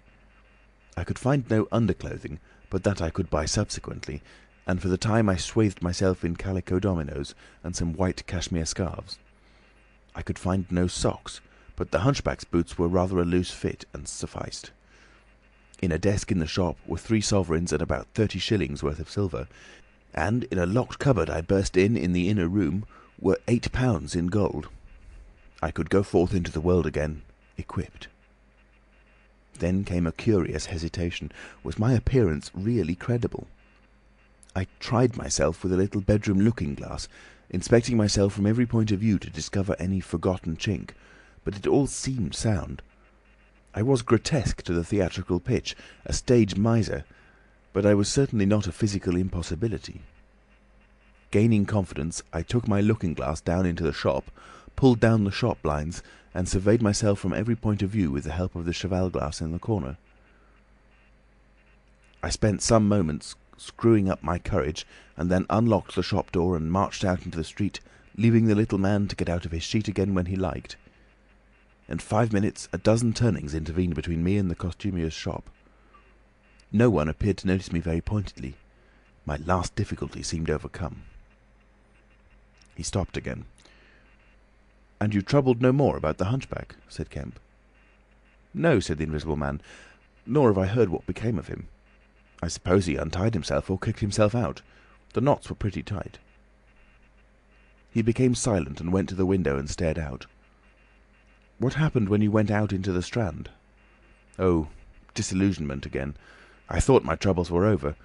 Practically, I thought I had impunity to do whatever I chose, everything, save to give away my secret. So I thought. Whatever I did, whatever the consequences might be, was nothing to me. I had merely to fling aside my garments and vanish. No person could hold me. I could take my money where I found it. I decided to treat myself to a sumptuous feast, and then put up at a good hotel and accumulate a new outfit of property. I felt amazingly confident. It's not particularly pleasant recalling that I was an ass. I went into a place and was already ordering lunch when it occurred to me that I could not eat unless I exposed my invisible face. I finished ordering the lunch, told the man I should be back in 10 minutes, and went out exasperating. I don't know if you've ever been disappointed in your appetite." "Not quite so badly," said Kemp, "but I can imagine it." I could have smashed the silly devils. At last, faint with the desire for tasteful food, I went into another place and demanded a private room. "I am disfigured," I said, "badly." They looked at me curiously, but of course it was not their affair, and so at last I got my lunch. It was not particularly well served, but it sufficed, and when I had it, I sat over a cigar, trying to plan my line of action. And outside a snowstorm was beginning. The more I thought it over, Kemp, the more I realised what a helpless absurdity an Invisible Man was, in a cold and dirty climate and a crowded civilised city. Before I made this mad experiment, I had dreamt of 1,000 advantages. That afternoon it seemed all disappointment. I went over the heads of the things a man reckons desirable. No doubt invisibility made it possible to get them, but it made it impossible to enjoy them when they are got. Ambition. What is the good of pride of place when you cannot appear there? What is the good of the love of a woman when her name must needs be Delilah? I have no taste for politics, for the blackguardisms of fame, for philanthropy, for sport. What was I to do? And for this I had become a wrapped-up mystery, a swathed and bandaged caricature of a man.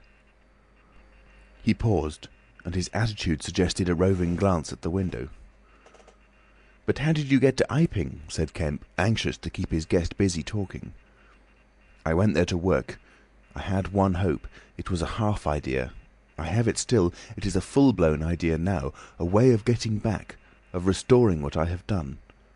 When I choose, when I have done all I mean to do invisibly, and that is what I chiefly want to talk to you about now." "You went straight to Iping?" "Yes. I had simply to get my 3 volumes of memoranda and my cheque-book, my luggage and underclothing, order a quantity of chemicals to work out this idea of mine. I will show you the calculations as soon as I get my books. And then I started. Jove! I remember the snowstorm now, and the accursed bother it was to keep the snow from damping my pasteboard nose." "At the end," said Kemp, "the day before yesterday, when they found you out, you rather, to judge by the papers—" "I did, rather. Did I kill that fool of a constable?" "No," said Kemp. "He's expected to recover."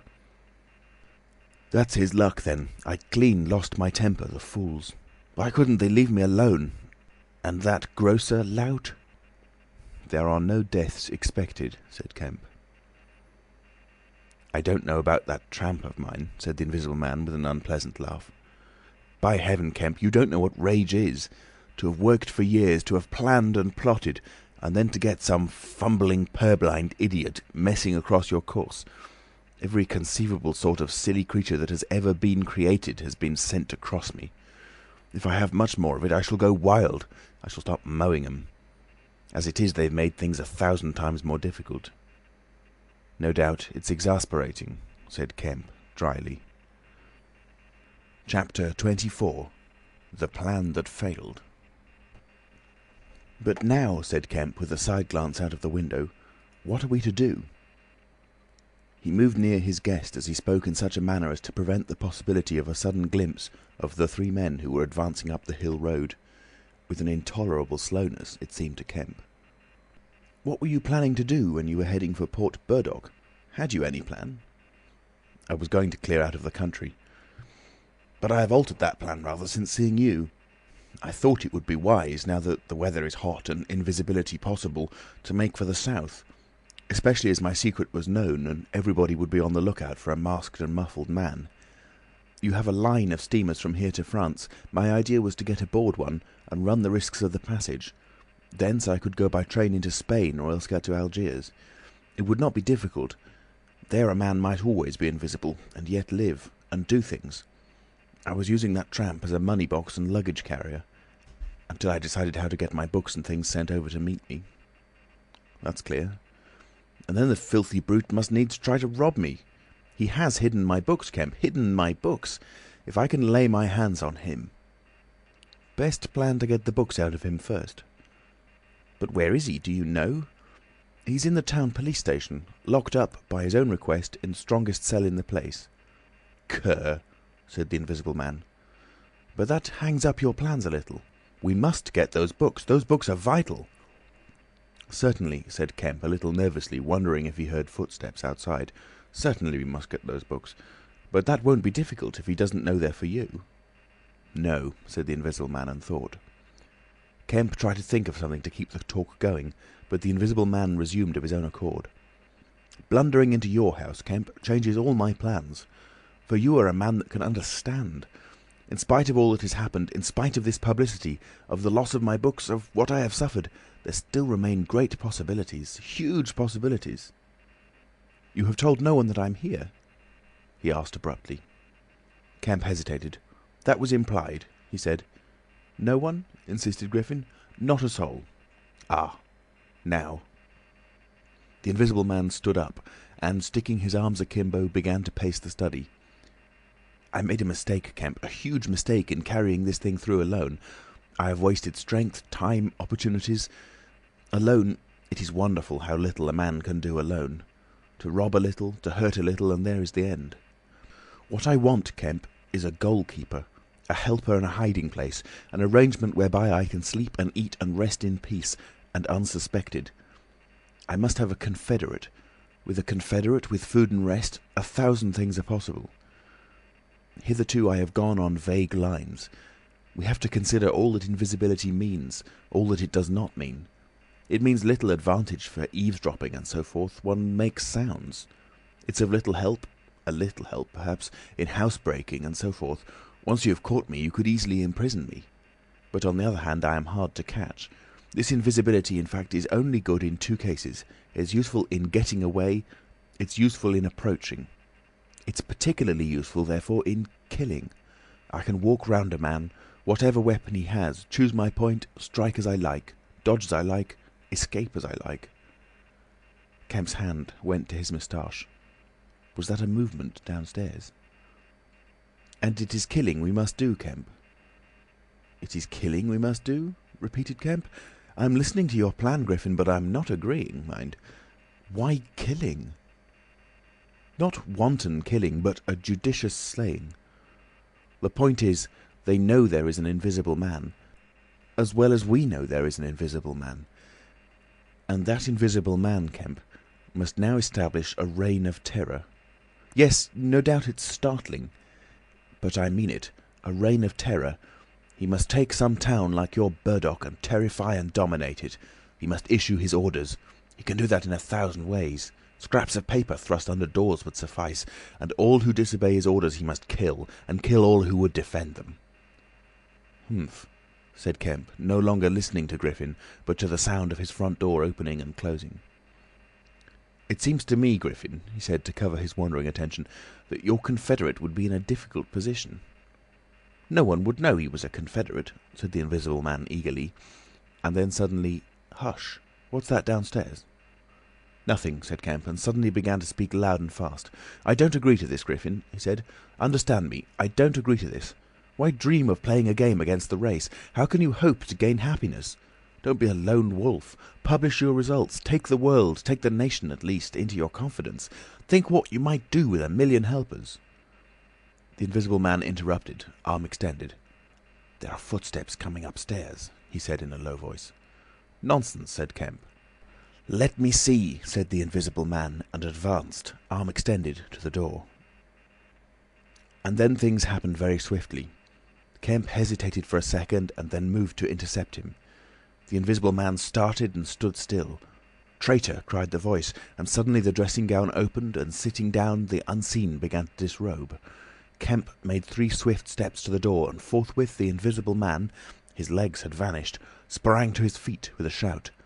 Kemp flung the door open. As it opened, there came a sound of hurrying feet downstairs and voices. With a quick movement, Kemp thrust the Invisible Man back, sprang aside and slammed the door.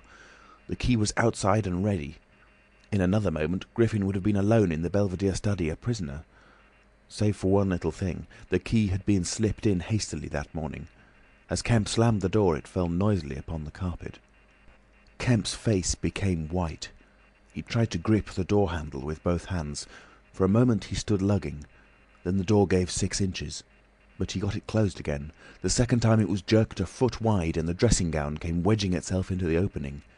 His throat was gripped by invisible fingers, and he left his hold on the handle to defend himself. He was forced back, tripped and pitched heavily into the corner of the landing. The empty dressing gown was flung on top of him. Halfway up the staircase was Colonel Adye, the recipient of Kemp's letter, the chief of the Burdock police. He was staring aghast at the sudden appearance of Kemp, followed by the extraordinary sight of the clothing tossing empty in the air. He saw Kemp felled and struggling to his feet. He saw him rush forward and go down again, felled like an ox. Then suddenly he was struck violently by nothing. A vast weight, it seemed, leapt upon him, and he was hurled headlong down the staircase, with a grip on his throat and a knee in his groin. An invisible foot trod on his back. A ghostly patter passed downstairs. He heard the 2 police officers in the hall shout and run, and the front door of the house slammed violently. He rolled over and sat up staring. He saw, staggering down the staircase, Kemp, dusty and dishevelled, one side of his face white from a blow, his lip bleeding, and a pink dressing gown and some underclothing held in his arms. "My God!" cried Kemp. "The game's up! He's gone!" Chapter 25. The Hunting of the Invisible Man. For a space, Kemp was too inarticulate to make Adye understand the swift things that had just happened. They stood on the landing, Kemp speaking swiftly, the grotesque swathings of Griffin still on his arm. But presently Adye began to grip something of the situation. "He is mad," said Kemp. "Inhuman. He is pure selfishness. He thinks of nothing but his own advantage, his own safety. I have listened to such a story this morning of brutal self-seeking. He has wounded men. He will kill them unless we can prevent him. He will create a panic. Nothing can stop him. He is going out now. Furious." "He must be caught," said Adye. "That is certain."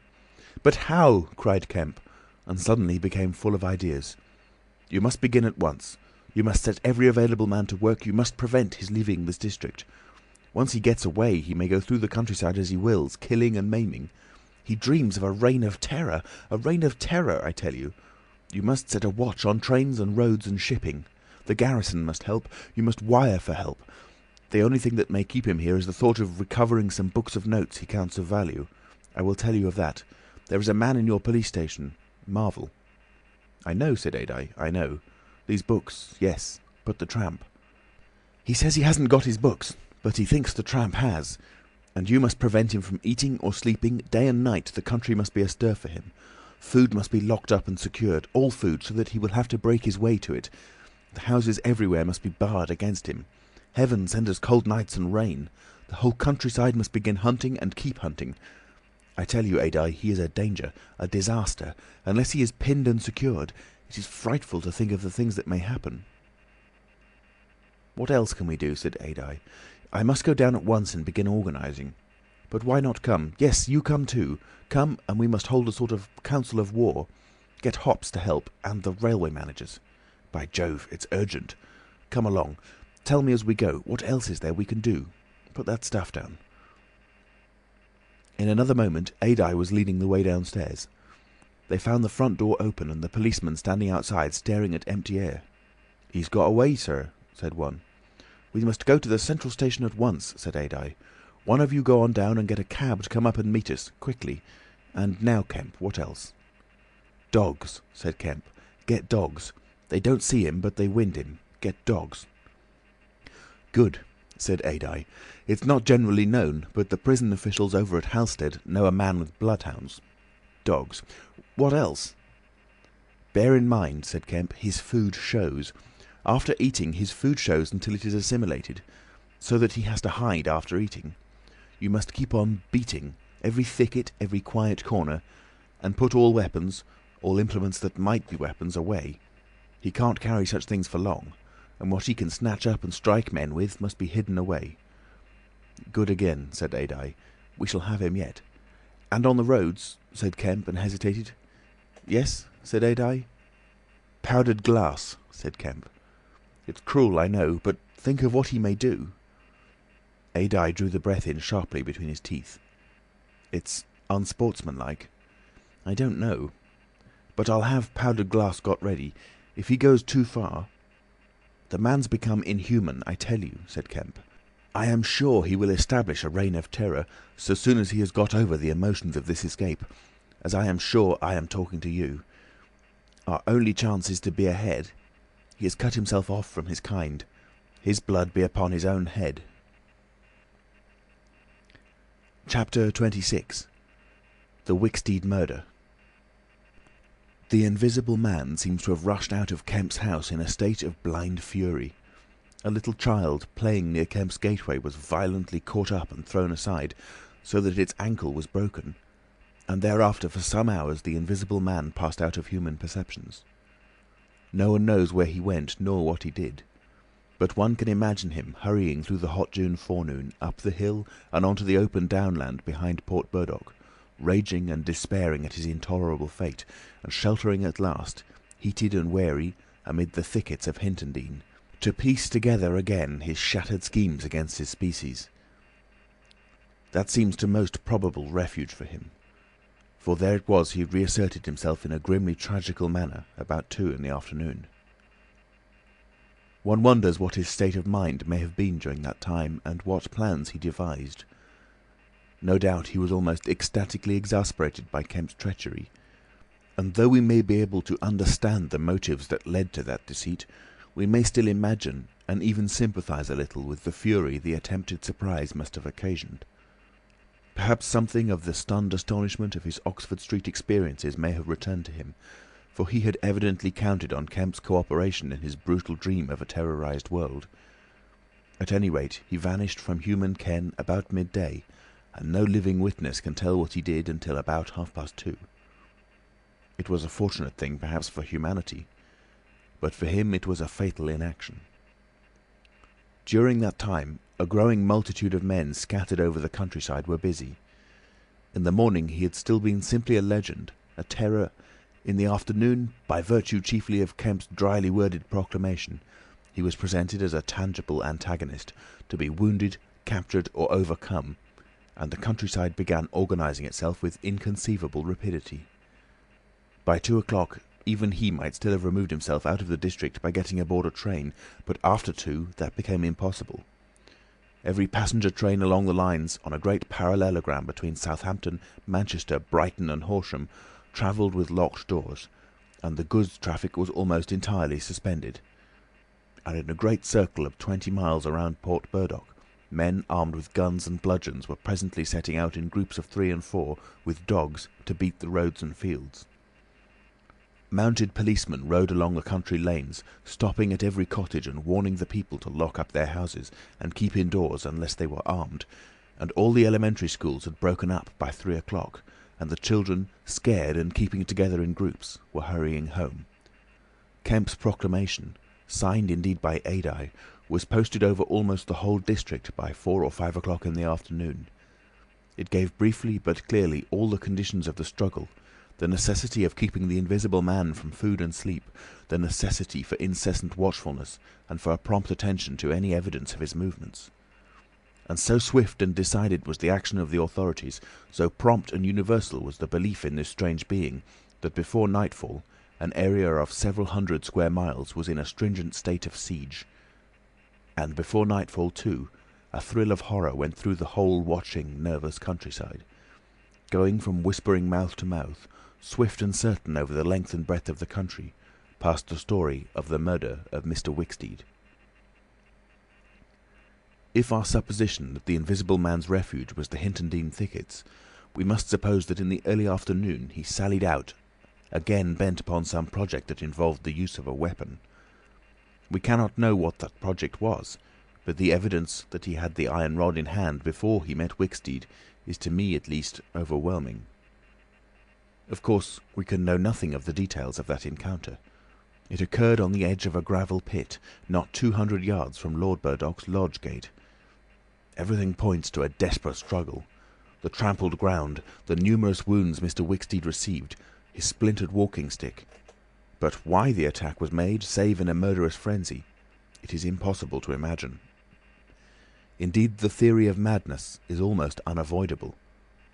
Mr. Wicksteed was a man of 45 or 46, steward to Lord Burdock, of inoffensive habits and appearance, the very last person in the world to provoke such a terrible antagonist. Against him it would seem the Invisible Man used an iron rod dragged from a broken piece of fence. He stopped this quiet man going quietly home to his midday meal, attacked him, beat down his feeble defences, broke his arm, felled him, and smashed his head to a jelly. Of course, he must have dragged this rod out of the fencing before he met his victim. He must have been carrying it ready in his hand. Only 2 details beyond what has already been stated seem to bear on the matter. One is the circumstance that the gravel pit was not in Mr. Wicksteed's direct path home, but nearly a couple of 100 yards out of his way. The other is the assertion of a little girl to that effect that, going to her afternoon school, she saw the murdered man trotting in a peculiar manner across a field towards the gravel pit. Her pantomime of his action suggests a man pursuing something on the ground before him and striking at it ever and again with his walking stick. She was the last person to see him alive. He passed out of her sight to his death, the struggle being hidden from her only by a clump of beech trees and a slight depression in the ground. Now this, to the present writer's mind at least, lifts the murder out of the realm of the absolutely wanton. We may imagine that Griffin had taken the rod as a weapon indeed, but without any deliberate intention of using it in murder. Wicksteed may then have come by and noticed this rod inexplicably moving through the air. Without any thought of the Invisible Man, for Port Burdock is 10 miles away, he may have pursued it. It is quite conceivable that he may not even have heard of the Invisible Man. One can then imagine the Invisible Man making off, quietly in order to avoid discovering his presence in the neighbourhood, and Wicksteed, excited and curious, pursuing this unaccountably locomotive object, finally striking at it. No doubt the Invisible Man could easily have distanced his middle-aged pursuer under ordinary circumstances, but the position in which Wicksteed's body was found suggests that he had had the ill luck to drive his quarry into a corner between a drift of stinging nettles and the gravel pit.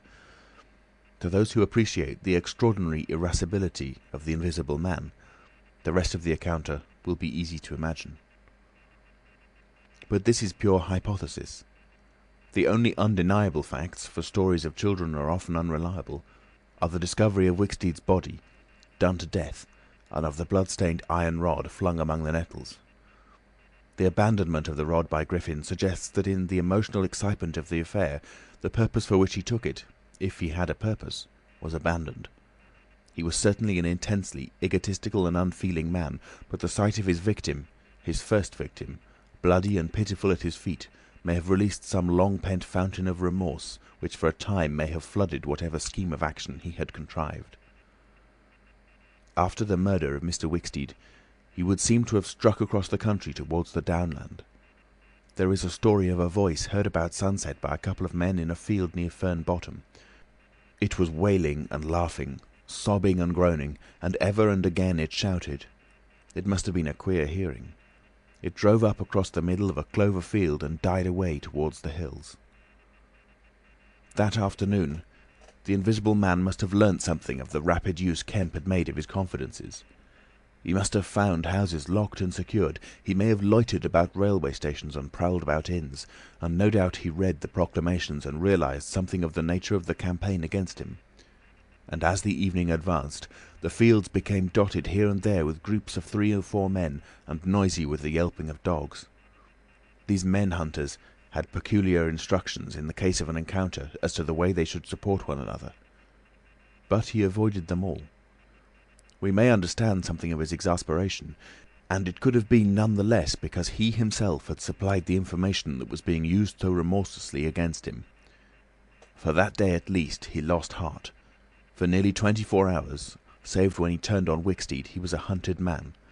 In the night he must have eaten and slept, for in the morning he was himself again, active, powerful, angry and malignant, prepared for his last great struggle against the world. Chapter 27. The Siege of Kemp's House. Kemp read a strange missive, written in pencil on a greasy sheet of paper. "You have been amazingly energetic and clever," this letter ran, "though what you stand to gain by it I cannot imagine. You are against me. For a whole day you have chased me. You have tried to rob me of a night's rest. But I have had food in spite of you. I have slept in spite of you, and the game is only beginning. The game is only beginning. There is nothing for it but to start the terror. This announces the first day of the terror. Port Burdock is no longer under the Queen, tell your Colonel of Police, and the rest of them. It is under me, the Terror. This is day 1 of year 1 of the new epoch, the epoch of the Invisible Man. I am Invisible Man the First. To begin with, the rule will be easy. The first day there will be one execution for the sake of example, a man named Kemp. Death starts for him today. He may lock himself away, hide himself away, get guards about him, put on armour if he likes. Death, the unseen death, is coming. Let him take precautions. It will impress my people. Death starts from the pillar box by midday. The letter will fall in as the postman comes along, then off. The game begins. Death starts. Help him not, my people, lest death fall upon you also. Today, Kemp is to die." Kemp read this letter twice. "It's no hoax," he said. "That's his voice, and he means it." He turned the folded sheet over and saw on the addressed side of it the postmark, Hintondean, and the prosaic detail, 2d to pay. He got up slowly, leaving his lunch unfinished, the letter had come by the 1 o'clock post, and went into his study.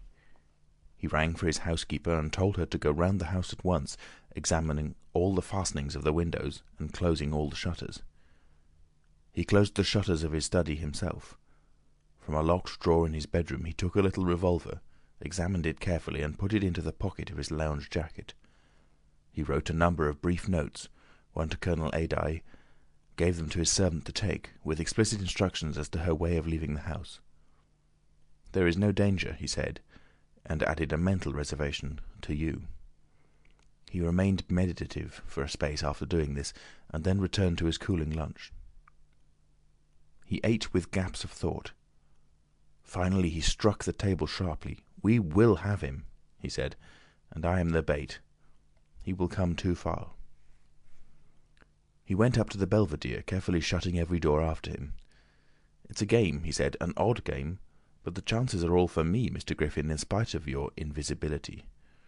Griffin contra mundum, with a vengeance." He stood at the window, staring at the hot hillside. He must get food every day, and I don't envy him. Did he really sleep last night? Out in the open somewhere, secure from collisions. I wish we could get some good, cold, wet weather instead of the heat. He may be watching me now. He went to close the window. Something rapped smartly against the brickwork over the frame and made him start violently back. "I'm getting nervous," said Kemp. But it was 5 minutes before he went to the window again. "It must have been a sparrow," he said. Presently he heard the front doorbell ringing and hurried downstairs. He unbolted and unlocked the door, examined the chain, put it up, and opened cautiously without showing himself. A familiar voice hailed him. It was Adye. "Your servant's been assaulted, Kemp," he said round the door. "What?" exclaimed Kemp. "Had that note of yours taken away from her. He's close about here. Let me in." Kemp released the chain, and Adye entered through as narrow an opening as possible. He stood in the hall, looking with infinite relief at Kemp refastening the door. Note was snatched out of her hand, scared her horribly. She's down at the station. Hysterics. He's close here. What was it about? Kemp swore. "What a fool I was," said Kemp. "I might have known. It's not an hour's walk from Hintondean. Already?" "What's up?" said Adye. "Look here," said Kemp, and led the way into his study. He handed Adye the Invisible Man's letter. Adye read it and whistled softly. "And you?" said Adye. "Proposed a trap, like a fool," said Kemp, "and sent my proposal out by a maidservant. To him." Adye followed Kemp's profanity. "He'll clear out," said Adye. "Not he," said Kemp. A resounding smash of glass came from upstairs. Adye had a silvery glimpse of a little revolver half out of Kemp's pocket. "It's a window upstairs," said Kemp, and led the way up. There came a second smash while they were still on the staircase. When they reached the study, they found 2 of the 3 windows smashed, half the room littered with splintered glass, and one big flint lying on the writing table. The 2 men stopped in the doorway, contemplating the wreckage. Kemp swore again, and as he did so the 3rd window went with a snap like a pistol, hung starred for a moment, and collapsed in jagged, shivering triangles into the room. "What's this for?" said Adye. "It's a beginning," said Kemp. "There's no way of climbing up here." "Not for a cat," said Kemp. "No shutters?" "Not here. All the downstairs room. Hullo?" Smash and then whack of boards hit hard came from downstairs. "Confound him," said Kemp. "That must be... Yes, it's one of the bedrooms. He's going to do all the house. But he's a fool. The shutters are up, and the glass will fall outside. He'll cut his feet." Another window proclaimed its destruction. The 2 men stood on the landing, perplexed. "I have it," said Adye. "Let me have a stick or something. I'll go down to the station and get the bloodhounds put on. That ought to settle him. They're hard by, not 10 minutes." Another window went the way of its fellows. "You haven't a revolver?" asked Adye. Kemp's hand went to his pocket. Then he hesitated. "I haven't one. At least, to spare." "I'll bring it back," said Adye. "You'll be safe here." Kemp, ashamed of his momentary lapse from truthfulness, handed him the weapon. "Now for the door," said Adye. As they stood hesitating in the hall, they heard one of the first-floor bedroom windows crack and clash. Kemp went to the door and began to slip the bolts as silently as possible. His face was a little paler than usual. "You must step straight out," said Kemp. In another moment, Adye was on the doorstep and the bolts were dropping back into the staples. He hesitated for a moment, feeling more comfortable with his back against the door. Then he marched, upright and square, down the steps. He crossed the lawn and approached the gate. A little breeze seemed to ripple over the grass. Something moved near him. "Stop a bit," said a voice. And Adye stopped dead, and his hand tightened on the revolver. "Well?" said Adye, white and grim and every nerve tense. "Oblige me by going back to the house," said the voice, as tense and grim as Adye's. "Sorry," said Adye a little hoarsely, and moistened his lips with his tongue. The voice was on his left front, he thought. Suppose he were to take his luck with a shot. "What are you going for?" said the voice, and there was a quick movement of the two, and a flash of sunlight from the open lip of Adye's pocket. Adye desisted and thought. "Where I go," he said slowly, "is my own business." The words were still on his lips when an arm came round his neck, his back felt a knee, and he was sprawling backward.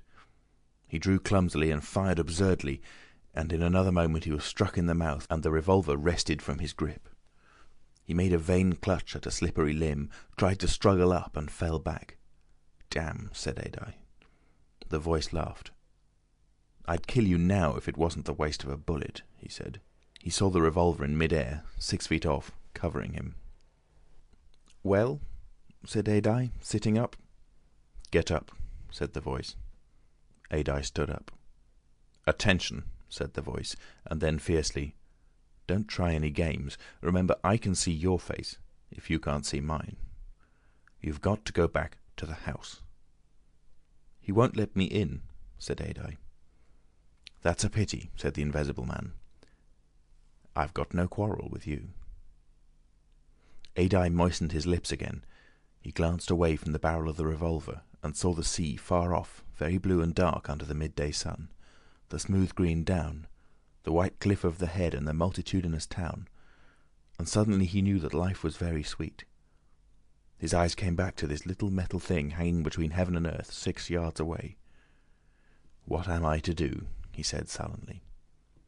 "What am I to do?" asked the Invisible Man. "You will get help. The only thing is for you to go back." "I will try. If he lets me in, will you promise not to rush the door?" "I've got no quarrel with you," said the voice. Kemp had hurried upstairs after letting Adye out, and now, crouching among the broken glass and peering cautiously over the edge of the study window-sill, he saw Adye stand parleying with the unseen. "Why doesn't he fire?" whispered Kemp to himself. Then the revolver moved a little, and the glint of the sunlight flashed in Kemp's eyes. He shaded his eyes and tried to see the source of the blinding beam. "Surely," he said, "Adye has given up the revolver." "Promise not to rush the door," Adye was saying. "Don't push a winning game too far. Give a man a chance." "You go back to the house. I tell you flatly, I will not promise anything." Adye's decision seemed suddenly made. He turned towards the house, walking slowly with his hands behind him. Kemp watched him, puzzled. The revolver vanished, flashed again into sight, vanished again, and became evident on a closer scrutiny as a little dark object following Adye. Then things happened very quickly. Adye leapt backwards, swung around, clutched at this little object, missed it, threw up his hands and fell forward on his face, leaving a little puff of blue in the air. Kemp did not hear the sound of the shot. Adye writhed, raised himself on one arm, fell forward, and lay still. For a space, Kemp remained staring at the quiet carelessness of Adye's attitude. The afternoon was very hot and still. Nothing seemed stirring in all the world save a couple of yellow butterflies chasing each other through the shrubbery between the house and the road gate. Adye lay on the lawn near the gate. The blinds of all the villas down the hill road were drawn, but in one little green summer-house was a white figure, apparently an old man asleep. Kemp scrutinized the surroundings of the house for a glimpse of the revolver, but it had vanished. His eyes came back to Adye. The game was opening well. Then came a ringing and knocking at the front door that grew at last tumultuous, but pursuant to Kemp's instructions the servant had locked themselves into their rooms. This was followed by a silence. Kemp sat listening and then began peering cautiously out of the 3 windows, one after another. He went to the staircase head and stood listening uneasily. He armed himself with his bedroom poker and went to examine the interior fastenings of the ground-floor windows again. Everything was safe and quiet. He returned to the belvedere. Adye lay motionless over the edge of the gravel just as he had fallen. Coming along the road by the villas were the housemaid and two policemen. Everything was deadly still. The three people seemed very slow in approaching. He wondered what his antagonist was doing. He started. There was a smash from below. He hesitated and went downstairs again. Suddenly the house resounded with heavy blows and the splintering of wood. He heard a smash and the destructive clang of the iron fastenings of the shutters. He turned the key and opened the kitchen door. As he did so, the shutters, split and splintering, came flying inward. He stood aghast. The window frame, save for one crossbar, was still intact, but only little teeth of glass remained in the frame. The shutters had been driven in with an axe, and now the axe was descending in sweeping blows upon the window frame and the iron bars defending it. Then suddenly it leapt aside and vanished. He saw the revolver lying on the path outside, and then the little weapon sprang into the air. He dodged back. The revolver cracked just too late, and a splinter from the edge of the closing door flashed over his head. He slammed and locked the door, and as he stood outside he heard Griffin shouting and laughing. Then the blows of the axe, with its splitting and smashing consequences, were resumed. Kemp stood in the passage trying to think. In a moment the Invisible Man would be in the kitchen. This door would not keep him a moment, and then... A ringing came at the front door again. It would be the policeman. He ran into the hall, put up the chain and drew the bolts. He made the girl speak before he dropped the chain, and the three people blundered into the house in a heap, and Kemp slammed the door again. "The Invisible Man," said Kemp. "He has a revolver with 2 shots left. He's killed Adye. Shot him anyhow. Didn't you see him on the lawn? He's lying there." "Who?" said one of the policemen. "Adye," said Kemp. "We came in the back way," said the girl. "What's that smashing?" asked one of the policemen. "He's in the kitchen, or will be. He's found an axe." Suddenly the house was full of the Invisible Man's resounding blows on the kitchen door. The girl stared towards the kitchen, shuddered, and retreated into the dining room. Kemp tried to explain in broken sentences. They heard the kitchen door give. "This way," said Kemp, starting into activity, and bundled the policeman into the dining room doorway. "Poker," said Kemp, and rushed to the fender. He handed the poker he had carried to the policeman, and the dining room one to the other. He suddenly flung himself backward. "Whoop!" said one policeman, ducked, and caught the axe on his poker.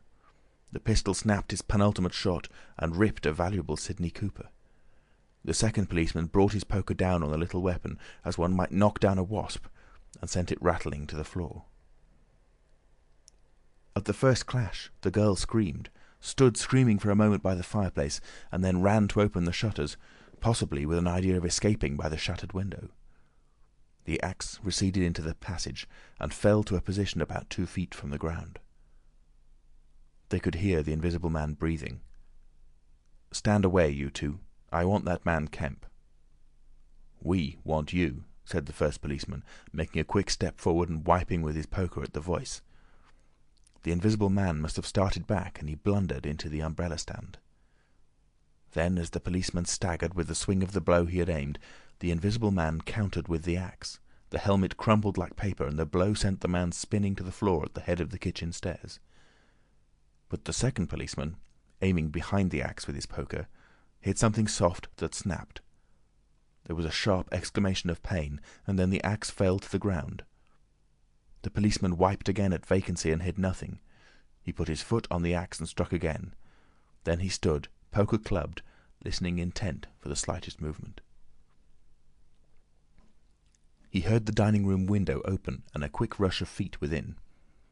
His companion rolled over and sat up, with blood running down between his eye and ear. "Where is he?" asked the man on the floor. "Don't know. I've hit him. He's standing somewhere in the hall, unless he's slipped past you. Dr. Kemp, sir?" Pause. "Dr. Kemp!" cried the policeman again. The second policeman began struggling to his feet. He stood up. Suddenly the faint pad of bare feet on the kitchen stairs could be heard. "Yap!" cried the first policeman, and incontinently flung his poker. It smashed a little gas bracket. He made as if he would pursue the Invisible Man downstairs. Then he thought better of it and stepped into the dining room. "Dr. Kemp," he began, and stopped short. "Dr. Kemp's a hero," he said, as his companion looked over his shoulder. The dining-room window was wide open, and neither housemaid nor Kemp was to be seen. The second policeman's opinion of Kemp was terse and vivid. Chapter 28. The Hunter Hunted. Mr. Heelas, Mr. Kemp's nearest neighbour among the villa holders, was asleep in his summer house when the siege of Kemp's house began. Mr. Heelas was one of the sturdy minority who refused to believe in all this nonsense about an invisible man. His wife, however, as he was subsequently to be reminded, did. He insisted on walking about his garden just as if nothing was the matter, and he went to sleep in the afternoon in accordance with the custom of years. He slept through the smashing of the windows, and then woke up suddenly with a curious persuasion of something wrong. He looked across at Kemp's house, rubbed his eyes and looked again. Then he put his feet to the ground and sat listening. He said he was damned, but still the strange thing was visible. The house looked as though it had been deserted for weeks after a violent riot. Every window was broken, and every window, save those of the Belvedere study, was blinded by the internal shutters. "I could have sworn it was all right." He looked at his watch. 20 minutes ago. He became aware of a measured concussion and the clash of glass far away in the distance. And then as he sat open-mouthed came a still more wonderful thing. The shutters of the drawing-room window were flung open violently, and the housemaid, in her outdoor hat and garments, appeared struggling in a frantic manner to throw up the sash. Suddenly a man appeared beside her, helping her. Dr. Kemp. In another moment the window was open, and the housemaid was struggling out. She pitched forward and vanished among the shrubs. Mr. Heelas stood up, exclaiming vaguely and vehemently at all these wonderful things.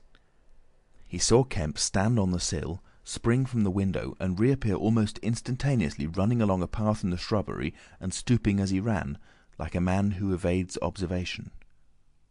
He vanished behind a laburnum and appeared again clambering over a fence that abutted on the open down. In a second he had tumbled over and was running at tremendous pace down the slope towards Mr. Heelas. "Lord!" cried Mr. Heelas, struck with an idea. "It's that invisible man brute! It's right after all!" With Mr. Heelas, to think things like that was to act, and his cook, watching him from the top window, was amazed to see him come pelting towards the house at a good 9 miles an hour. There was a slamming of doors, a ringing of bells, and the voice of Mr. Heelas bellowing like a bull. "Shut the doors! Shut the windows! Shut everything! The invisible man is coming!" Instantly the house was full of screams and directions and scurrying feet. He ran himself to shut the French windows that opened on the veranda. As he did so, Kemp's head and shoulders and knee appeared over the edge of the garden fence. In another moment Kemp had ploughed through the asparagus and was running across the tennis lawn to the house. "You can't come in," said Mr. Heelas, shutting the bolts. "I'm very sorry if he's after you, but you can't come in." Kemp appeared with a face of terror close to the glass, rapping and then shaking frantically at the French window. Then, seeing his efforts were useless, he ran along the veranda, vaulted the end, and went to hammer at the side door. Then he ran around by the side gate to the front of the house, and so into the hill road. And Mr. Heelas, staring from his window, a face of horror, had scarcely witnessed Kemp vanish ere the asparagus was being trampled this way and that by feet unseen. At that Mr. Heelas fled precipitately upstairs, and the rest of the chase is beyond his purview. But as he passed the staircase window, he heard the side gate slam. Emerging into the hill road, Kemp naturally took the downward direction, and so it was he came to run in his own person the very race he had watched with such a critical eye from the Belvedere study only 4 days ago. He ran it well for a man out of training, and though his face was white and wet, his wits were cool to the last. He ran with wide strides, and wherever a patch of rough ground intervened, wherever there came a patch of raw flints or a bit of broken glass shone dazzling, he crossed it and left the bare invisible feet that followed to take what line they would. For the first time in his life, Kemp discovered that the hill road was indescribably vast and desolate, and that the beginnings of the town far below at the hill foot were strangely remote. Never had there been a slower or more painful method of progression than running. All the gaunt villas sleeping in the afternoon sun looked locked and barred. No doubt they were locked and barred by his own orders.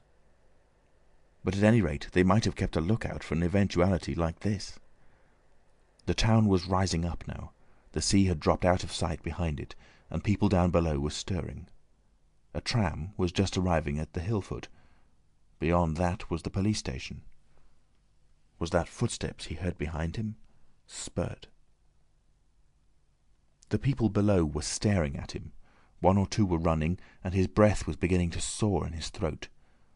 The tram was quite near now, and the Jolly Cricketers was noisily barring its doors. Beyond the tram were posts and heaps of gravel, the drainage works.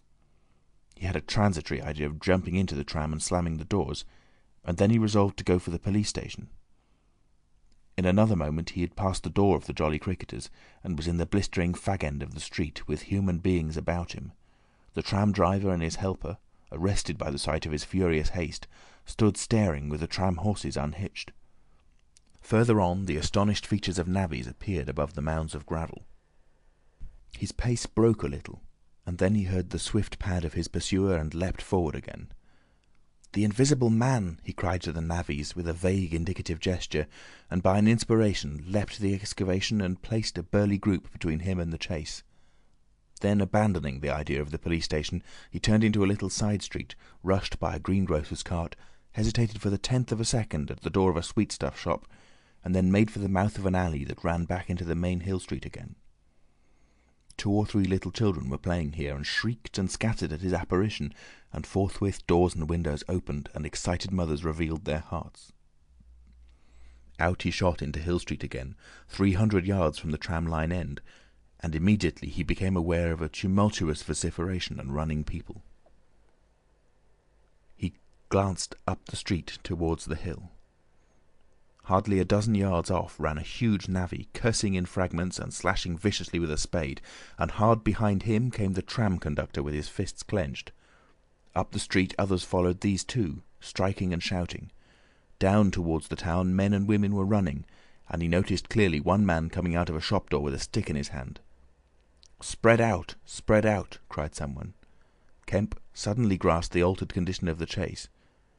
He stopped and looked around, panting. "He's close here!" he cried. "Form a line across—" He was hit hard under the ear and went reeling, trying to face round towards his unseen antagonist. He just managed to keep his feet, and he struck a vain counter in the air. Then he was hit again under the jaw and sprawled headlong on the ground. In another moment a knee compressed his diaphragm and a couple of eager hands gripped his throat, but the grip of one was weaker than the other.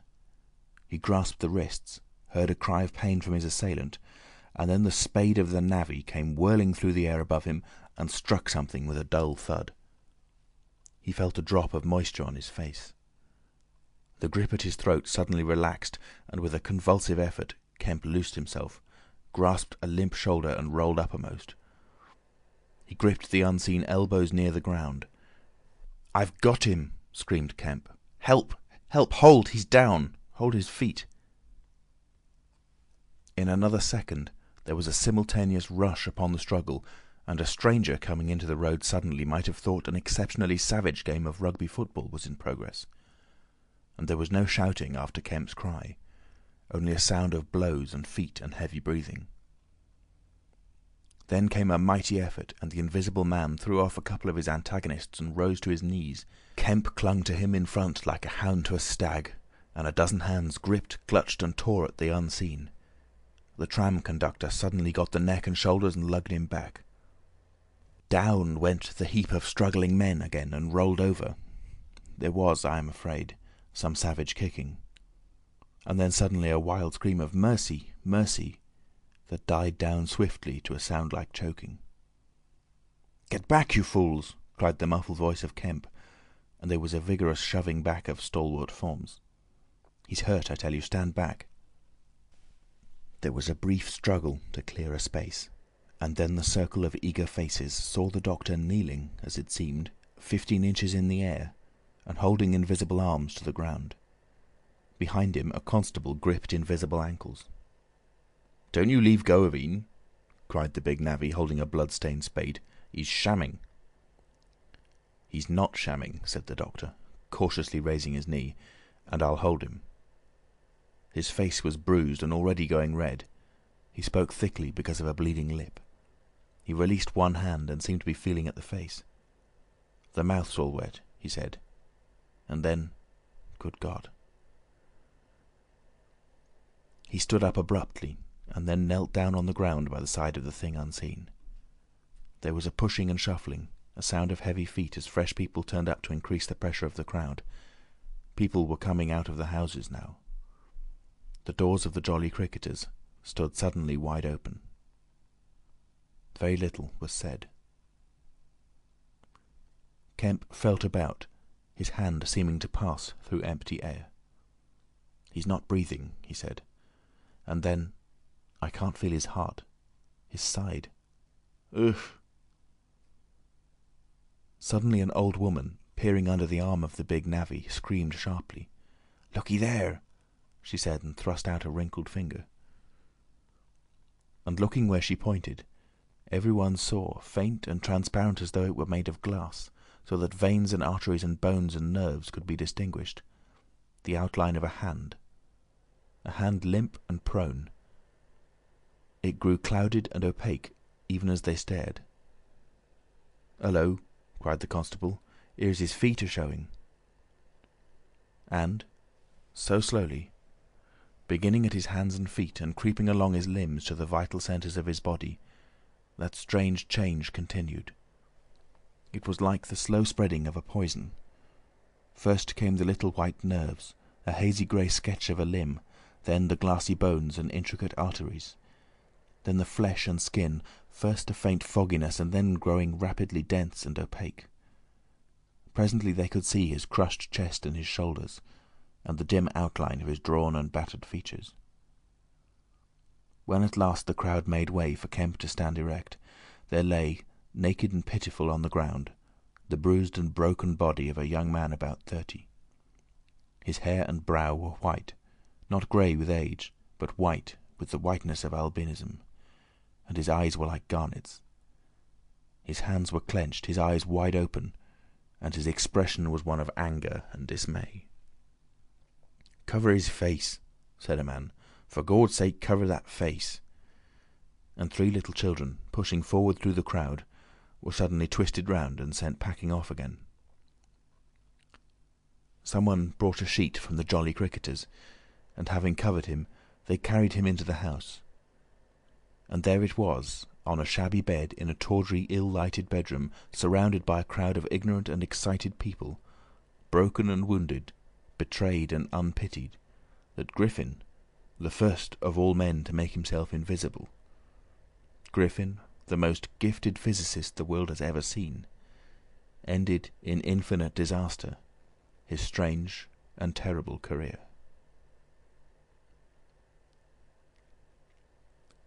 The Epilogue.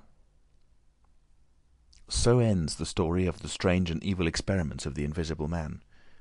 And if you would learn more of him, you must go to a little inn near Port Stowe and talk to the landlord. The sign of the inn is an empty board save for a hat and boots, and the name is the title of this story. The landlord is a short and corpulent little man with a nose of cylindrical proportions, wiry hair, and a sporadic rosiness of visage. Drink generously, and he will tell you generously of all the things that happened to him after that time, and of how the lawyers tried to do him out of the treasure found upon him. "When they found they couldn't prove whose money was which, I'm blessed," he says. "If they didn't try to make me out a blooming treasure trove, do I look like a treasure trove? And then a gentleman gave me a guinea a night to tell the story at the Empire Music Hall, just to tell him all in my own words, barring one." And if you want to cut off the flow of his reminiscences abruptly, you can always do so by asking if there weren't 3 manuscript books in the story. He admits there were, and proceeds to explain, with asseverations that everybody thinks he has 'em, but bless you, he hasn't. The Invisible Man it was took 'em off to hide 'em when I cut and ran for Port Stowe. It's that Mr. Kemp put people on with the idea of my having 'em. And then he subsides into a pensive state, watches you furtively, bustles nervously with glasses, and presently leaves the bar. He is a bachelor man. His tastes were ever bachelor, and there are no women folk in the house. Outwardly he buttons, it is expected of him, but in his more vital privacies, in the matter of braces, for example, he still turns to string. He conducts his house without enterprise, but with eminent decorum. His movements are slow, and he is a great thinker, but he has a reputation for wisdom and for a respectable parsimony in the village, and his knowledge of the roads of the south of England would beat Cobbett. And on Sunday mornings, every Sunday morning, all the year round, while he is closed to the outer world, and every night after 10, he goes into his bar parlour, bearing a glass of gin faintly tinged with water, and having placed this down, he locks the door and examines the blinds, and even looks under the table. And then, being satisfied of his solitude, he unlocks the cupboard and a box in the cupboard and a drawer in that box, and produces 3 volumes bound in brown leather, and places them solemnly in the middle of the table. The covers are weather-worn and tinged with an algal green, for once they sojourned in a ditch, and some of the pages have been washed blank by dirty water. The landlord sits down in an armchair, fills a long clay pipe slowly, gloating over the books the while. Then he pulls one towards him and opens him, and begins to study it, turning over the leaves backwards and forwards. His brows are knit, and his lips move painfully. X, a little too up in the air, cross, and a fiddle-de-dee. Lord, what a one he was for intellect. Presently he relaxes and leans back, and blinks through his smoke across the room at things invisible to other eyes. Full of secrets, he says. Wonderful secrets. Once I get a whore of them, Lord, I wouldn't do what he did. I'd just, well... He pulls at his pipe. So he lapses into a dream, the undying, wonderful dream of life. And, though Kemp has fished unceasingly, no human being save the landlord knows those books are there, with the subtle secret of invisibility and a dozen other strange secrets written therein. And none other will know of them until he dies.